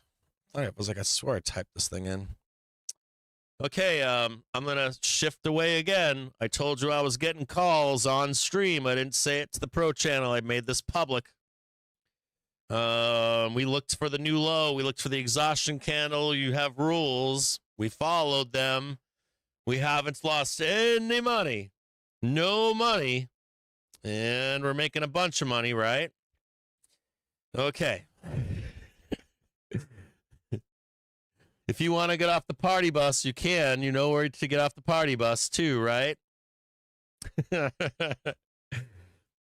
Any of you futures traders, you know what to do. You have all the opportunity in the world. You don't need to stay long with Cappy Jim James. You can get off the party time train right now if you want. I'm going to stay long into the close to at least 4:14, okay? Brent crude futures. Now, if you're like, oh, Cap, I was making money, then I lost money. I could have gotten back in lower down there or whatever. You know, I don't want to hear it. I don't want to hear like, oh, Cap, I'm making money up here, and they brought me back down here, and then they brought me up there, and you know what I mean?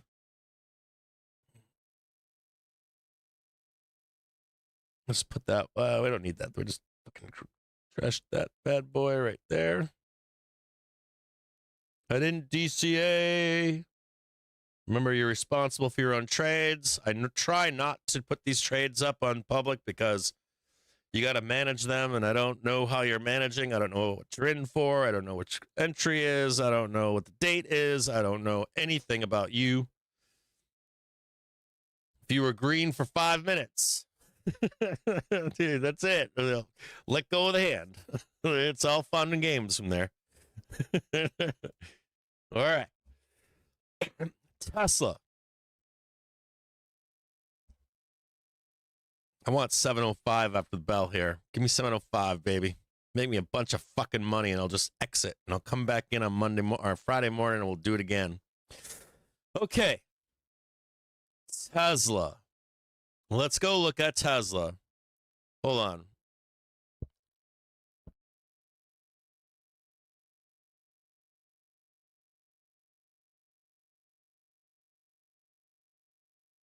Okay, here we go. Remember, I want to give you a warning. FOMO works with me too. Like, if let's say I review 10 earnings, and you're like, dude, that motherfucker got like 8 of them right in a row. And then you're like, oh, now I'll follow one of them. And you go all in and you get annihilated. Remember that you have to do your own due diligence. Remember that you have to put your own risk on. Remember that you're in for your own trading. Remember that you'll hear me say things and forget and only hear what you want to hear.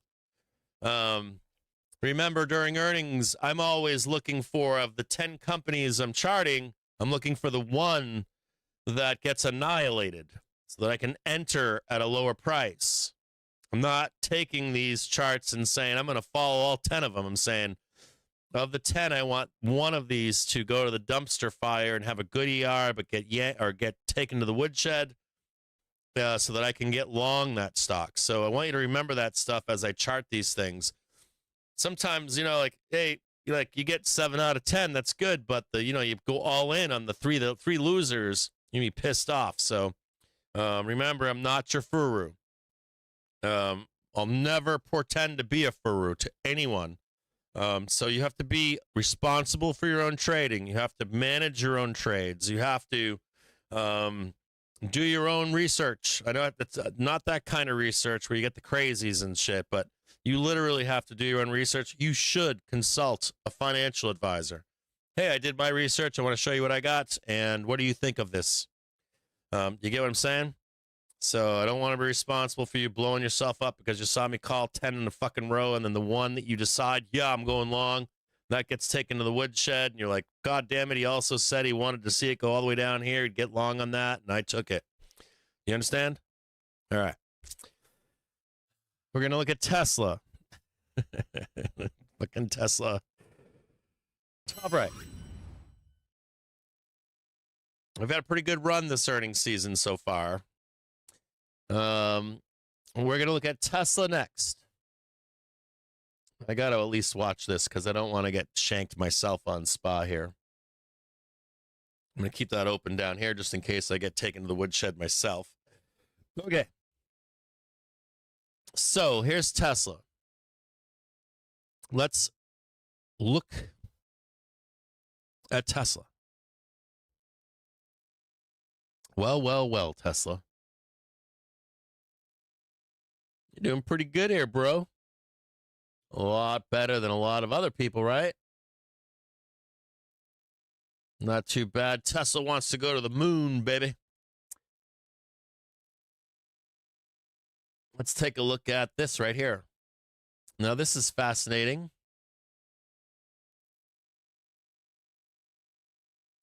We swept that candle, but we did not sweep this candle. This is good.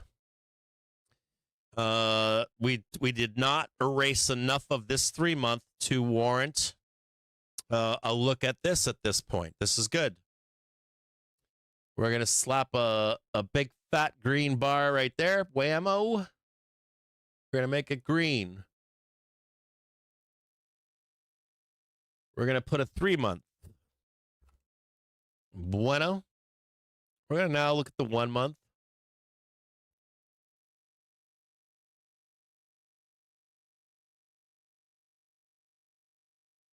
And this looks a pro. See these lines right here? These lines are up for that 3-month candle that I was showing you. If you violate this shit, we are going to party to the downside on Tesla. I agree with that statement. And we only need to know this one right here. You just need to know that one line right there. Tesla must stay above 367.61 to not be in danger. If you see Tesla trade in cash market hours under 367.61, be afraid. It doesn't mean we're going to go downtown, but we can. And that door is, it's kind of like the door is locked and then the door is unlocked to go down there. So just remember this 367.61. Important numbers. That would be erasing that not the last 3 months before this 3 months, but the 3 months prior to that. I'm going to get yelled at here. I got more beeping coming in. I'm like, babe, this is my day to get. Oh, did I just get yelled at? Who's that? Doggone it just texted me, or is that in the Discord? Doggone it. If you're watching the show, I'm not watching the pro channel right now. Nor the market chat. I'm watching the public chats, and I'm really busy, and I love you. I love you more than you know.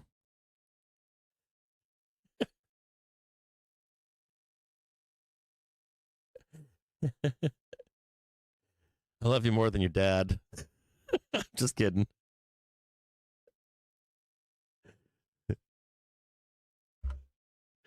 I think your dad loves you like my dad loved me. Probably why we get along. We'll never be good enough.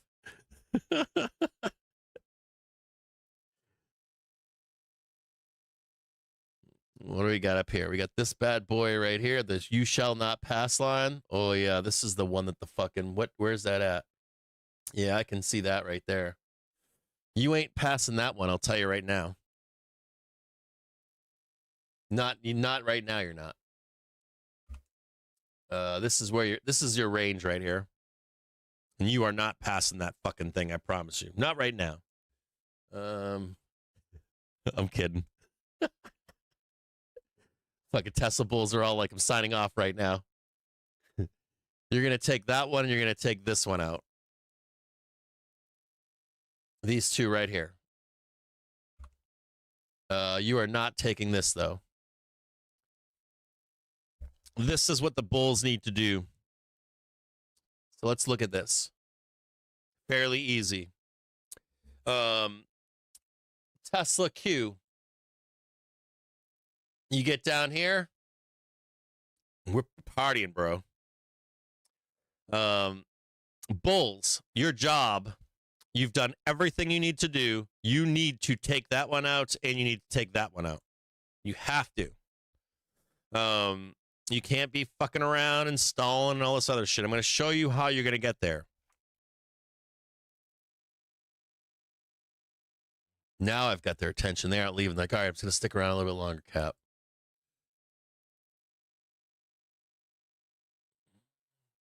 I bet you they're all fearful and scared and shit in here. They're all like, oh my God, it's going to roll down. Test Q's like, up. You got rejected on the weekly. You're going to the depths of hell. You're not escaping nothing. I bet you that Test Q's like, down to the depths of hell, down to the depths of hell. I guess there was another one in here. Down to the depths of hell, and don't worry, I'm just waiting for you to get up there so I can send you down to the woodshed. I don't see that happening. I'm with Tesla gang right now. I don't like this daily pullback here.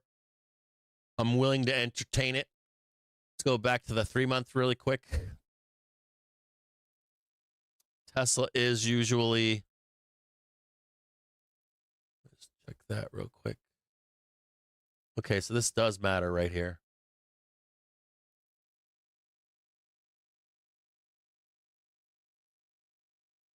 Yeah, that's bad. No, that's not a 3-month. Oh, that's a 3-month. Okay. 1 month. Yeah, I can see this trade. I got to go back and put them in because of the implications on the other frames. I didn't want to put these in, but I do need to.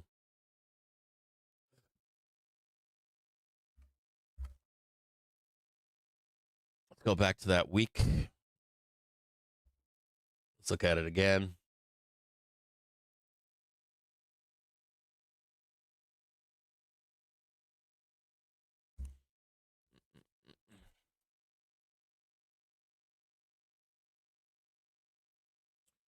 There is an idea here.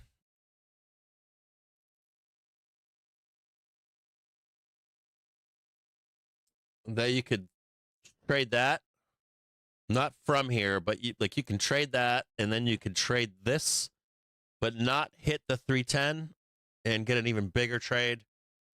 I got to leave this up for that reasoning. Like, I figured you'd be done if you lost that right there, but not necessarily, not with Tesla. Their earnings are right here. I wouldn't be shocked to see Tesla do that. Like, do this whipsaw, but not hit it, and then crank. There's open doors here, but you need to get rid of all these open doors. Like, the bears need to get rid of all this. Even with a new low, they need to get rid of. I said be aware of 36775. Also be aware of 31051. If you're Tesla Q, be conscious of a whipsaw. But if you do catch this one last low, I would definitely be looking for a major downside move. There's like two or three doors here, but the two that matter are these two: 310.51, 367.75. Now I don't see anything in market that's saying this is going to happen. Like, looking at the whole market, I don't see that trade down there. But you know how Tesla is. Tesla's fucking funky. We're gonna go to the daily. Let's take a look at this. And what caused me to look at these two was this right here. The only reason why I went back to put these two in was because there can be some pain down here. And that's because of this daily right here. Like, if you're up here doing this thing, the unlock, and you come down here, I can see that. Oh my God, it's going to crash and then sucked right back up again. There's more pain, I would say, and whatever the pullback is, there's some pain in there.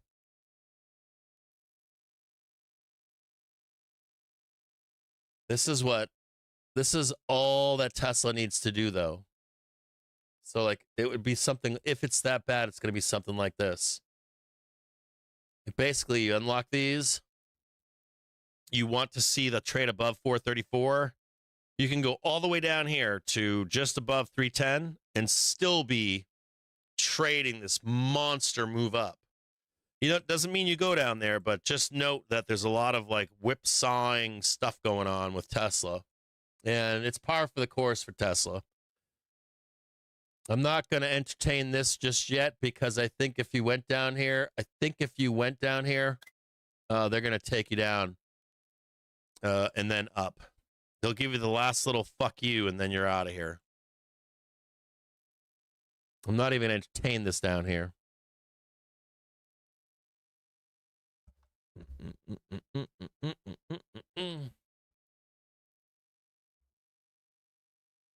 I want to entertain this right here. That one. That's a lot of fucking traffic in there.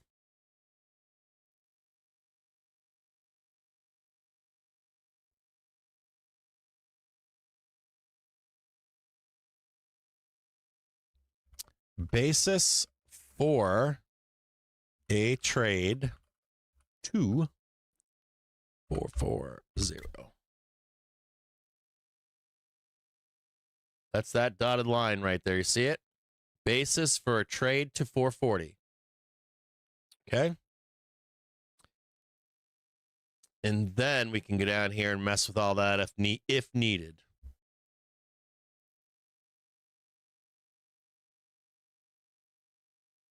Check this really quick.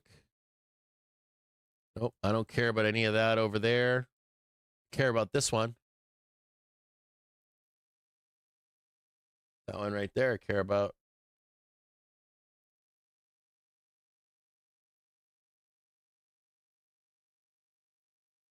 Care about that one right there.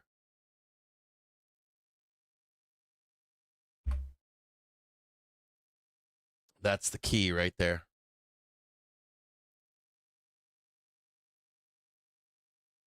Like that trade. That's fucking beautiful right there.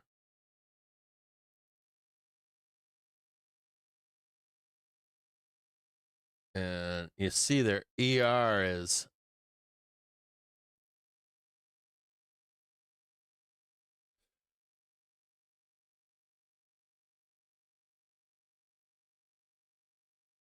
now that we're getting closer in time here. You see what I'm saying here, right?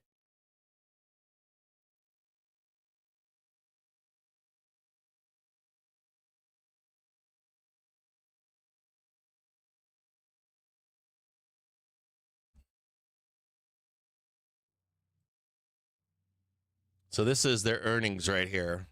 And you can kind of see the setup is like a bunch of fucking doom, but I'm not on that trade. I'm on this trade right here.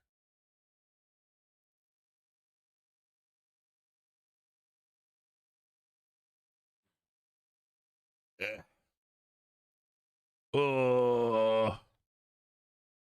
Oh. All right, so let's see what we got going on here. Where's 400?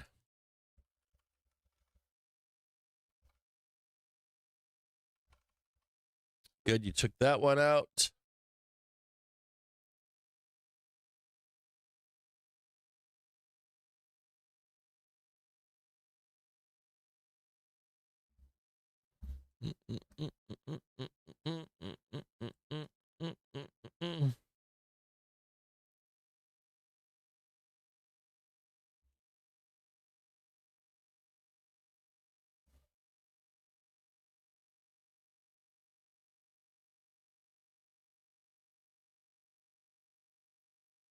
Nope.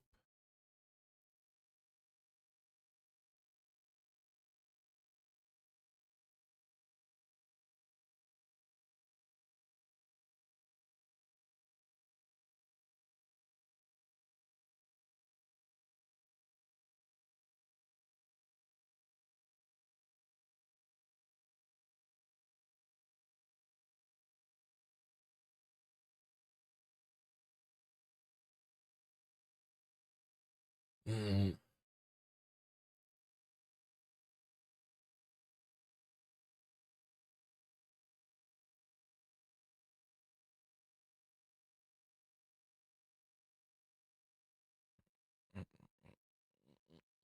Mm.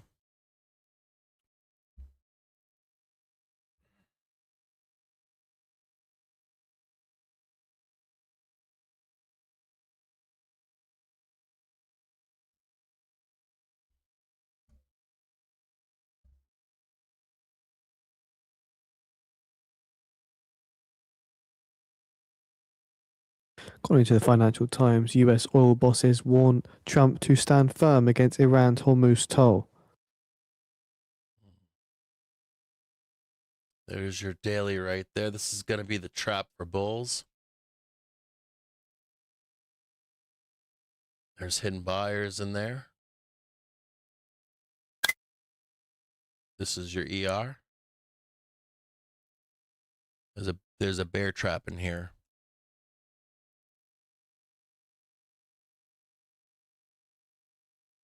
This is your ER.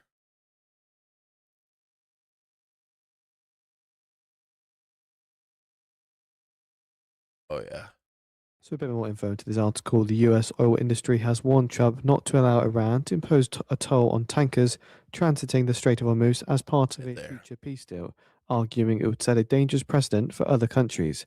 Senior oil executives told the FT the only way to solve the energy crisis rippling across the world is to reopen the strait, a waterway through which the fifth of the world's crude and liquefied natural gas typically flows.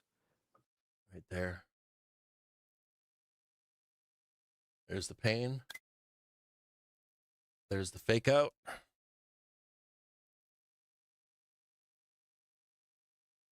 There's the basis. We have posted the article on the feed for those. Here is where you're not going to give that up.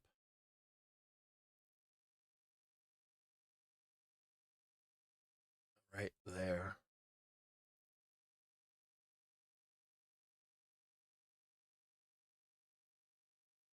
Eh, eh.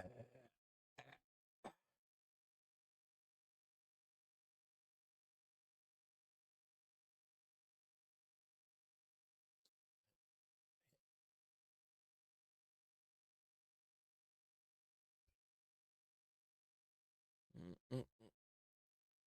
Yep. You're going to hit that one right there. There's 440.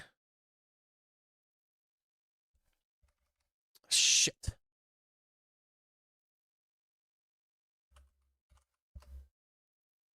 Sorry about that.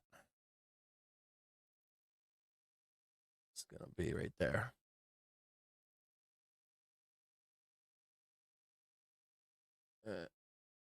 Eh. There's your supply.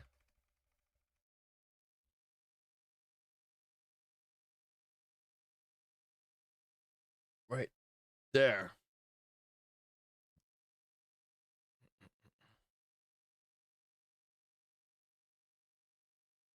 Just like that.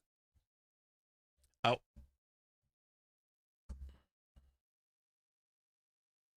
Money market assets sink by $175.81 billion, the most on record at ICI. So money market fund assets dropped to $7.64 trillion.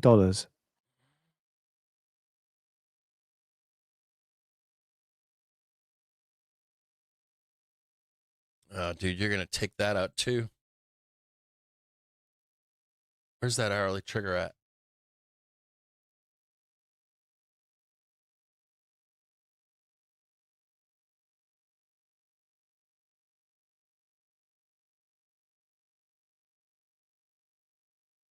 Fucking thing up there.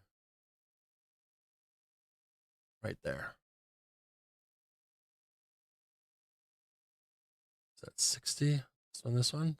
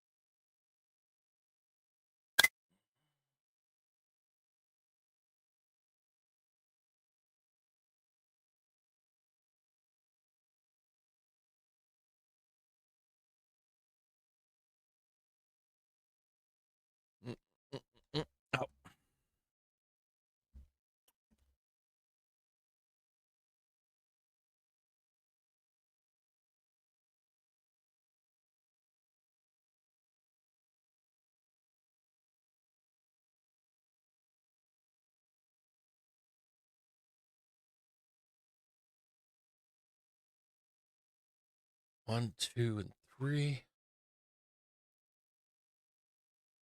1, 2, 3. See this one right here?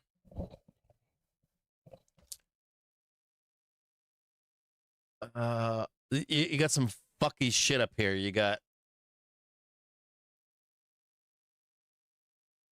this one right here.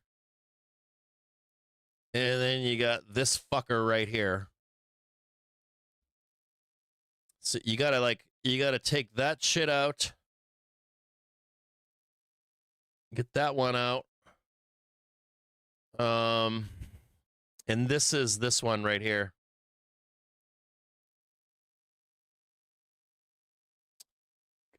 Stop. Christ. Sorry.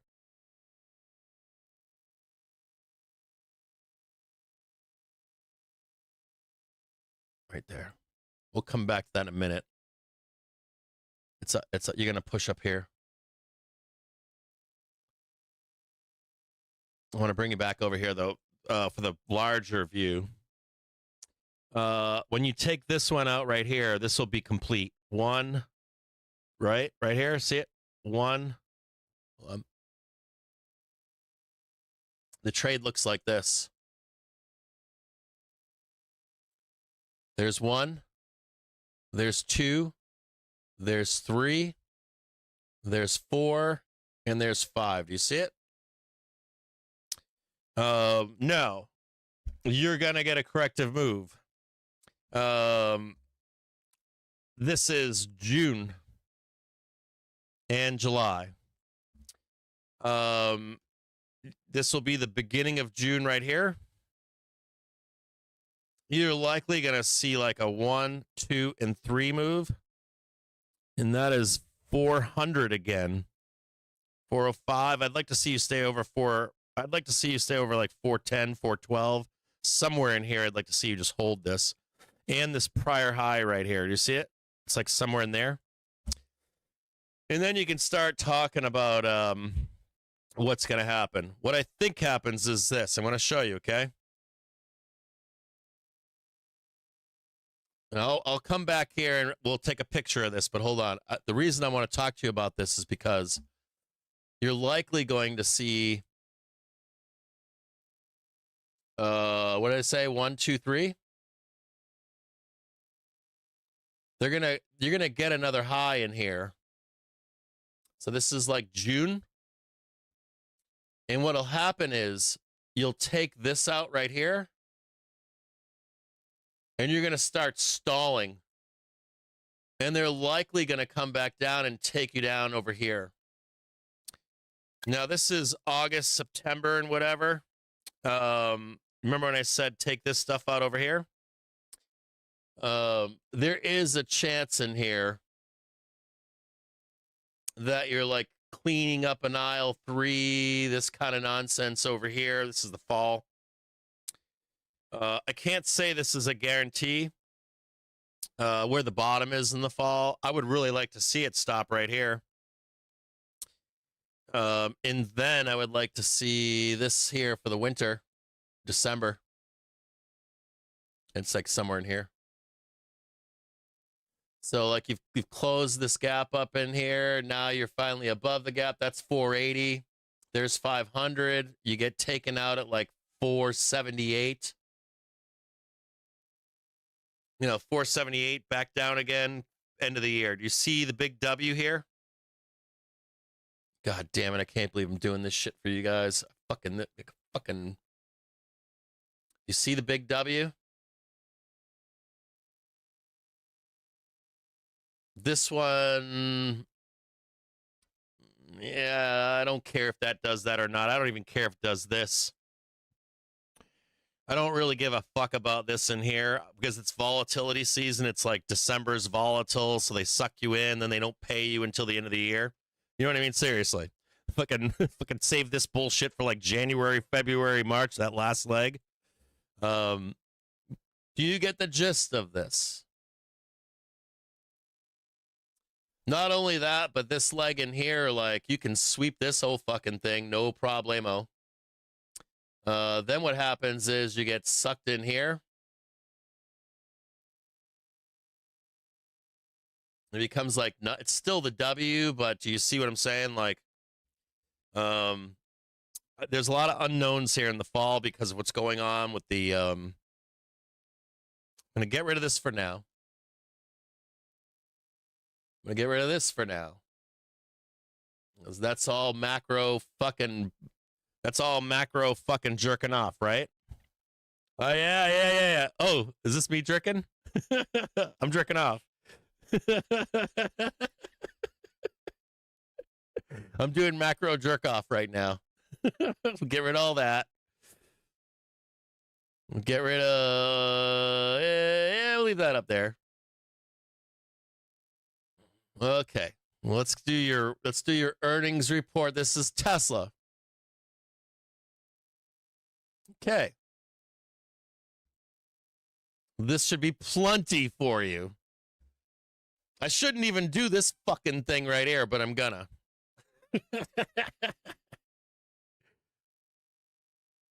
This is you could call this like this could be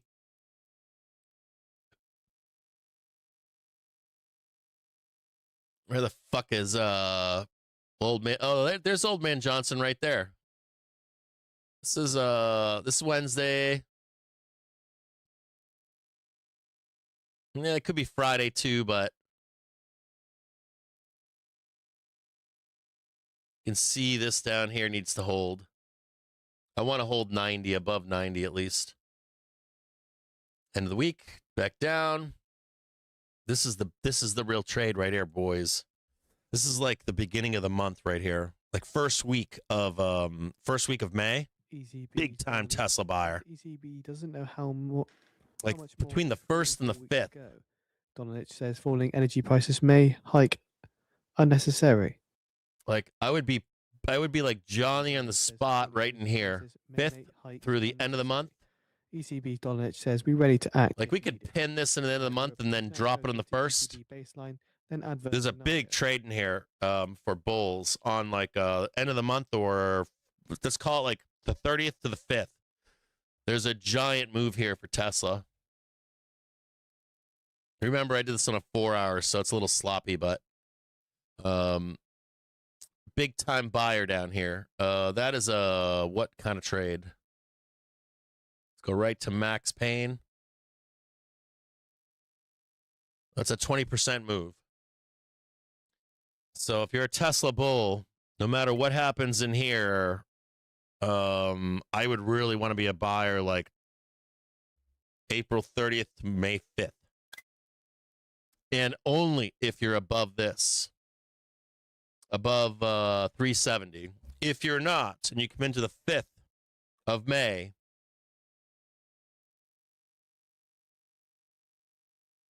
you can go as deep as this right here. So let's say you come into like they blood you down, shank you down.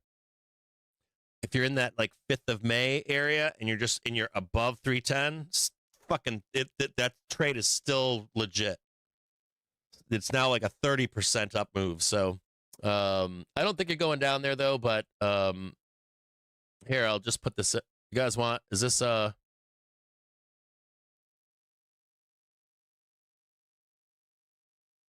you go. There's Tesla.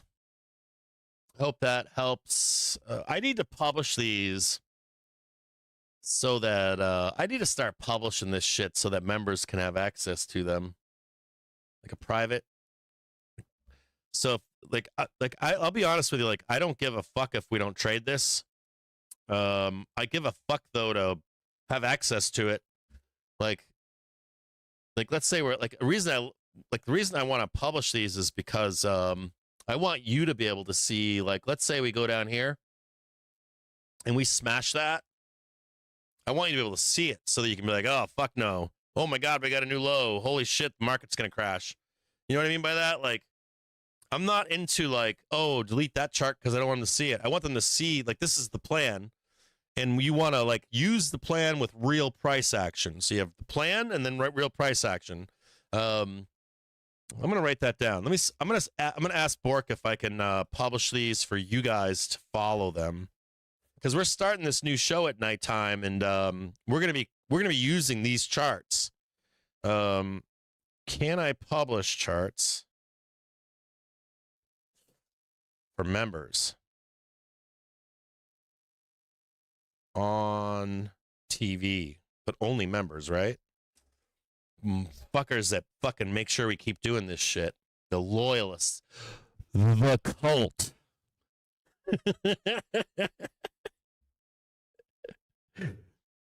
But that at least gives you the like if the date is wrong or the time is wrong, like you like this is time and price, of course, but I think like having the plan and then the actual trading so that we can update as we go along. Like, oh my God, we got this plan to go up here and we're down here and then we're down there. And we have to alter our plan now, right? New plan. US officials. I wrote it down. I'm going to ask Bork about it. Weapons delivery Um, delays amid Iran war. That's according to sources. I think this is what the benefit is of this show is that we write plans, right? Let's do this. We have this much time to do that. We need to unlock that. Then our next target is up here, and we want to unlock this stuff up here. Like, if they come in and like knock us, like, here's an example. Like, if we fail right here, I would want to know. I would want to warn you. Like, if you fucking failed that, dude, we're not doing the rest of that shit. We're going down. Like, right down here, bro. Like, I want to be able to tell you that. Like, this is our plan. We're failing. Get the fuck out of your trade. You know?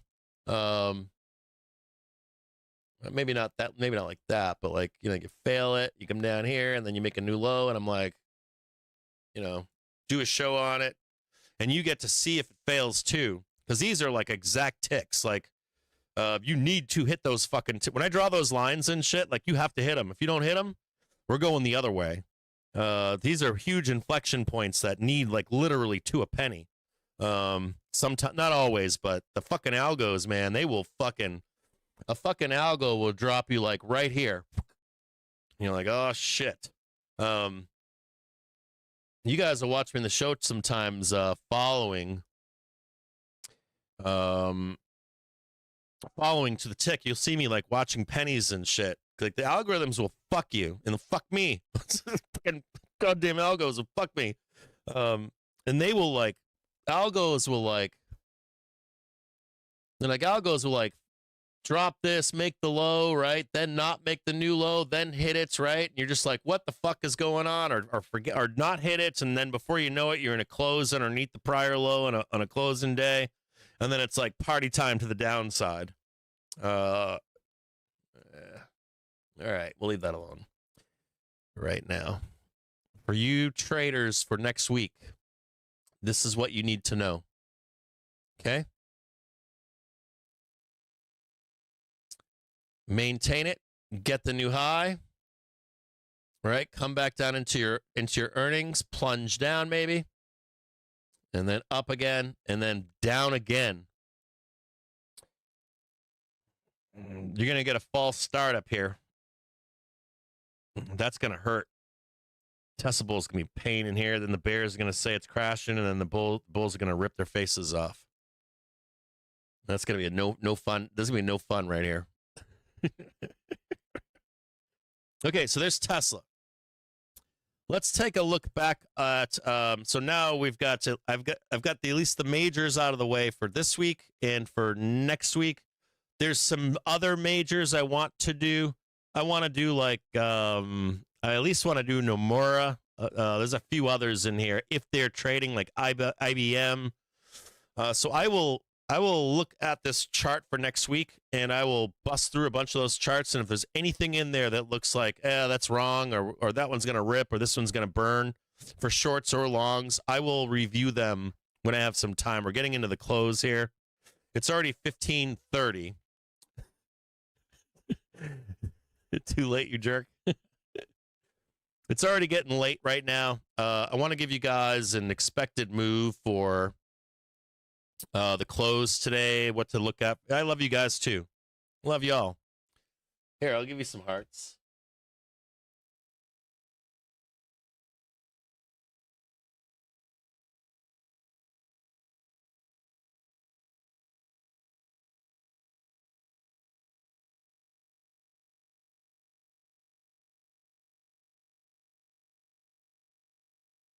Yeah, you guys don't. You guys wouldn't like. I don't know how to say this, but like,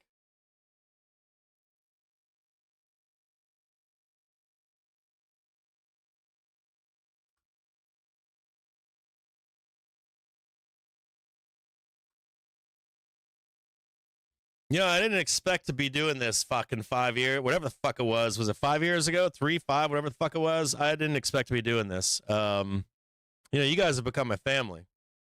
I spend more time with you than I do my family. I spend more time with you than my family, than my friends. I go to work every day with you guys, alone in a room in a box. Hold on here. Let's go. Let's go look at SPY into the close. Hey, we're cranking higher again. Sweet. Caught that low real nice, right? Oh my God, get me on it, get me on it, get me on it, right? Pretty sweet, right? We even got the new low, but what was this? We didn't catch the exhaustion green candle right here, right? We're looking for a little bit of green to like right here, and we're looking for a bunch of red candles to go down. Didn't happen. Get long as fast as you fucking can, right? To go up. And we're gonna go back and check these guys next, right? Check these guys next, right? And then we're gonna go back down there, and then we're gonna hopefully get that big thing up here, right?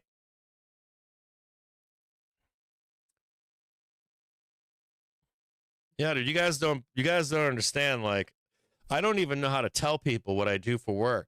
Like, I hang out with you guys. Like, when I go travel and shit, like vacation, I vacation with you guys now. If some of you have tried, I shouldn't say just that. It's like I have friends here in Detroit that know what I do. Not many, but a few.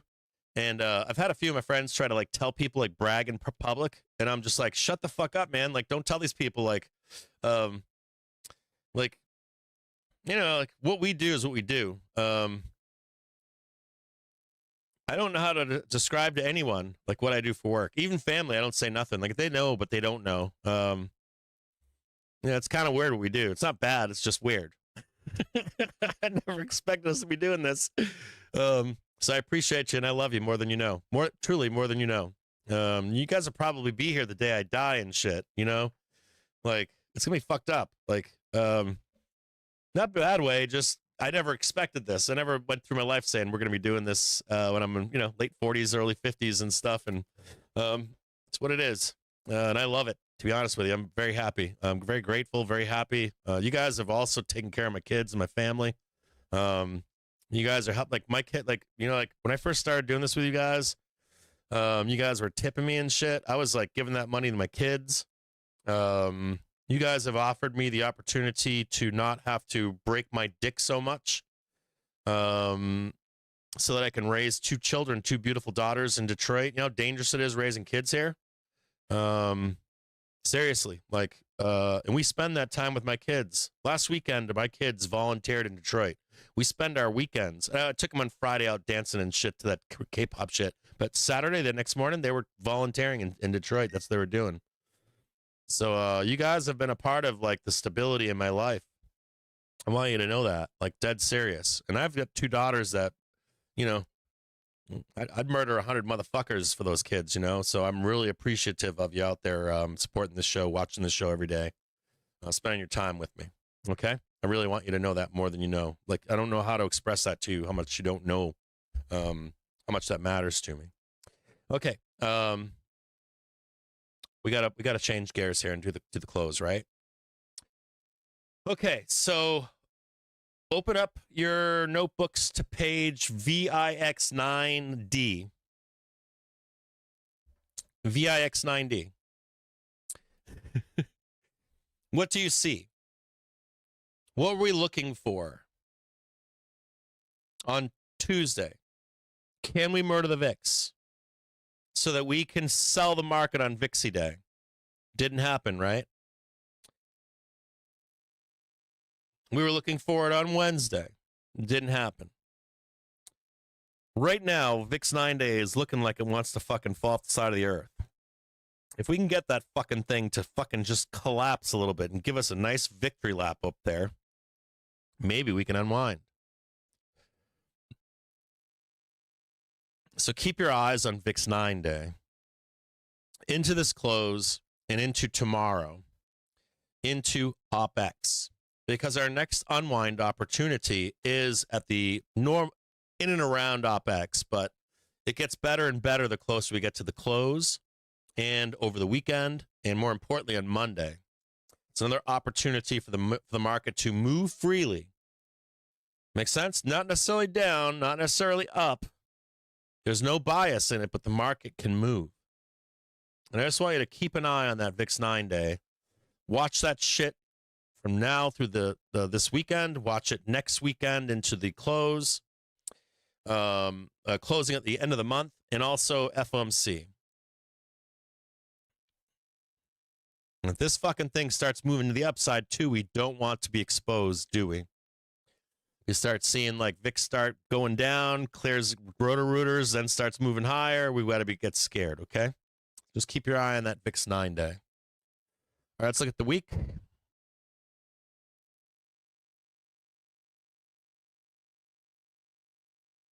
Same story.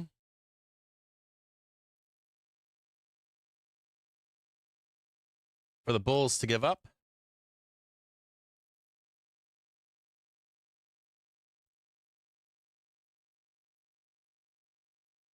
I got to get this done as fast as possible because I do want to watch Netflix with you.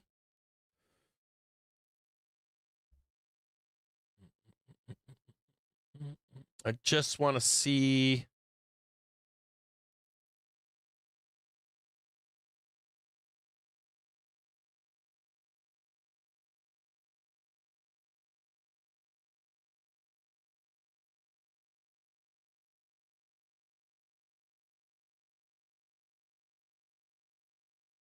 Right there. Right there. Right fucking there. This last these bastards right here. They should said that one right there. They did this one right here. Right there. They did this one right here. Then they came in lower. This one's lower.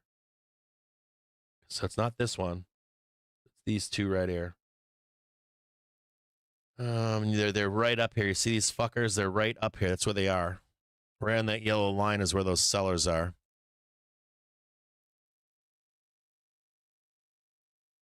The Autobots.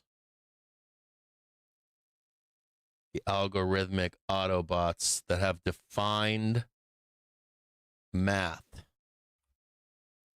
Pre-planned, defined math.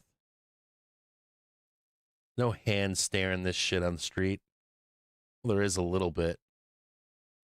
If they give you some money to play with, but for the big boys, they're all automated.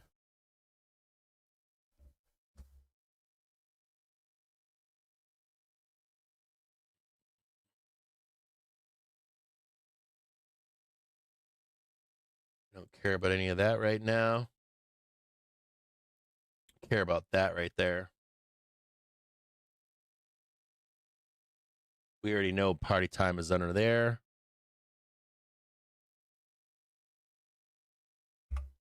Remember, when this shit stopped going up, right? All that's open right there. See, this is everything the bulls have right here. This is it. And once they lose it,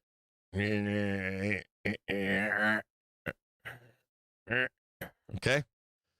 See that? Tell them I do online work. No, they know I work in finance. I've been trading for a long time, and then I was into like Bitcoin and shit, and it was easier when I was flipping houses to just be like, yeah, I'm flipping houses and I make money in the stock market. It was just like that. And then COVID happened, and they want to know, you going back to work? What are you gonna do? You're gonna flip houses? And I'm like, I'm in finance now. Blah blah blah. I got made a bunch of friends, trading group men. But I don't want them to know that I'm fucking streaming all day long, writing reports at nighttime, got a bunch of fucking people and fucking working for us, and but like it's becoming a fucking cult. I can't tell people that.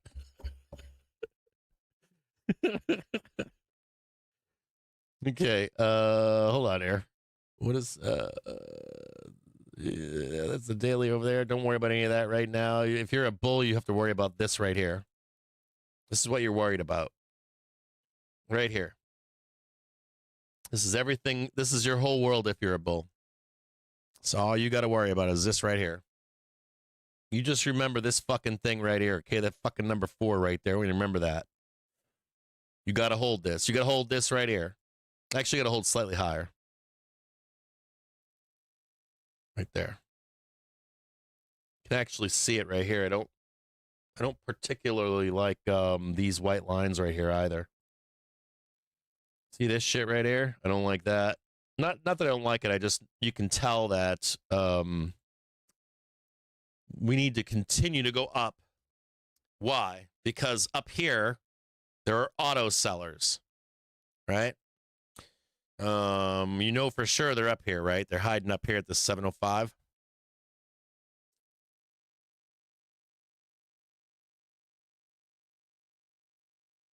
Yeah, 705.50. Hiding right there. That's Monday. Just make sure I got this right. Make sure none of this is all fucked up. Nah, that's kind of fucked up. No. It's kind of close. We already know without a doubt that there's going to be supply at 405.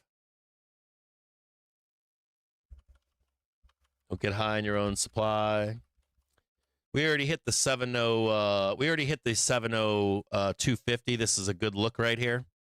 You see that right there? When I was telling you yesterday in the stream, I said you don't want to. I was like in cash market. I was like, you have to do it in cash market. You can't do it overnight. And overnight we had I think we hit 701.85 or 65 or something. That wasn't good enough. Now we did hit the 705.52 here. That is a good look. You want to see that new fucking high today in cash market, which we did, right? Good job. So, it's telling you, you go higher until you fail. If you have a hard time trading squeezing, I'm explaining to you right now how to trade it. So, you're going from marker to R2. You're going from when you're like. You've never been here before. We haven't, right? SPY has never been here before. So what you start doing is marking off like zeros, 5s, 2.5s. So it'd be 0, 2.5, 5, 7.5, 10. And you just look at that. It's that simple. You don't have to do any measuring. You don't have to do any of that bullshit. You don't have to learn all of Elliott Wave. You just don't have to. You just have to respect inflection points higher and say, did we look above this number? Yes, implies we're going to continue up. Let's say we start rejecting 705. Like this says we're going to 705.54. And even if we were to roll, it would imply that it would hold on the daily or the hourly or the daily. In that we're going to go up from there. So you want to be paying. Are we popping right now? Are we making money right now?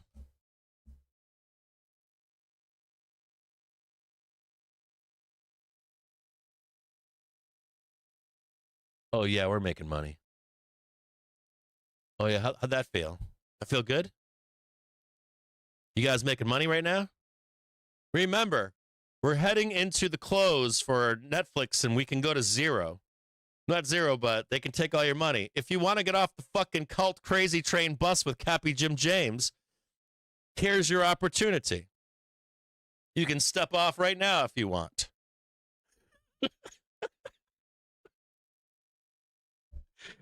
I already told you that I'm not stepping off, but you're more than welcome to. And if this goes wrong, at least raise stops or something, okay?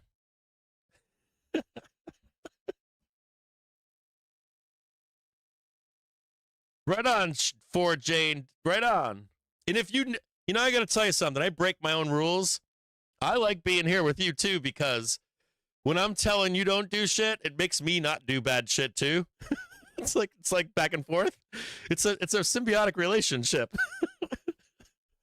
Like where I'm going to make bad decisions and I'm talking them out with you, and I'm like, I'm not going to do that. I'm not going to do that. Right on, brother. Right on, right on, right on. Okay. Here we go.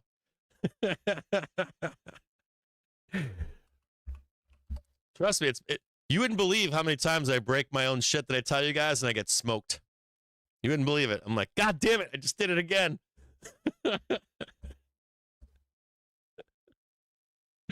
My wife's looking at me right now.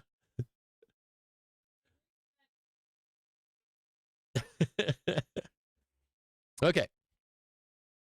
I gotta get back to the I gotta get back to the jam here. Okay, so we've got this right here, okay? This new high. You already know what I'm gonna tell you, right? We're going right here. Right there, okay? Now we're gonna go up here. We're gonna hit that bad boy right there. No, hold on. We'll just start it right here. Right there, we're gonna hit. We're then, of course, gonna come back down here. I'm gonna make it fine for you.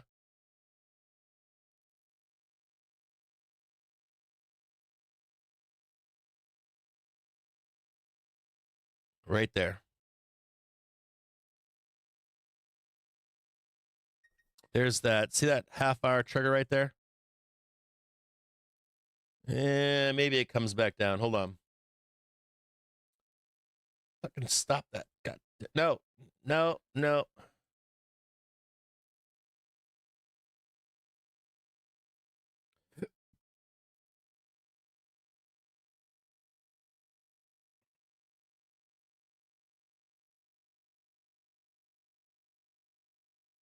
We're going to come back down again.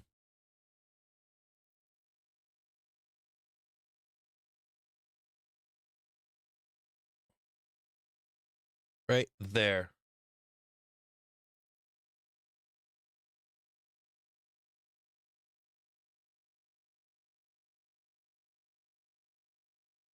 Okay, so this is the outlook right here. Abandoned ship right there. Or not abandoned ship right there. Abandoned ship is under 700, so we got to hold 700. Now there is something else I want to show you, okay?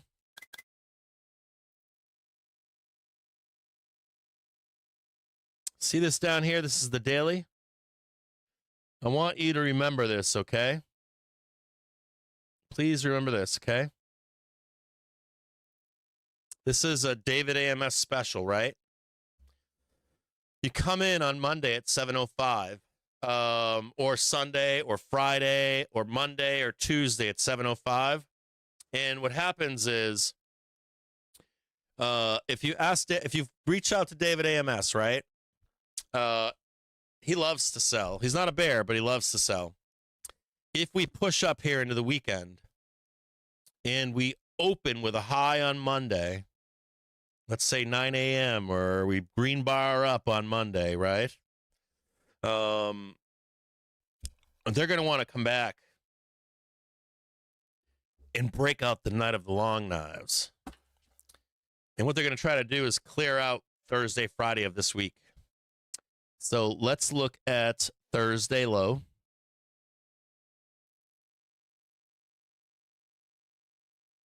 Right there. And let's look at where it is. Right there. You see that? And we have FOMC next week, don't we? So FOMC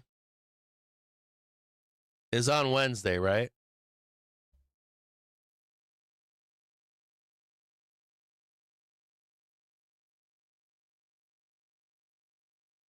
So here's where it gets ugly. You wake up on Monday at a high at 9 a.m.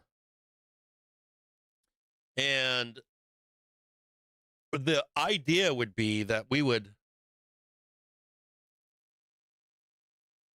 without an FOMC event, right? Without a binary event as big as FOMC, you would think that you're going to come into Monday, sweep this into, like, let's say Monday, Tuesday or something, and then we have continuation to the upside. I don't see that. I think you're going to come in on Monday morning and it's going to be like, we're already selling.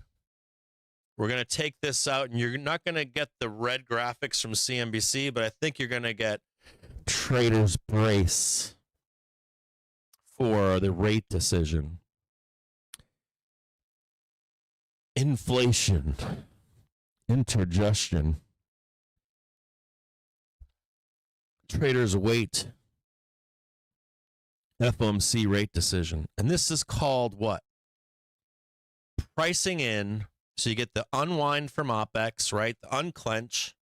You get unrealized volatility. Not realized volatility, unrealized volatility. And I would bet if you were to look at SPX at the money volatility, it starts picking up with caution when we open on Monday. You want to look at it together, maybe? We're going to go look at Gamma Labs. I love this guy. He's got a kick-ass, one of my favorite. Let's go look and see what he's got here. What's he got going on?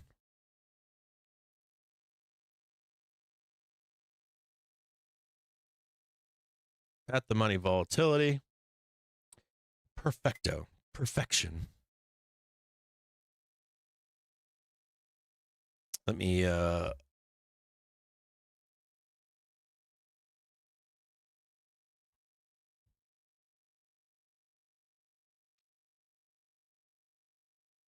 I'm going to post this in the Discord. And where does volatility, or when does where does volatility bottom?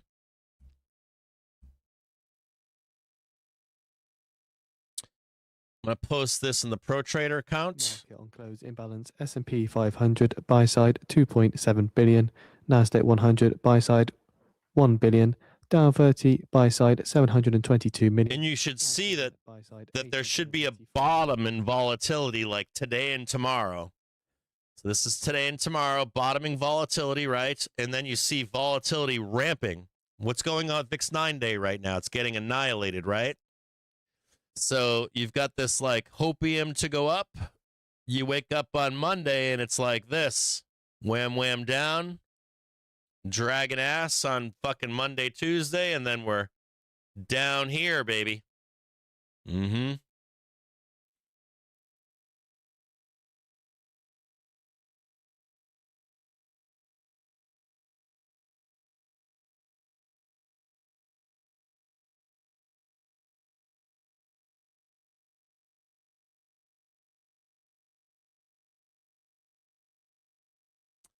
There is your volatility ramp, and it's unrealized. So here's your day right here. This isn't even anything bad. All it is traders brace for the decision. And all of a sudden, you got a bunch of days in here to take out. And you've got your weekly over here. And you've got your daily coming up for a dip to buy. Oh, yeah, you see that, right? You guys are all freaking out right now. You see it? Now you see it, right? Unrealized volatility. Oh, my God, there's a rate hike. And do we buy it and disappear to the upside? So I want you to snip this.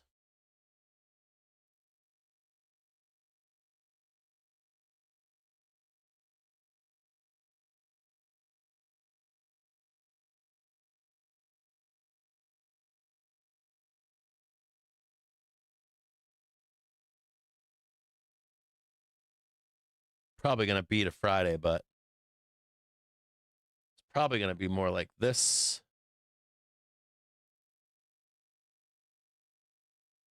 And I don't think you can buy the dip until Friday of next week because you've given up. You've given up Thursday, Friday.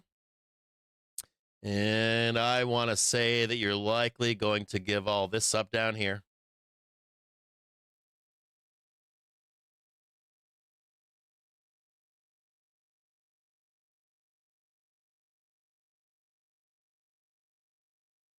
And I don't think they're going to let you up until the close.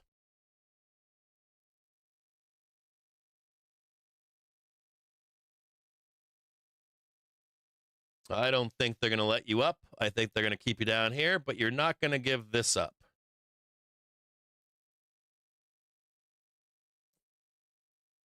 You could even see a little dip your wick. Doors open. Everybody's freaking out. Actually, that makes more sense. Plunge down here. The Bears are going to call for a crash over the weekend.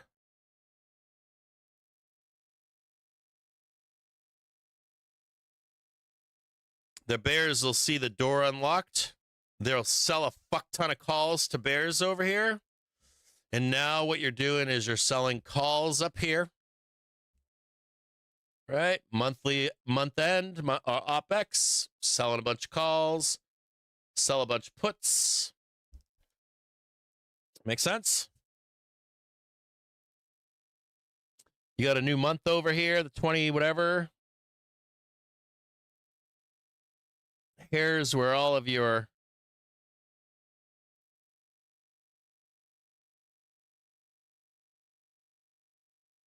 as a matter of fact, it should stall.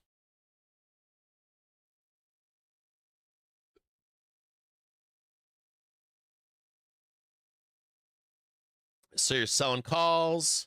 You're selling a bunch of fat puts over here. And before you know it, we're like getting out of here. Make sense?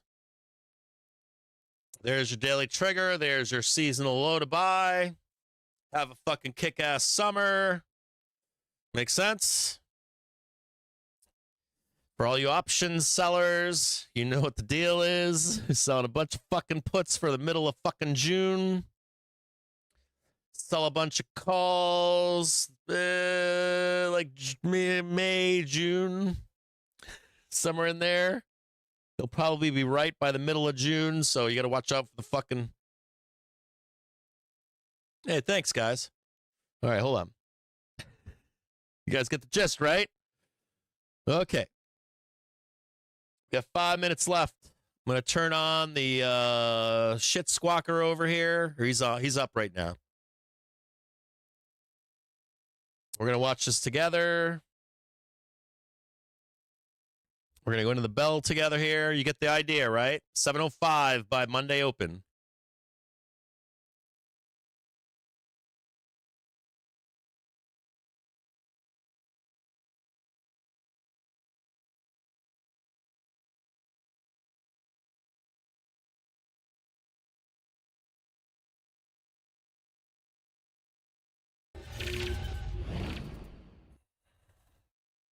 Hey, look it up there. Check it out.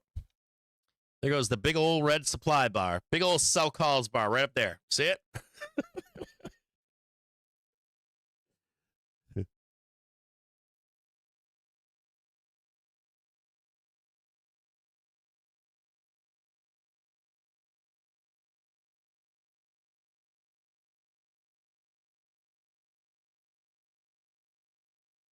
A word of warning, if Netflix gets taken to the woodshed, SPY will likely recover. Another few points.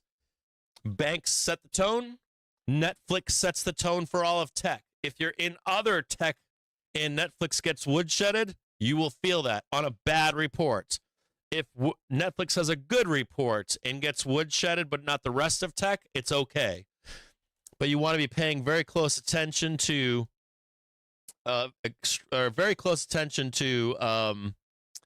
the report in particular. Price action means less. It's a nice little gap up here so you can see it in the bell. There's a nice little gap to fill. Make sure if you want to get out, you can get out when you need to in case anything happens. Let's play gambling time. Watch out for this gap down here. They could be like this. You go up in here, then they would shut us right down, then they whipsaw us right back up, okay? If you want off the crazy train at 4 p.m., this is the place to do it. If you're looking to play ER gambling, you're way down here.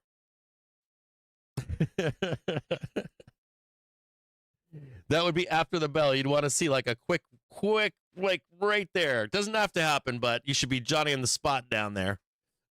And if it leaves you behind, it leaves you behind.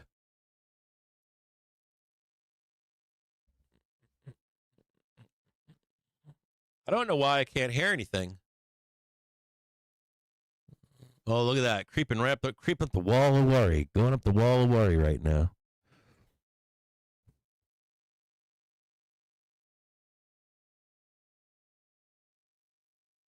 MOC imbalance. I'll post that. I've been forgetting to do my goddamn job again. Fucking Christ. I'm not doing the fucking MOCs for you guys. I need to write down everything I got to do every day. Like last night, I started rearranging all of my bookmarks so that I can just open them all in the morning and hit every segment of the show for you. Because the show is going to rapidly evolve over the next week or two. Post this in here.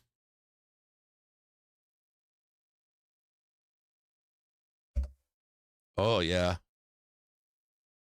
Oh, God, yeah. Oh, fuck yeah. Go on up. Oh, yeah. Oof. No. A little bit. No. No, no. No, no, no, no, no, no. No. Do not sweep that fucking low. No. U.S. documents, U.S. energy firm George E. Warren to load cargo of Venezuelan heavy crude in April and May.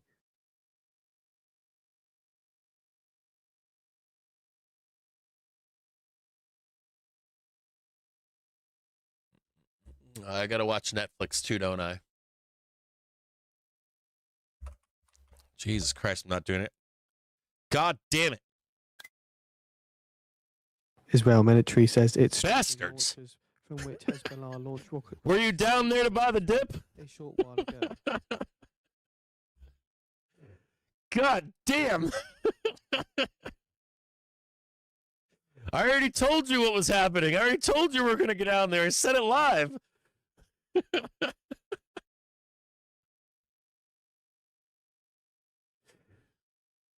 Bastards.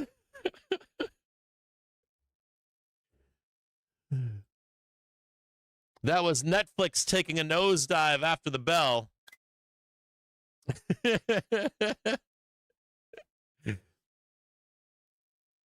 Schwab shares fall 7.6%.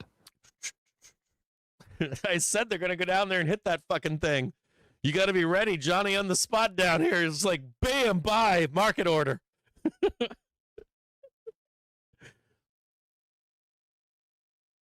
I said it, didn't I? Been trading this shit for too long.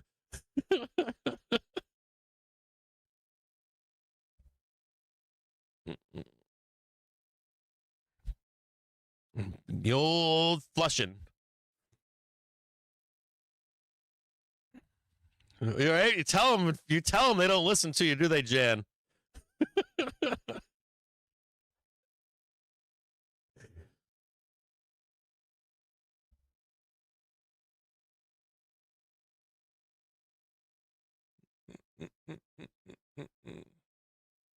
Netflix trading a check of its daily and weekly cross.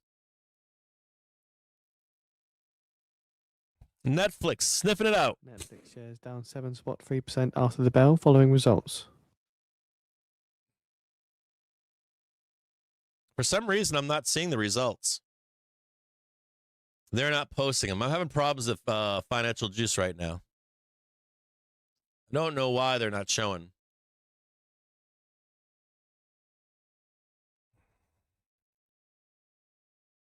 Netflix is checking its daily and weekly cross right now. And I'm not getting any misses. Remember what I told you about missing. You want to read their report and see if it's good or bad, or if it was like they missed the toilet paper budget or some shit. It's most likely has to do with calls versus puts. Everybody's in calls.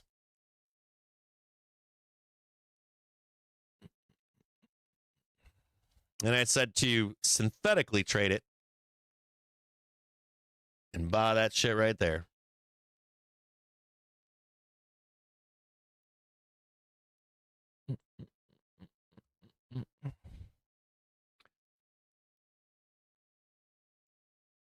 Netflix trading exact cross of daily and weekly trigger at 96.73.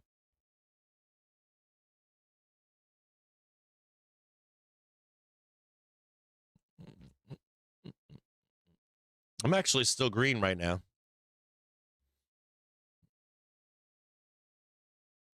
I think I'm going to stay long here because I think that when I wake up, it's going to still be green on tomorrow. I think you're going to see, you'll see, what do you call it? You'll see SPX like right here in the open tomorrow.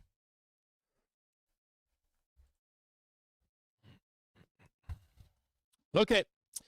I will, I for some reason I can't get, okay, here we go. Netflix earnings.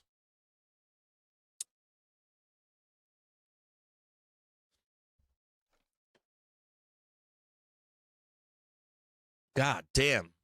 EPS, oof. Yeah, revs, oof. Ooh, free cash flow, eef.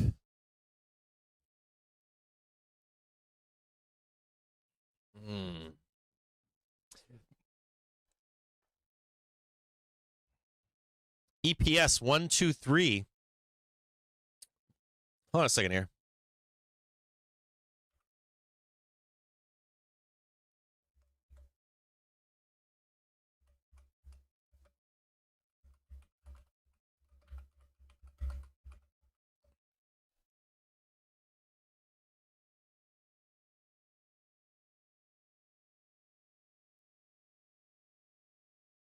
Oh, they fucking killed it, dude. Analysts estimate earnings per share of approximately 76 to 79 cents. They fucking crushed it. Do I have that wrong? They fucking crushed it. They made a 1.23 on it. They beat on revs. It was great. They did fine. Free cash flow. They have 5 points. They're doing great. I had this in reverse. They're guiding down though for Q2. That's good for their Winky. If you're watching the show right now, they're guiding down, which is good. Their estimates were much higher heading into the Q2 and Q3. That leaves room for them to print well in the summer.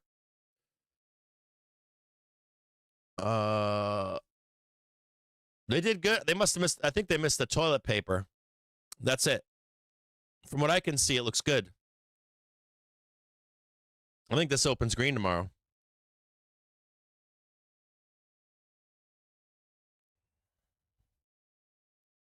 Yeah, I had them getting hit on their earnings, but I was hoping that they would pop and then take the supply. So maybe they'll save it for tomorrow. We'll go up there and hit the supply for them. Because they have to take out one. What do they have to take out? They have to take out. I would like to see them take out $111.48 to the penny. That's it. Just 111.48, and then they can fade them even lower. Ooh, maybe there are 0-date Friday for Netflix. I might have to get some 0-dates tomorrow for Netflix. It looks like they got beats across the board. They fucking they killed it. They fucking murdered. $1.23 versus 60 cents, 66 cents. It's almost double. Well, not really, but kind of. All right, I'll see all of you guys tomorrow. That's why I don't like playing those tickers, man. The only thing I like playing on earnings is like synthetics. That's it. Okay, you guys have a great night. If you were able to buy this dip down here after the bell on this green wick, congratulations. Absolutely, congratulations if you caught that. I'll see all of you tomorrow, 9:30 in the morning. This stands for SPY Outlook. Nothing's changed. Don't expect SPY to crash because of Netflix. The indexes will come back into line. The same thing is on the upside, too. If you see like SPY rip on an ER, it'll come back down by open the next morning and stay in line until all these reports are done, and then it'll unwind. I'll see you guys tomorrow, 9:30 in the morning. Thanks for showing up today.